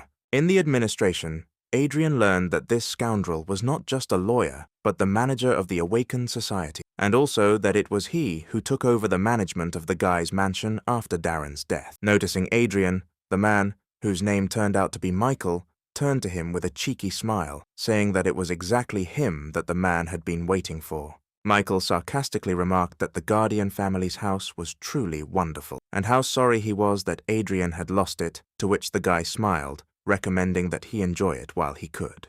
And although he looked friendly in appearance, in his heart the guy despised Michael, remembering that no one had behaved so arrogantly towards him for a very long time. Not wanting to further communicate with the scoundrel, the guy came to the black market, where he was originally going to get. First of all, the guy decided that he needed to evaluate and sell what he received on the assignment, and only then he could go shopping. On the way, the guy grabbed some food for the tree baby, but now, for some reason, he again heard a dissatisfied crackling sound from under the suit. The tree baby winced and spat out the pieces of burger he had bitten off, still sad from hunger. Just in case, Adrian clarified whether the reason for the dissatisfaction was really the food, to which the kid nodded in the affirmative. Realizing that human food was not at all suitable for the baby, the guy moved through the black market to a pavilion where something quite suitable could be found. This pavilion also contained an item evaluation point, which was exactly what the guy needed. Adrian sighed a little sadly when he saw several long lines that he really didn't want to stand in, but there was no one near one of the doors. Surprised by this phenomenon, the guy shrugged his shoulders and, deciding that the methods of evaluating objects were still the same, moved there, which greatly surprised everyone around him. People around whispered with laughter, noting that the guy was a real masochist if he was going to enter that point. Having already grabbed the handle, Adrian noticed a sign on the door, which said that he would have to unravel the spiritual scheme, otherwise he would receive 3 blows from the guard. Not the least bit frightened, the guy calmly opened the door and went inside, where a strong-looking man, with a comfortable-looking wide cape, stood at full height. Adrian realized at first glance that the man was a true professional, no lower than rank C, and this fact surprised the guy very much. The man grinned confidently, noticing that another guy had come for the triple strike, and asked Adrian if he had read the rules before entering. Stretching his hand to the side, the man pointed to the wall, where the guy could see the star diagram itself, after which he invited Adrian to solve the diagram in order to receive the services of an appraiser for free. Noting that if the guy takes on the solution, it's better to finish the job, otherwise the guard will beat him, the man demonstratively hit his palm with his fist. Adrian didn't pay any attention to the aggressive gesture, but instead looked at the rather curious spiritual diagram on the wall. The guard said that Adrian could get out of here if he chickened out, then he wouldn't have to get his hands dirty on the guy. Turning his gaze from the diagram to the man, Adrian smiled sarcastically and noted that the owner of this point, apparently, was not a mistake, since he hired a mongrel to do all the dirty work. Instantly grabbing the guy by the collar, the guard shouted aggressively, ready to beat the guy right now for his impudent words, but Adrian looked calm. At this time, the fair-haired girl, who was behind the wall and was previously bored without work, listened in great surprise to the men's conversation, noticing curious details with interest. Adrian calmly said that this scheme is quite rare, and with its help, gifted awakened ones can increase their rank much more easily, but there are some features in it that are difficult to understand. In one deft movement, the guy freed himself from the grip and threw the man's hand away from him, noting that the cost of solving the scheme was much higher than the cost of assessing his weapon. Noting that this was too easily understandable a scam, and that the owner of this item simply did not want to pay for deciphering the scheme, Adrian grinned, which caused the furious indignation of the guard. One glance at the diagram was enough for Adrian to say with confidence that the owner of this man would soon die, because when using the Stargate, a lot of spiritual energy would probably burst out of him. At the same instant, the man rushed forward with his hand raised, intending to strike a powerful blow at the insolent person who dared to insult his owner. However, a calm and clear female voice, suddenly heard from behind the partition, called on the guard to stop. Taken aback by the sudden order, the man turned to the girl who had come out, not understanding why she stopped. A rather attractive blonde girl who appeared in front of Adrian turned to the guy, saying that she would be very grateful to him if Adrian would help her. The man suddenly exclaimed, asking in surprise whether this impudent guy was telling the truth about the state of her health. Grinning, Adrian had already turned around and moved towards the door, only saying that this work was too difficult to do on a simple request. He said that the girl could safely die if she was so greedy, but suddenly a guard appeared in front of him, abruptly closed the door, and exclaimed that he was obliged to help. Realizing that he could not allow the guy who was able to save his mistress to leave, the man tensed, ready to stop Adrian by force. Seeing the aggression, Adrian released his aura and gave the guy a hard look, asking if he really wanted a fight. Having felt such a powerful aura, the guard was clearly lost, not understanding how this puny guy could be so strong. Realizing that he would never be able to cope with someone so powerful, the man bowed his head doomedly, apologizing and wholeheartedly asking the guy to help his mistress. Looking down at the man, Adrian took a step towards the door, saying that not everything in this world can be solved with an apology. Holding his head proud, the guy opened the door and walked out of the assessment station without looking back. Gritting his teeth in despair, the guard suddenly rushed forward, rolling on the floor outside the room. Seeing the man suddenly stop on his knees in front of him, Adrian just put his hands in his pockets, looking down at him as well. The amazed crowd, who had seen this man throw people out of his office many times, whispered in stunned attention as he now begged for forgiveness at the top of his voice, resting his forehead on the floor. There was no limit to the surprise of those around him, because they expected Adrian to fly out of the office beaten, but everything turned out completely differently. Suddenly, the girl came out of the office, lowering her hood and asking forgiveness for the behavior of her guard and her own. Bowing her head and pressing her hands to her body, the girl sincerely apologized again in a ringing voice. Turning to her, Adrian suddenly stopped smiling and examined her carefully, remembering that he had already seen this girl before.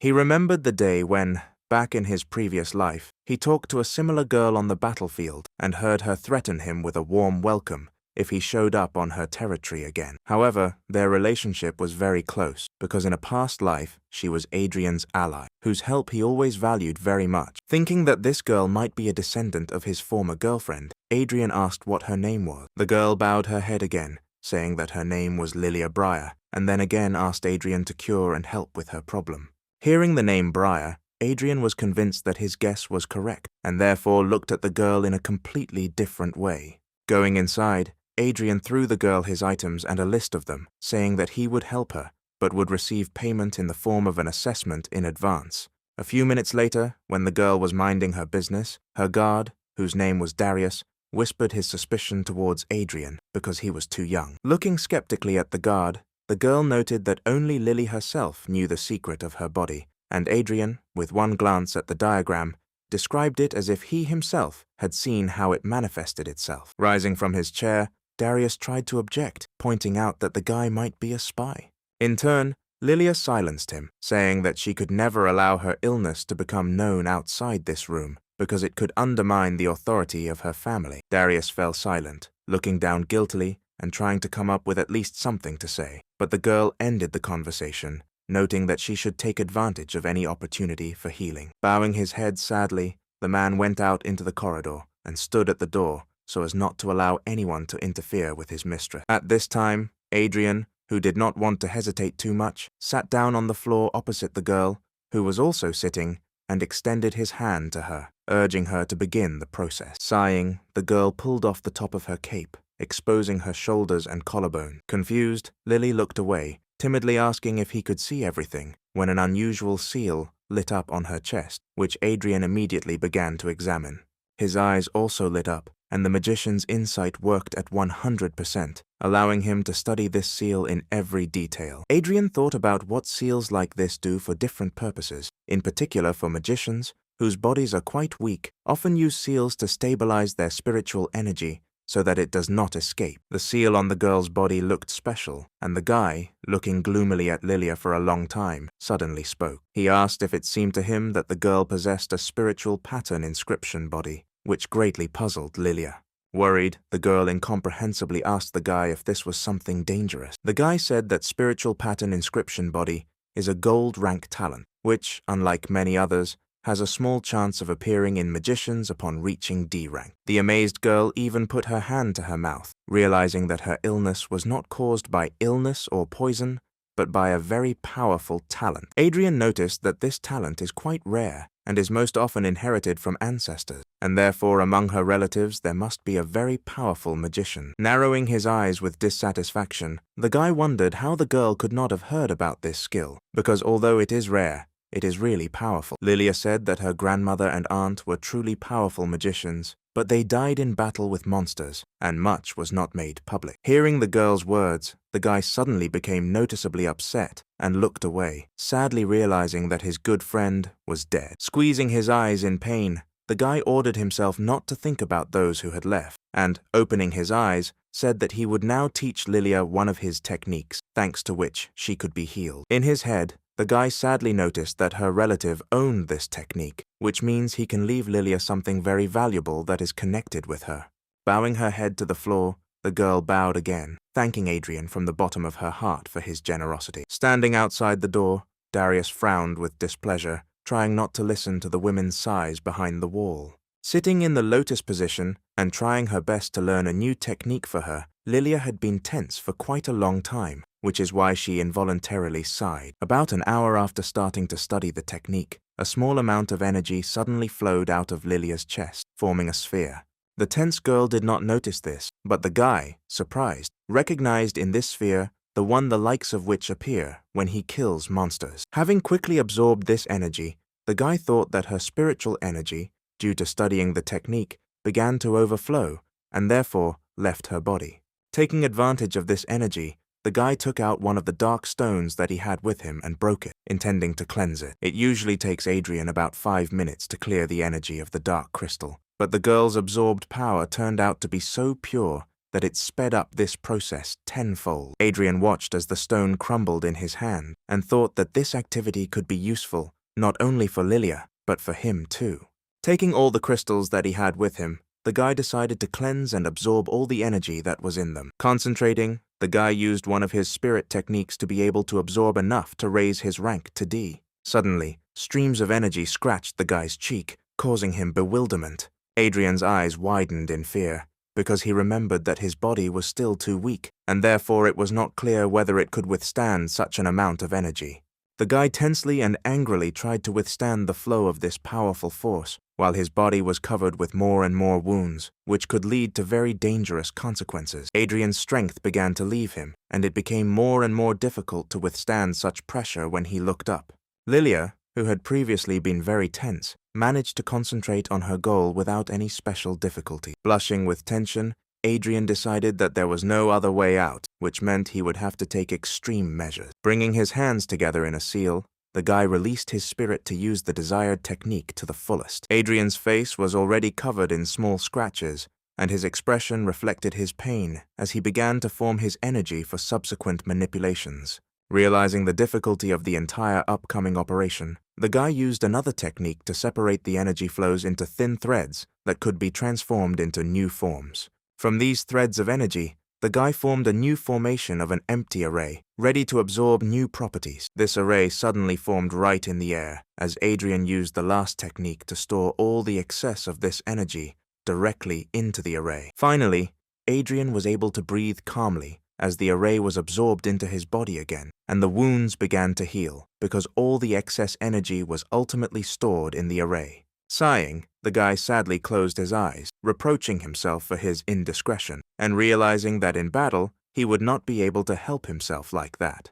In the end, Lily opened her eyes and exhaled, releasing all the tension from her body. Looking at her hands, the girl concentrated on her feelings and realized that she no longer felt the illness in him, which is why a joyful smile appeared on her face. Unable to contain her emotions, the girl rushed to Adrian and even accidentally knocked him down, squeezing him in a tight hug and shouting gratitude in a joyful, ringing voice. Darius, who ran in to hear the exclamations, first cried out, calling on the girl to get dressed. After some time, having heard from Lilia about everything that happened in the office, Darius threw himself on his knees in front of Adrian. In a fit of emotion, the man rested his forehead on the floor, shouting gratitude towards Adrian for healing his mistress, and also apologizing for his own suspicion.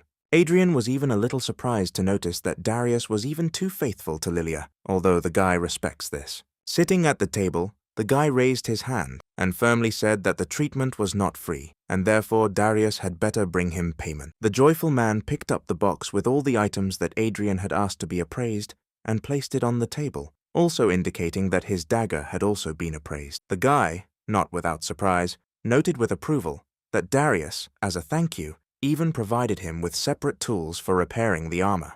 Looking at the blade, Adrian realized that it was a kind of black branch fang, which was a bronze rank weapon, which was not very good, but in principle it suited him. Trying the blade on his hand, Adrian remembered with nostalgia how in his previous life he owned and wielded equipment of epic rank. Adrian collected everything else into his spatial bag with one slight movement of his hand. What they saw greatly surprised both Lilia and Darius, who was stunned to think that even the awakened ones of rank B did not have such treasures. Not seeing anything unusual in his actions, Adrian asked what exactly surprised them so much. Darius immediately threw up his hands, convincing the guy that they hadn't seen anything like that, but he thought to himself that Adrian was truly a great man. When the guy left his new acquaintances, both Lilia and Darius bowed to him gratefully, which greatly surprised the other visitors to the appraisal office. As soon as Adrian left the building, everyone around him began to whisper loudly, noting with envy that the guy was being escorted by an incredible beauty. Walking through the black market, the guy smiled contentedly, realizing that he received even more for the service provided than he had planned. However, Adrian was haunted by the thought that he had forgotten something very important, and then he remembered that he wanted to look for food for the tree baby. At the same instant, he felt something moving in his spatial pocket. Looking inside, Adrian saw the tree baby and asked with confusion why he climbed inside. When the kid turned to the guy, Adrian saw that the very hungry kid had drunk all the spiritual energy potions that the guy had just acquired. If Adrian could fall into the ground from disappointment, he would definitely do it, although he understood that he himself forgot to feed the baby. Arriving at the Warriors Guild, Adrian, with a gloomy face, reasoned that potions of spiritual power were too expensive to buy constantly, and the baby still needed to be fed.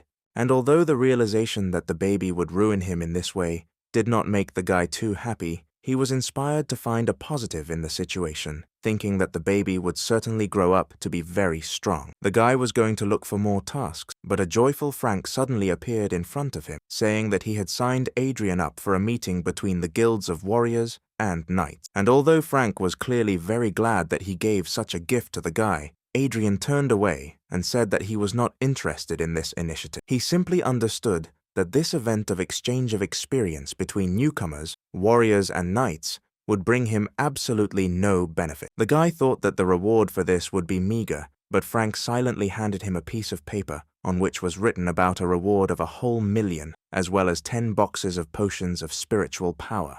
Adrian paused for a couple of seconds, just wondering what a great reward this was. And when he finally realized the essence of this award, he tore the piece of paper from Frank's hands and proudly said that he would definitely live up to his mentor's expectations and take first place. And although Adrian insisted that he would easily get first place, Frank laughed good-naturedly, saying that the guy had only recently become awakened, and therefore there was no point in counting on anything. Frank noted that there would be a lot of elite there, and he invited Adrian to gain experience, although the guy himself had no doubt that he would win. As Adrian moved towards the exit, Michael and Roosevelt watched him, telling the hooded man that it was Adrian who caused his brother Mark to die before being rescued from the forest. They insisted to the man armed with the sword that the fatal wound was inflicted by the weapon and not by the monster, and Adrian, who was in conflict with the knight, was under the main suspicion. Sighing sadly, the man stated that if Adrian really killed Mark,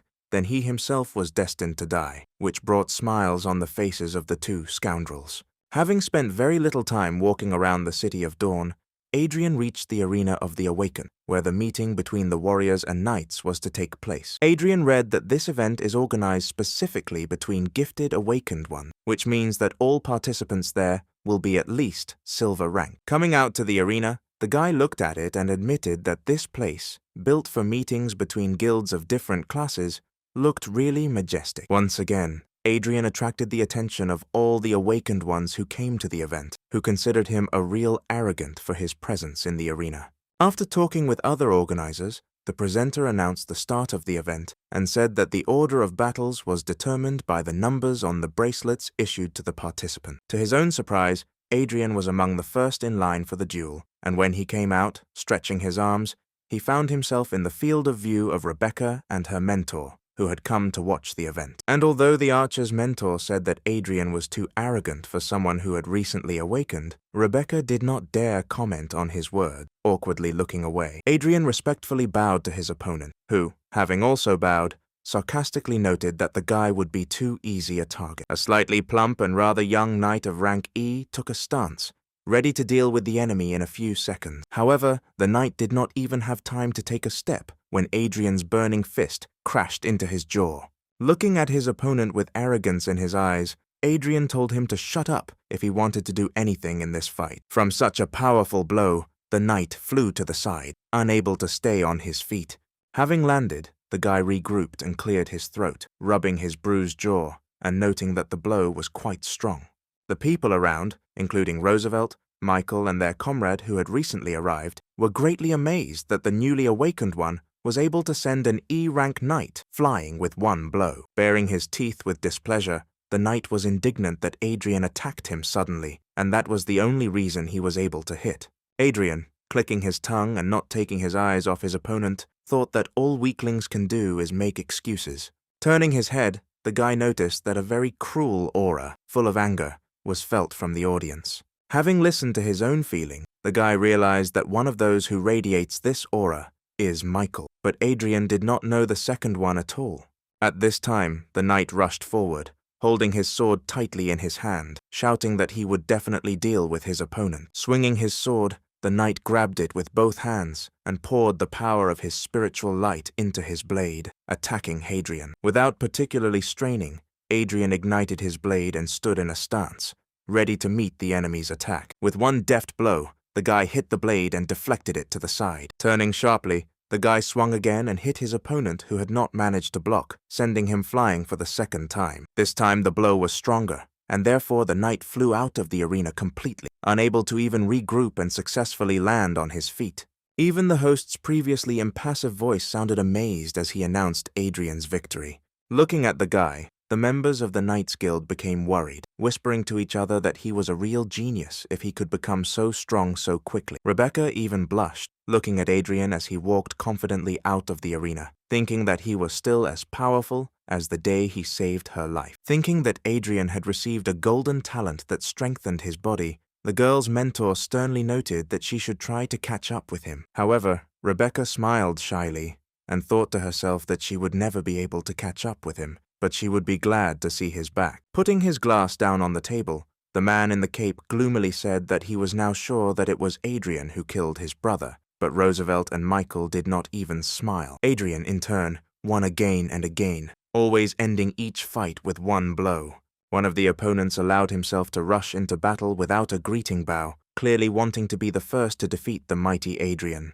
Taking a step to the side, the grinning Adrian allowed the impudent opponent, who was expecting resistance, to fly out of the arena himself. Descending from the arena, the guy smiled smugly, listening with pleasure to the dissatisfied comments of the knights, who thought that the whole point was in his golden talent. Turning to those who were speaking, the guy sarcastically remarked that they would be better off thinking about why they themselves didn't go after the golden talents, since they consider them dishonest. Turning away from the ashamed knights, Adrian noted with satisfaction that he was pleased with the fact that everyone around him thought that his talent lay in strengthening his body. The host once again announced the fight, inviting Adrian and a certain Joshua Rearguard to the arena. Hearing the surname, the guy noticed that the rearguard's surname was familiar to him, but could not remember where it came from. The inspired whispers of knights were heard all around, discussing the person of Joshua and calling him a real genius. Throwing off his cloak, Joshua looked at his opponent with a hard but restrained gaze, while those around him remembered his brother Mark. Everyone around was clearly happy about the upcoming battle, in which Adrian could finally be brought down from heaven to earth. Bowing grimly, Adrian heard someone shout a supportive comment in Joshua's direction, offering to count the warrior's teeth. Having heard who Adrian's opponent would be, Rebecca became worried, and her mentor not cheerfully noted that Adrian's streak of victories would end there. For the first time during the event, Adrian looked serious and focused, because he understood perfectly well that it was Joshua who was emanating from this murderous aura that he felt. Joshua calmly spoke to his opponent, asking if he happened to know his older brother Mark, with whom he had recently been in the same squad. For a second, Adrian pretended to have absolutely no idea who his opponent was talking about, and then, smiling joyfully, he exclaimed that he remembered the idiot who allowed the monster to devour him and kill him. The guy's words caused real hatred, physically felt by Adrian, and Joshua furiously said that he would destroy his opponent. The knight was so angry that he caused an incredibly bright nightly glow, which made everyone around him understand that Joshua did not intend to joke. And although Rebecca was clearly worried, her mentor noted with a smile that Joshua was already at the peak of E rank and would very soon move to D rank. He said that Adrian didn't have a chance, but Rebecca was 100% sure that her brother would never allow himself to be defeated. Watching the start of the fight, Michael adjusted his glasses contentedly, noting that he could be calm and Joshua could easily deal with the hidden threat in the form of Adrian. Taking off from his place, the guy rushed into battle, furiously shouting that he would riddle his enemy like a sieve for the death of his brother.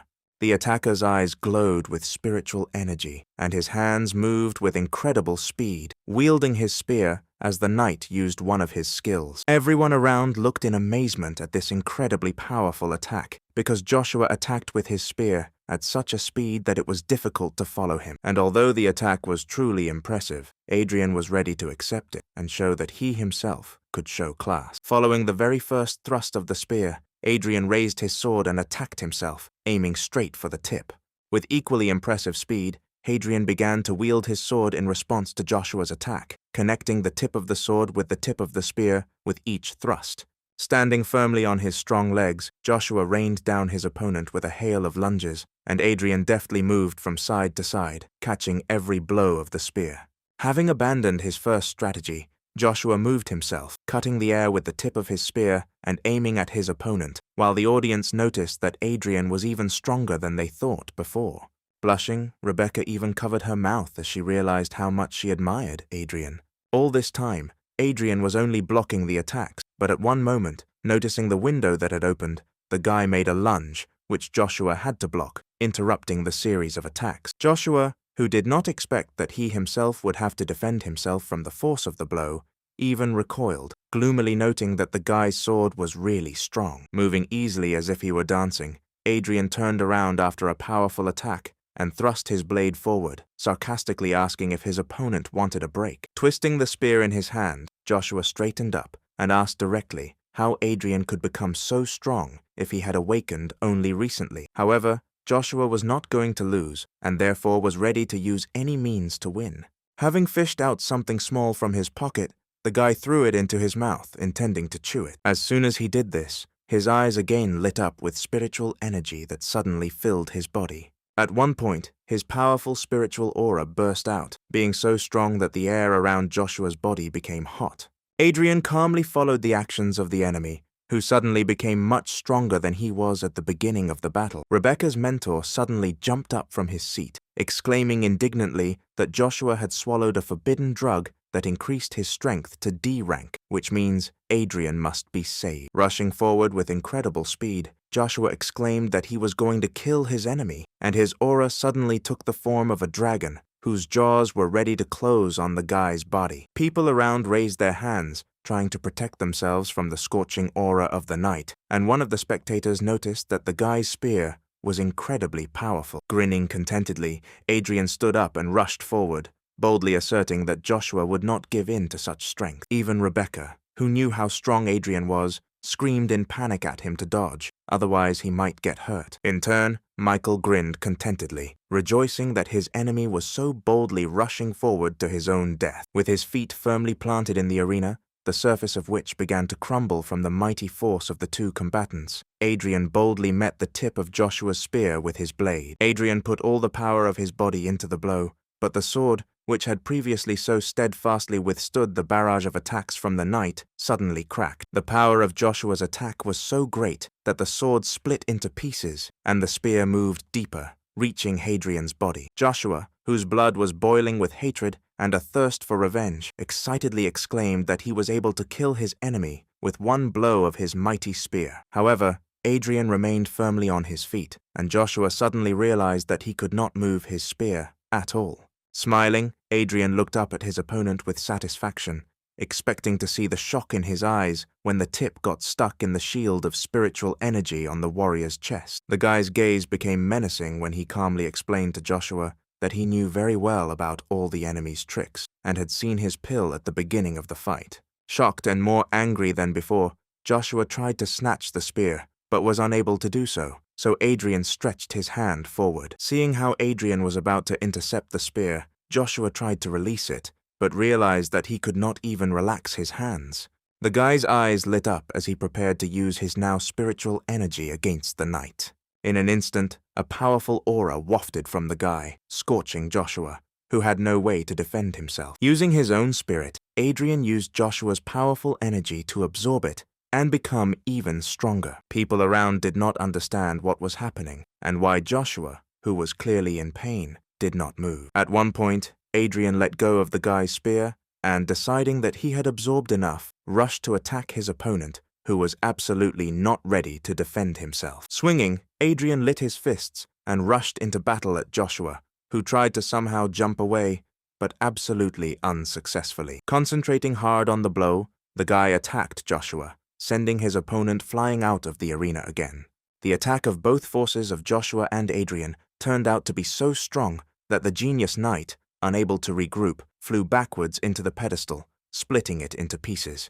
Joshua immediately went limp, unconscious, as everyone else, including the leader and the judge in one person, rushed to him to check if the knight was dead. Michael froze in place, unable to understand how Joshua, being such a strong knight, could lose to Adrian, who had only recently become awakened. Having relaxed and extinguished the fire of his own spirit, Adrian put his hands in his pockets and yawned boredly, saying that the judge should have made an announcement sooner. The judge harshly noted that Adrian had overdone it, to which the guy reasonably pointed out that his opponent was using a prohibited drug to increase strength, and Adrian himself accidentally made a breakthrough in strength. The judge was stunned speechless when he heard about the breakthrough, and was once again surprised by Adrian's strength, realizing that he had reached the peak of E rank. Joshua at the same time regained consciousness, and raising a furious glance at Adrian, was about to rush back into battle. However, feeling something strange in his chest, the guy looked down and saw a strange dent in his armor, which for some reason burned very much. Within a second, this dent suddenly exploded, piercing the armor, and once again, injuring the knight, so beloved by everyone. The judge immediately called the medical team to help Joshua, and Adrian grinned and walked out of the arena, thinking to himself that the wound was not fatal. People were simply amazed, because they realized that none of those present would be able to defeat him. At this time, in the Warriors Guild, behind one of the doors, the stomping of feet was heard, clearly signaling someone in a hurry to leave the office. Opening the door, Frank grumbled dissatisfiedly, saying that the head of the guild had called the man to his place too suddenly, and the warrior was going to watch the meeting of knights and warriors. Deciding that he would still have time to at least look at the end of the event, Frank quickly walked away, while at the same time, Roosevelt grinned, realizing that the time had come to act. As the man hurried to the exit, he was suddenly surrounded by several people in suits. Frank turned to Roosevelt as he approached and asked directly what he needed, because the man was in a hurry to watch Adrian's fights at a meeting with the Guild of Knights. Roosevelt yelled at Adrian's mentor, reproaching him for the fact that the man sent the weak Adrian into battles against experienced knights, and because of his stupidity, the genius of the Warriors Guild was now dead. Frank's eyes widened in horror when he heard that his pupil, about whom he had been worried all this time, died because of him. Pointing at Frank, Roosevelt straightened his tie and ordered the people surrounding the man to arrest him, saying that Frank could have sent Adrian to the event for personal reasons. At the same time, an absolutely healthy Adrian stood next to the judge, who happily informed everyone present that it was Adrian who became the winner of the experience exchange meeting. People were still reeling from the realization that Adrian was such a genius that he was able to win such an event just a month after waking up. Having received the award, the guy was quite upset because he received much less as a prize for winning than he had expected, but he reassured himself that at least there was now food for the baby. Rebecca's mentor, who had previously been ready to rush to Adrian's aid, now calmed down and said that the guy was simply amazing, and Rebecca should follow his example. And Rebecca, without taking her eyes off the guy at all, could only agree with her mentor, although she did not listen to him at all, occupying all her thoughts with Adrian. Suddenly, the mentor gasped, remembering the event called the Dawn Fortress, and thinking that the Warriors Guild could now, despite all the rules, appoint Adrian as a participant. And although the girl reasonably noted that he would not be allowed to do this because of his little experience, the mentor said that if the guy were in the Archer Guild, he would do anything to make Adrian a member. Having finished the matter, Adrian heads back to the guild to return to training as soon as possible. The guy pulled out a bottle of spiritual potion from his spatial pocket to feed the tree baby. Having accepted the treat, the baby sat down on the cork and began to drink greedily, smiling happily at the fact that he had finally eaten deliciously again. Glancing at his spatial pocket, the guy again noticed that he looked disgusting and also thought that he really wanted to surprise Frank with his victory at the event. The driver of Adrian's car turned out to be one of the guild's assistants, who asked the guy why he left the arena so early, and then suggested that it was because the event was not too exciting for Adrian. Adrian said that the meeting was over, that's why he left, to which the assistant was extremely surprised, exclaiming that earlier, the event lasted until late at night, and then asked who the winner was. Without much enthusiasm, Adrian, resting his cheek on his hand, said that he was the winner of the event this time. Obviously not really believing the guy, the driver decided to support the joke and congratulated Adrian,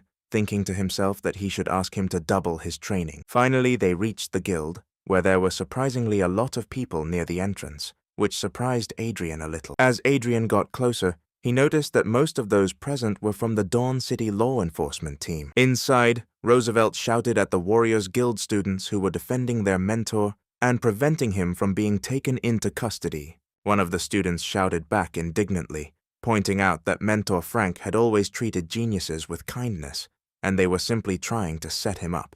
A representative of law enforcement named Hans came forward and calmly said that Frank was only pretending to be a good-natured person, but in fact, he was destroying young animals to please others. Giving the student a calm but menacing look, the man said that they had received notification of Adrian's death and had found irrefutable evidence of Frank's involvement. Frank looked stunned at the people surrounding him, trying to take him into custody, and tried to understand how his ordinary day turned into something so incomprehensible. Turning towards his students, he told them to leave, noting that his conscience was clear and he was ready to surrender if he received a fair decision from law enforcement officials. The warrior's disciples clenched their teeth in anger, but were forced to allow their mentor to be detained, who, frowning ahead, folded his hands behind his back. Finally calming down, Roosevelt told Frank to his face that he had not set him up, and that indeed there was irrefutable evidence of the warrior's guilt. Roosevelt had already managed to relax and sigh with satisfaction, because his work for the day was done, but suddenly he felt warmth from the outside. A fiery fist suddenly crashed into Roosevelt's jaw, confusing his thoughts and knocking him off his feet. The mighty blow was so strong that Roosevelt went flying and crashed headfirst into a nearby wooden support. Falling and spitting blood, Roosevelt swore and, thinking that it was one of Frank's students, ordered Captain Hans to arrest them all. Seeing who hit Roosevelt, Frank, like his students, opened his eyes in shock, not understanding how this was possible. Captain Hans, although he remained calm, was clearly no less surprised by the blow than the others. A cheeky smile from Adrian, who mentioned that he had not yet gotten even with Roosevelt for the last time, asked directly why he would suddenly turn out to be a dead man. Frank exclaimed joyfully when he saw that his beloved student was alive and asked if he had left the event early. Captain Hans frowned a little, thinking to himself that Adrian should actually be dead now, and Roosevelt apparently couldn't be relied upon at all. Trembling with emotion, Roosevelt stood up, asking Adrian in a trembling voice how he could be alive, and then faltered mid-sentence when he began to say that Joshua should have killed him. Realizing that he had spilled the beans, the man covered his mouth, looking into emptiness with a panicked gaze. Hearing Roosevelt's words, the enraged warrior disciples screamed, accusing the man of being the one. Everyone around began to accuse Roosevelt of being the one who tried to frame Frank's mentor. At the same time, Captain Hans, smiling, tried to cover up his unlucky comrade, noting that Frank sent Adrian to such a difficult event, which means he had ulterior motives. The man noted that Adrian was lucky that he decided to leave the event early, and said that they would arrest both Frank and Roosevelt, but stopped short when the guy said that the meeting was, in fact, already over. The people around fell silent in shock, wondering how the meeting could end so early, because usually at such a time, it was just really beginning. At this time, one of the warrior disciples who was present at the event entered the doors of the main entrance and joyfully exclaimed that Hadrian had won the event in just half a day.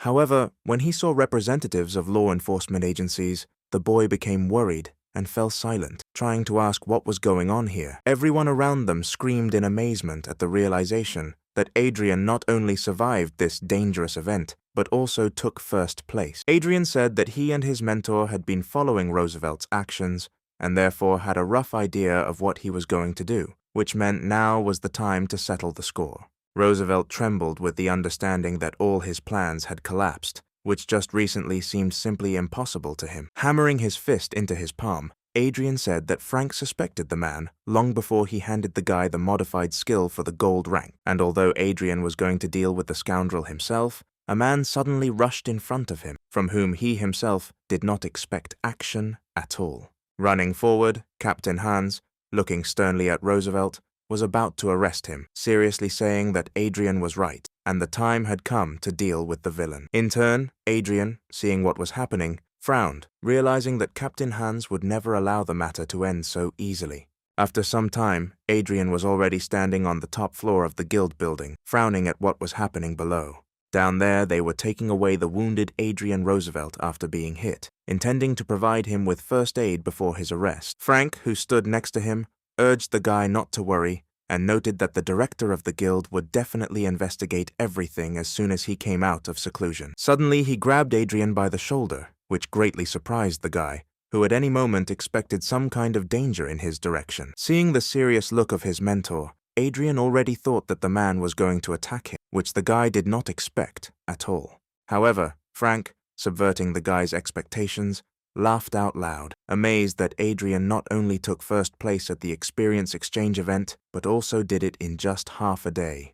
However, the man rejoiced so much that his back suddenly began to hurt, causing Frank to cry out in pain, and Adrian noticed that the man shouldn't strain himself so much, and it was better for him to go rest. Hearing that Adrian was also asking for a reward, the man frowned, saying that he was too arrogant, and the reward would definitely be significant, but he should wait. Adrian honestly didn't understand what else he should expect, and why he still couldn't get his reward if everyone around him was happy that he was improving the reputation of the Warriors Guild. Suddenly, a rather attractive girl named Aura, who is Frank's assistant, entered the room and brought what the man asked to prepare.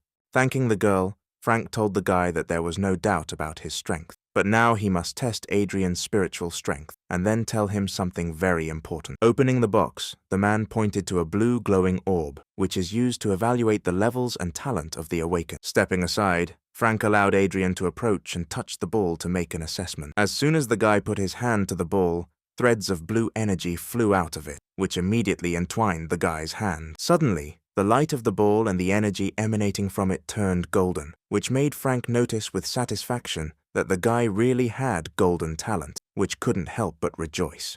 And then suddenly words flashed above the ball, saying that Adrian had raised his level to D rank, which was very impressive. Frank smiled in surprise, glad that his student had reached such a high milestone in such a short time, and the stunned Aura whispered that the guy was a real genius. Raising his head, Frank noticed with a smile that Adrian had a golden talent, and even received the D rank in just a month, and there had not been such excellent representatives of the Warriors Guild for a very long time. Absolutely not surprised, Adrian turned his gaze to Frank and asked him in a calm voice what was so important about what he wanted to talk to his student about. Throwing a sly look at the guy, the man chuckled and spoke with a smile and enthusiasm in his voice, asking if he knew about the test of the Fortress of Dawn. Adrian heard from Frank that he was now 100% sure that the guy would be able to stand up for himself, and he himself recalled that the previous owner of this body dreamed of distinguishing himself in this test. The guy also remembered that the Dawn Fortress was a temporary gathering place created in the wasteland by the ancestors of humanity, who went through many murders to build a city. After the city was built, the fortress was abandoned and overrun by monsters. Adrian remembered that every 3 years, the managers of the City of Dawn organize an event there for those awakened under 30 years of age to honor the memory of their ancestors. The man pointed out that under the fortress, there is a source of spiritual water where you can practice and significantly improve your strength, but only if you win the test. Frank said that this test was very dangerous, and although Adrian fits all the conditions, he would take a lot of risks if he tried, but it was clear from the guy's eyes that he did not intend to retreat. Putting his hand on the guy's shoulder again, Frank noted that he would be glad if Adrian achieved victory, but survival is still the most important thing. In turn, the guy thought about how much he could get from the spiritual source if he won, because with its help, he could even raise his rank to C. Having agreed that Adrian, although he would try to win, would still concentrate on his own survival, Frank asked Aura to give the guy his reward for the event. It turned out that in addition to the agreed-upon money and spiritual potions, the guy was also entitled to an apartment for awakened rank C, and Frank joyfully handed Adrian the key to it. Adrian, delighted with such a gift, said that it was not far from returning the Guardian family mansion, to which Frank replied that only the head of the guild could help with this matter. Hearing that Frank knew about Michael's treachery and would do everything to help Adrian, the guy smiled and thanked his mentor for such a kind attitude. However, turning away and getting ready to leave, the guy hid his smile, thinking to himself that he had to cope with all his problems himself. After some time, the guy returned to his apartment to continue training and improving. Sweating after absorbing the energy from the last starstone, Adrian gloomily noted that after reaching D rank, the difficulty of cultivation had only increased. Having looked displeasedly at his hand, from which the sand remaining from the starstone was pouring out, Adrian stated that even several 100,000 stones were not enough for improvement. The guy's attention was suddenly attracted by Tree Tiny, who raised his glowing green index finger up and said something in his own language. The guy remembered how at the event, unnoticed by others, he asked the kid to carry out some manipulations on the defeated knight. Approaching the tree little one, Adrian stroked him and praised him, once again surprised that the tree spirit had such a useful ability.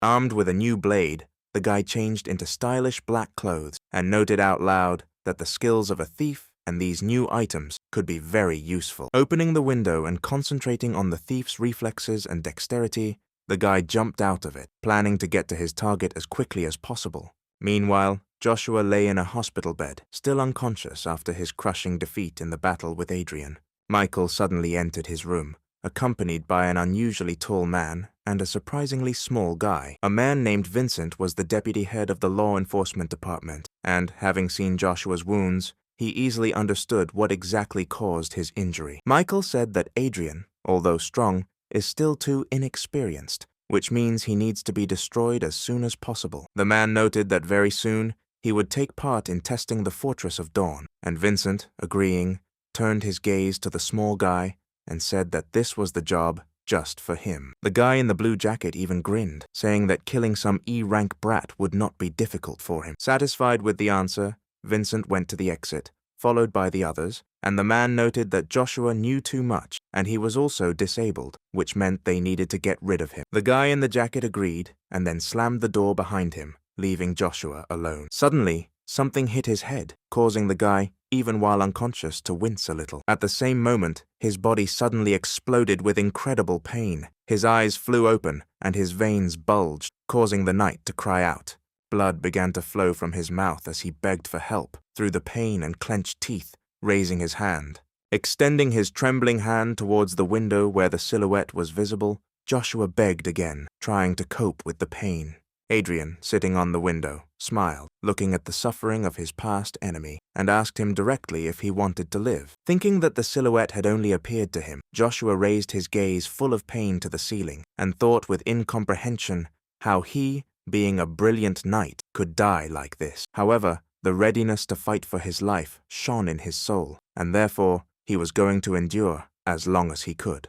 Turning his head, he saw that Adrian was standing next to his bed, directly asking the knight if he wanted to live, which greatly surprised the latter. Smiling maliciously, Adrian invited Joshua to tell him everything he knew, and only in this case would the guy feel sorry for him, although the knight himself thought that this was just a hallucination. Joshua thought that even if this was the real Adrian, being a warrior, he would not be able to cope with the C-rank poison that was killing him, although Adrian himself noted that he could neutralize it without much effort. Turning his head to Tree Baby, who was greedily drinking another bottle of spiritual potion, Adrian brought a rag to him.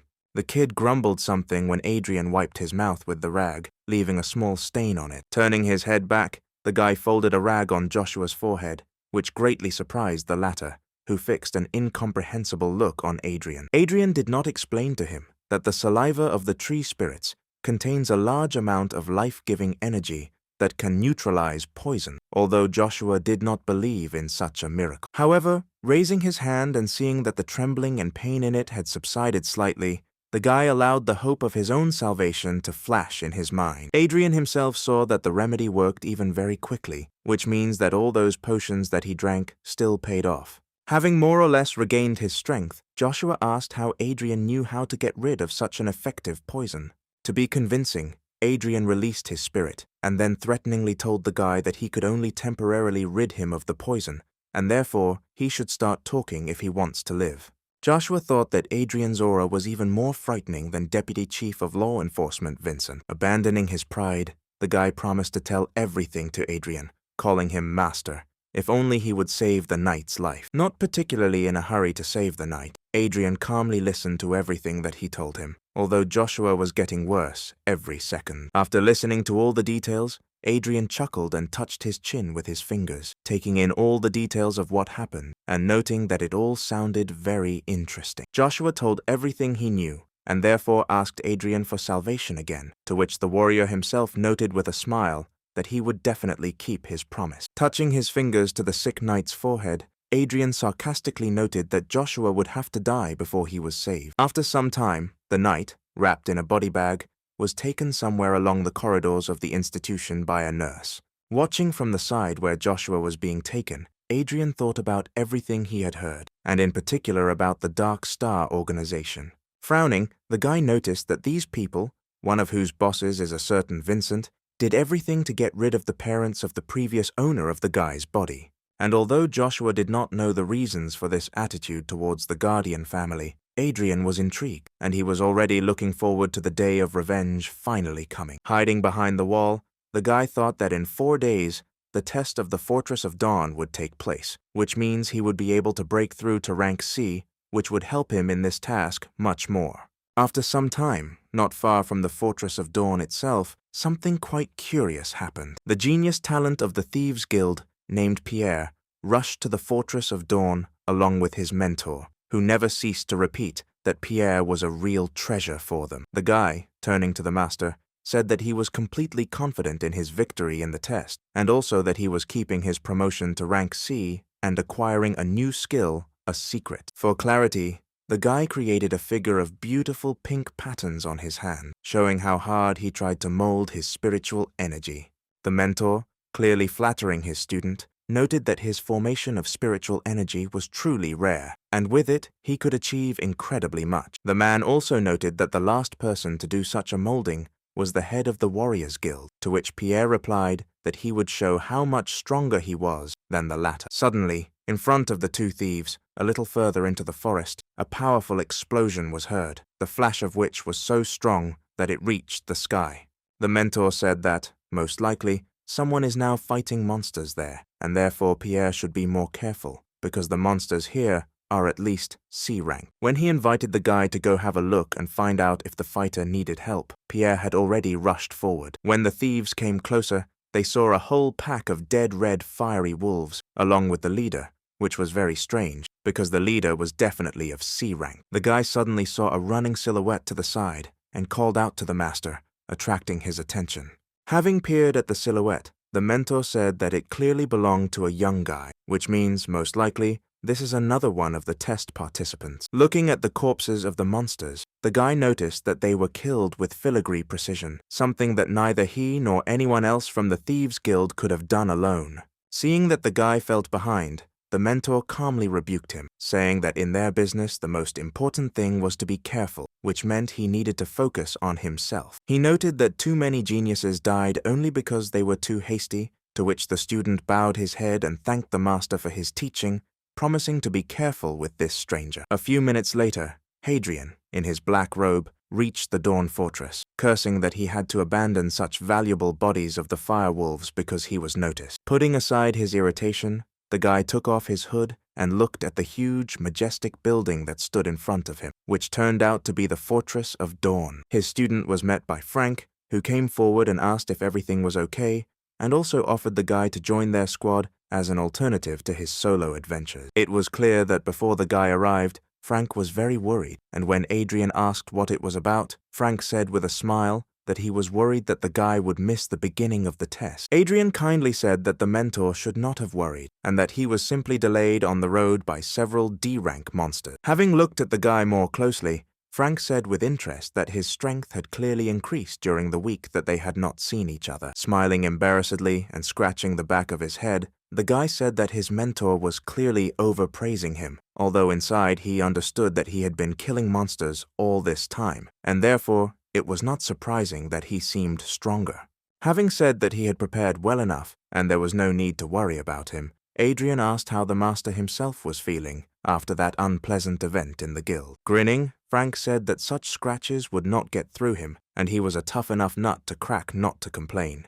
Suddenly, the man tensed up and spoke through his teeth about the pain, but quickly remembered that he was trying to save face and interrupted himself, noting that he was not in pain, but just the wound was itching. Smiling at the man, Adrian noticed to himself that his mentor Frank was truly a stubborn warrior. Having coped with the pain, the man turned and walked towards the building, gesturing for the guy to follow. With surprise, the guy noticed that the entire Fortress of Dawn was surrounded by a protective star seal of incredible strength and such enormous size that it extended throughout the entire territory of the ruins. Adrian noticed that there were a surprising number of awakened people in the fortress, and then asked if they were all going to participate in the test, to which Frank shook his head.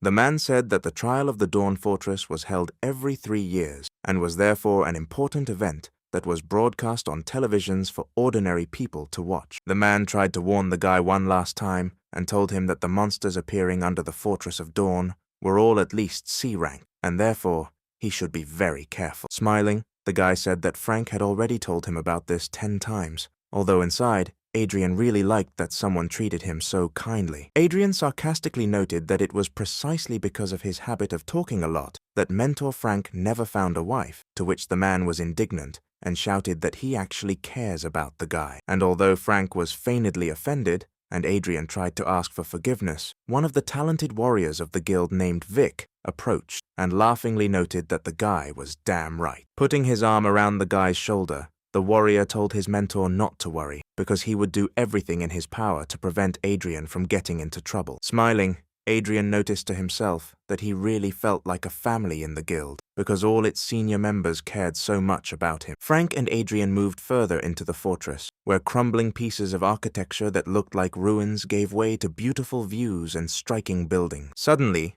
Mentor Frank's attention was attracted by a familiar voice calling the man's name.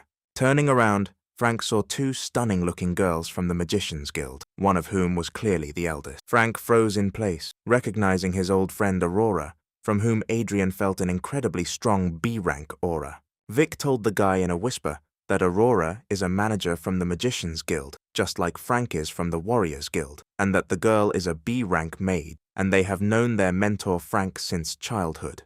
He said that the mentor was always competing with Aurora, but had long fallen behind her, and therefore was always lost in her presence, and Aurora immediately asked the man how he still remained C-rank. Looking behind Frank, the woman pointed at Adrian with a nod, and asked if he was the genius with the golden talent, and then reproached Frank for sending the guy to the test too early. The girl sarcastically talked to Frank, noting that it seemed that the Warriors Guild had no successor, to which Frank grinned and reasonably noted that Adrian was gaining experience here. Angry at the woman, Frank pointed to the other warriors who had come and proudly noted that they were the elite and would definitely surpass all the magicians in the test. The woman did not stop mocking Frank and asked if it would be with their mediocrity that they would crush the magicians, to which Frank clenched his jaw angrily. Smiling, Aurora proposed an argument to Frank, and Frank, in the heat of emotion, did not allow himself to disagree. Skillfully playing on the feelings of the warrior's mentor, the woman offered to supply him with a very valuable potion of spiritual power of B rank. She boldly egged Frank on, which is why even his students began to get angry,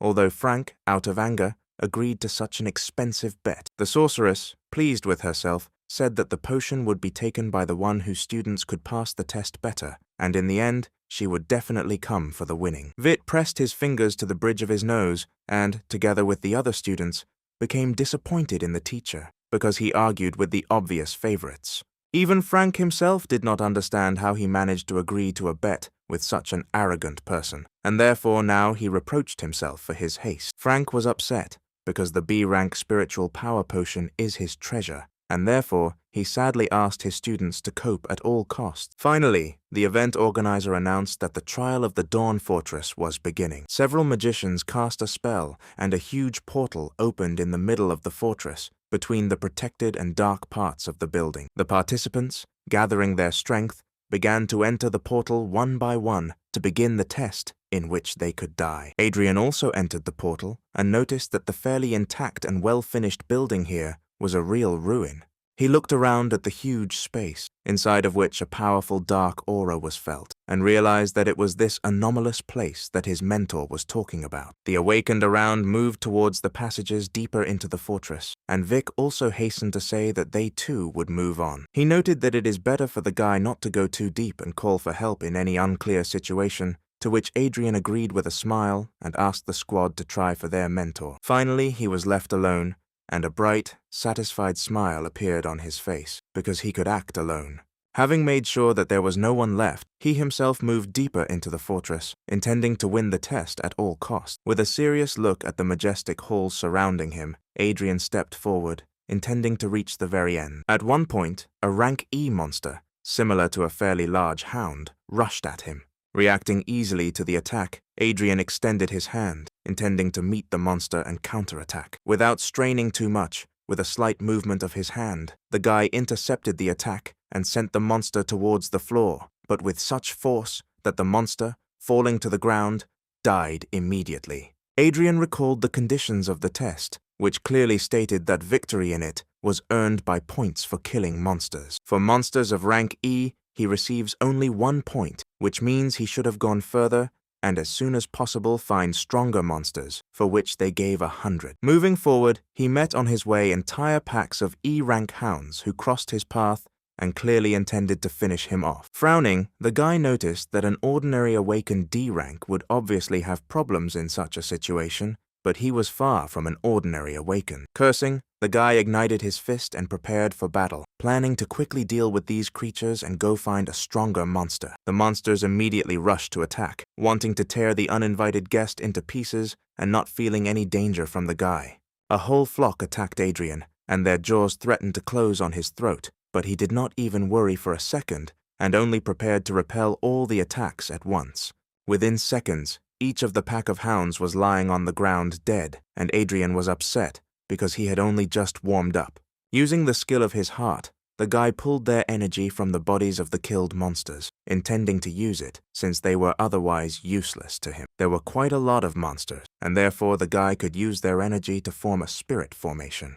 Having saved this energy in a bottle, the guy put it in his spatial pocket, once again noticing its unsightliness, to which the tree baby said in his language that he liked it. Rolling his eyes, the guy told Tiny that the aesthetics of the Ents were somehow too outdated and promised to start training him later, to which Tiny rolled his eyes. Having done everything he wanted, Adrian moved further into the depths of the fortress, looking forward to facing someone truly strong. As soon as he turned the corner, his presence was noticed by the same thief whom Vincent ordered to kill Adrian, and with a smile, he rejoiced at his luck. The guy rushed after Adrian, silently warning the guy that he was to blame for his death because he had insulted the master. However, at the same moment, the thief stopped himself because he remembered that his master Vincent had given clear instructions to make Adrian's death look natural. With eyes hungry for blood, the guy remembered that on one of the paths of the fortress at the top, there was a whole horde of monsters, and therefore he could bring them on Adrian with the help of a special potion. Adrian opened the bottle, and its contents immediately began to dissipate, which is why the aroma of the potion began to spread throughout the surrounding space at high speed. The guy cruelly stated that Adrian should be grateful that he would be killed using such an expensive means, although being a dead man, he would no longer thank anyone. Having risen to a higher floor, Adrian studied his surroundings without much effort, looking for those monsters for which he would get more points. Suddenly, before his completely calm gaze, several blades flashed at once, each of which was aiming at the guy. From the darkness, native to monsters, 3 armored zombies of rank D immediately rushed at the guy, planning to destroy him. Using the fist of a fiery blade, the guy without much effort finished off all 3 monsters with one powerful blow, sending their dead souls to another world. With a smile, looking at how their bodies crumbled, the guy noticed that armored zombies were even weaker than some awakened D-rank ones, and therefore the battle turned out to be too easy. Turning his head, the guy noticed a whole group of living corpses and then counted them and converted the number of zombies into points that he would receive for destroying them. Having dealt with the crowd of monsters without much difficulty, Adrian calmly moved on, thinking only that their armor could serve as good material. The guy was even more upset when he realized that there were no more monsters ahead, but only a dead end, which meant he would have to go back. However, the magician's insight helped Adrian well this time, because he noticed traces on the floor left by those who passed the test last time. Kneeling down on one knee,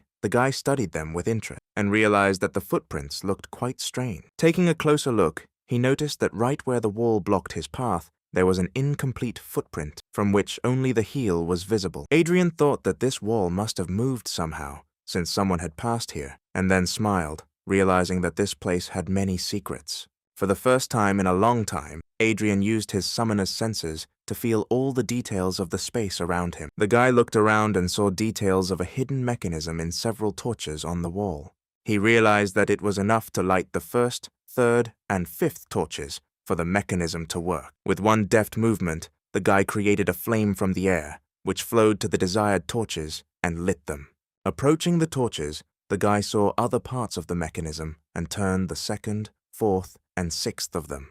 As soon as he finished his manipulations, the sound of gears and levers was heard in the walls, which influenced the mechanical door, opening it. Smiling at his own ingenuity, Adrian walked forward and found himself in a surprisingly brightly lit room, which stood out strongly from the dark atmosphere of the fortress. Right in front of Adrian in this hall, 3 unusual warriors in golden armor lined up. Walking closer without fear, Adrian examined his potential rivals with interest. After analyzing the spiritual power of these warriors, Adrian realized that these were rank sea monsters, and anyone else in his place would have despaired by now. But Adrian, standing up and igniting his fist blade, prepared for battle, noting with a smile that for him, this was just a light warm-up. Stretching out his free hand, the guy beckoned them with a gesture, urging them to attack and show everything they were capable of. Suddenly, for some reason, the monster's aura became much darker, and Adrian even became wary. And at this time, the weathered potion used by the thief-murderer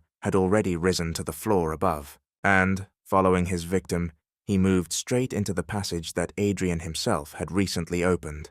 Holding his stance, the guy prepared to meet the attack of one of the knights, who had already aimed the tip of his spear at Adrian, while the other 2 surrounded the enemy. Taking out his blade, the guy blocked 2 attacks with the blade and dodged the third, without taking his eyes off his enemies, ready for battle. Carefully analyzing the battle, the guy ignited his fist blade and, choosing the right moment, rushed to the attack. With one powerful blow, Adrian broke through the defense of one of the warriors, sending the enemy flying, and then prepared for the next attack. However, his reaction was not enough for both warriors, and he found himself open to attacks from 2 spears at once. Having made one precise attack, the warriors were able to reach their target with their spears and pierced the guy's body, joyful at their own victory over the villain. However, it turned out that the warriors only penetrated a copy of Adrian, created by one of the skills that Lilia helped him acquire on the black market. Thanks to this skill, the guy was able to confuse the knights, which is why they both opened themselves up to attack again.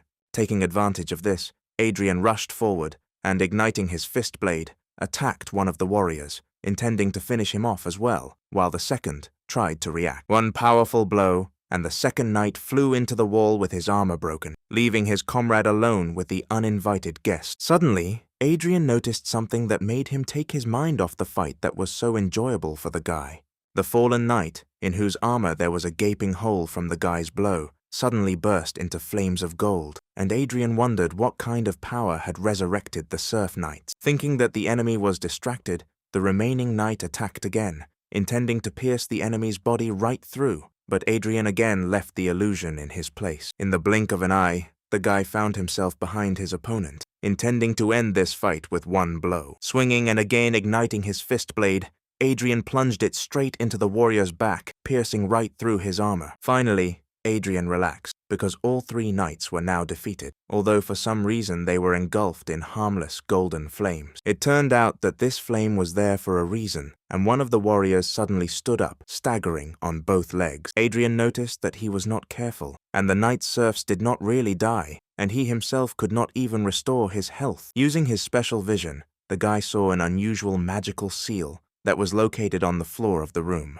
Having looked at it more closely, Adrian realized that this seal is a magical puppet formation, and it is for this reason that the knight does not die from his attack. Adrian realized that those who last entered this room died and were turned into puppets that could be resurrected to control their bodies. The guy realized that this room used to be something like a secret treasury, which required a similar special security system, although all the treasures had long been taken out. Suddenly, the eyes of the statue of an old man, standing in the middle of the hall, lit up, and she spoke in a booming voice, demanding that the guy get out. Opening his eyes in surprise, the guy even smiled from the realization that a soul was born in this statue, and it became the spirit of a magical formation, which is why it itself became a treasure.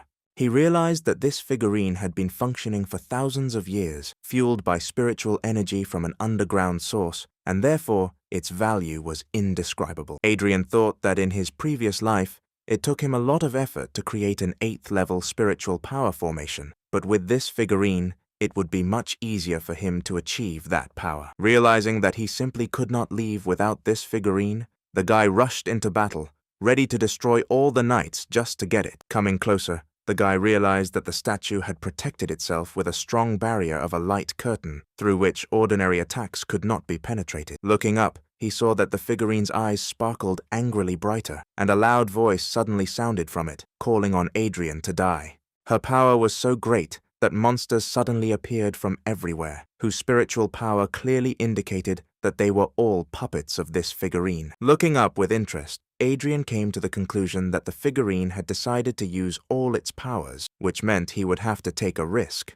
The guy used the thief skill to speed up his movement, and then the magician skill to hold the puppets around at least for a moment. Having given himself exactly a second to act, the guy rushed forward to the figurine and, thanks to the dispersion of magic, was able to break through its protection and burst inside. As soon as he penetrated the protection, his hand immediately grabbed the figurine, snatching it from the pedestal. Raising his hand with the statue, the guy loudly exclaimed that he had grabbed it when his skill stopped working, and a whole horde of monsters rushed towards him, ready to tear him apart. Fortunately, Adrian calculated everything well enough, and therefore the blades, fangs, and claws froze just a couple of centimeters from his face and throat. Sighing, the guy sat cross-legged directly on the stone floor, intending to use the soul from this figurine and the energy of the hound pack collected earlier to create a high-level molding. Having poured this energy into the figurine, the guy activated its magical puppet formation, intending to absorb all the power that it had absorbed over these millennia. The guy's eyes shone when he began to use one of the techniques that he knew in a past life, and which allows a powerful soul to merge with the soul in the body of a man for successful molding. Adrian thought that the ranks were used specifically for separation, since ranks E to D were considered low, while ranks C and above became managers in the City of Dawn. Finally, the guy's body was enveloped in threads of golden energy, and he himself was able to create the formation of his spiritual energy, which is used to obtain rank C and higher. Sitting in the circle of the magical formation, Adrian began to modify the threads, thinking that the formation would be stronger the more patterns it contained.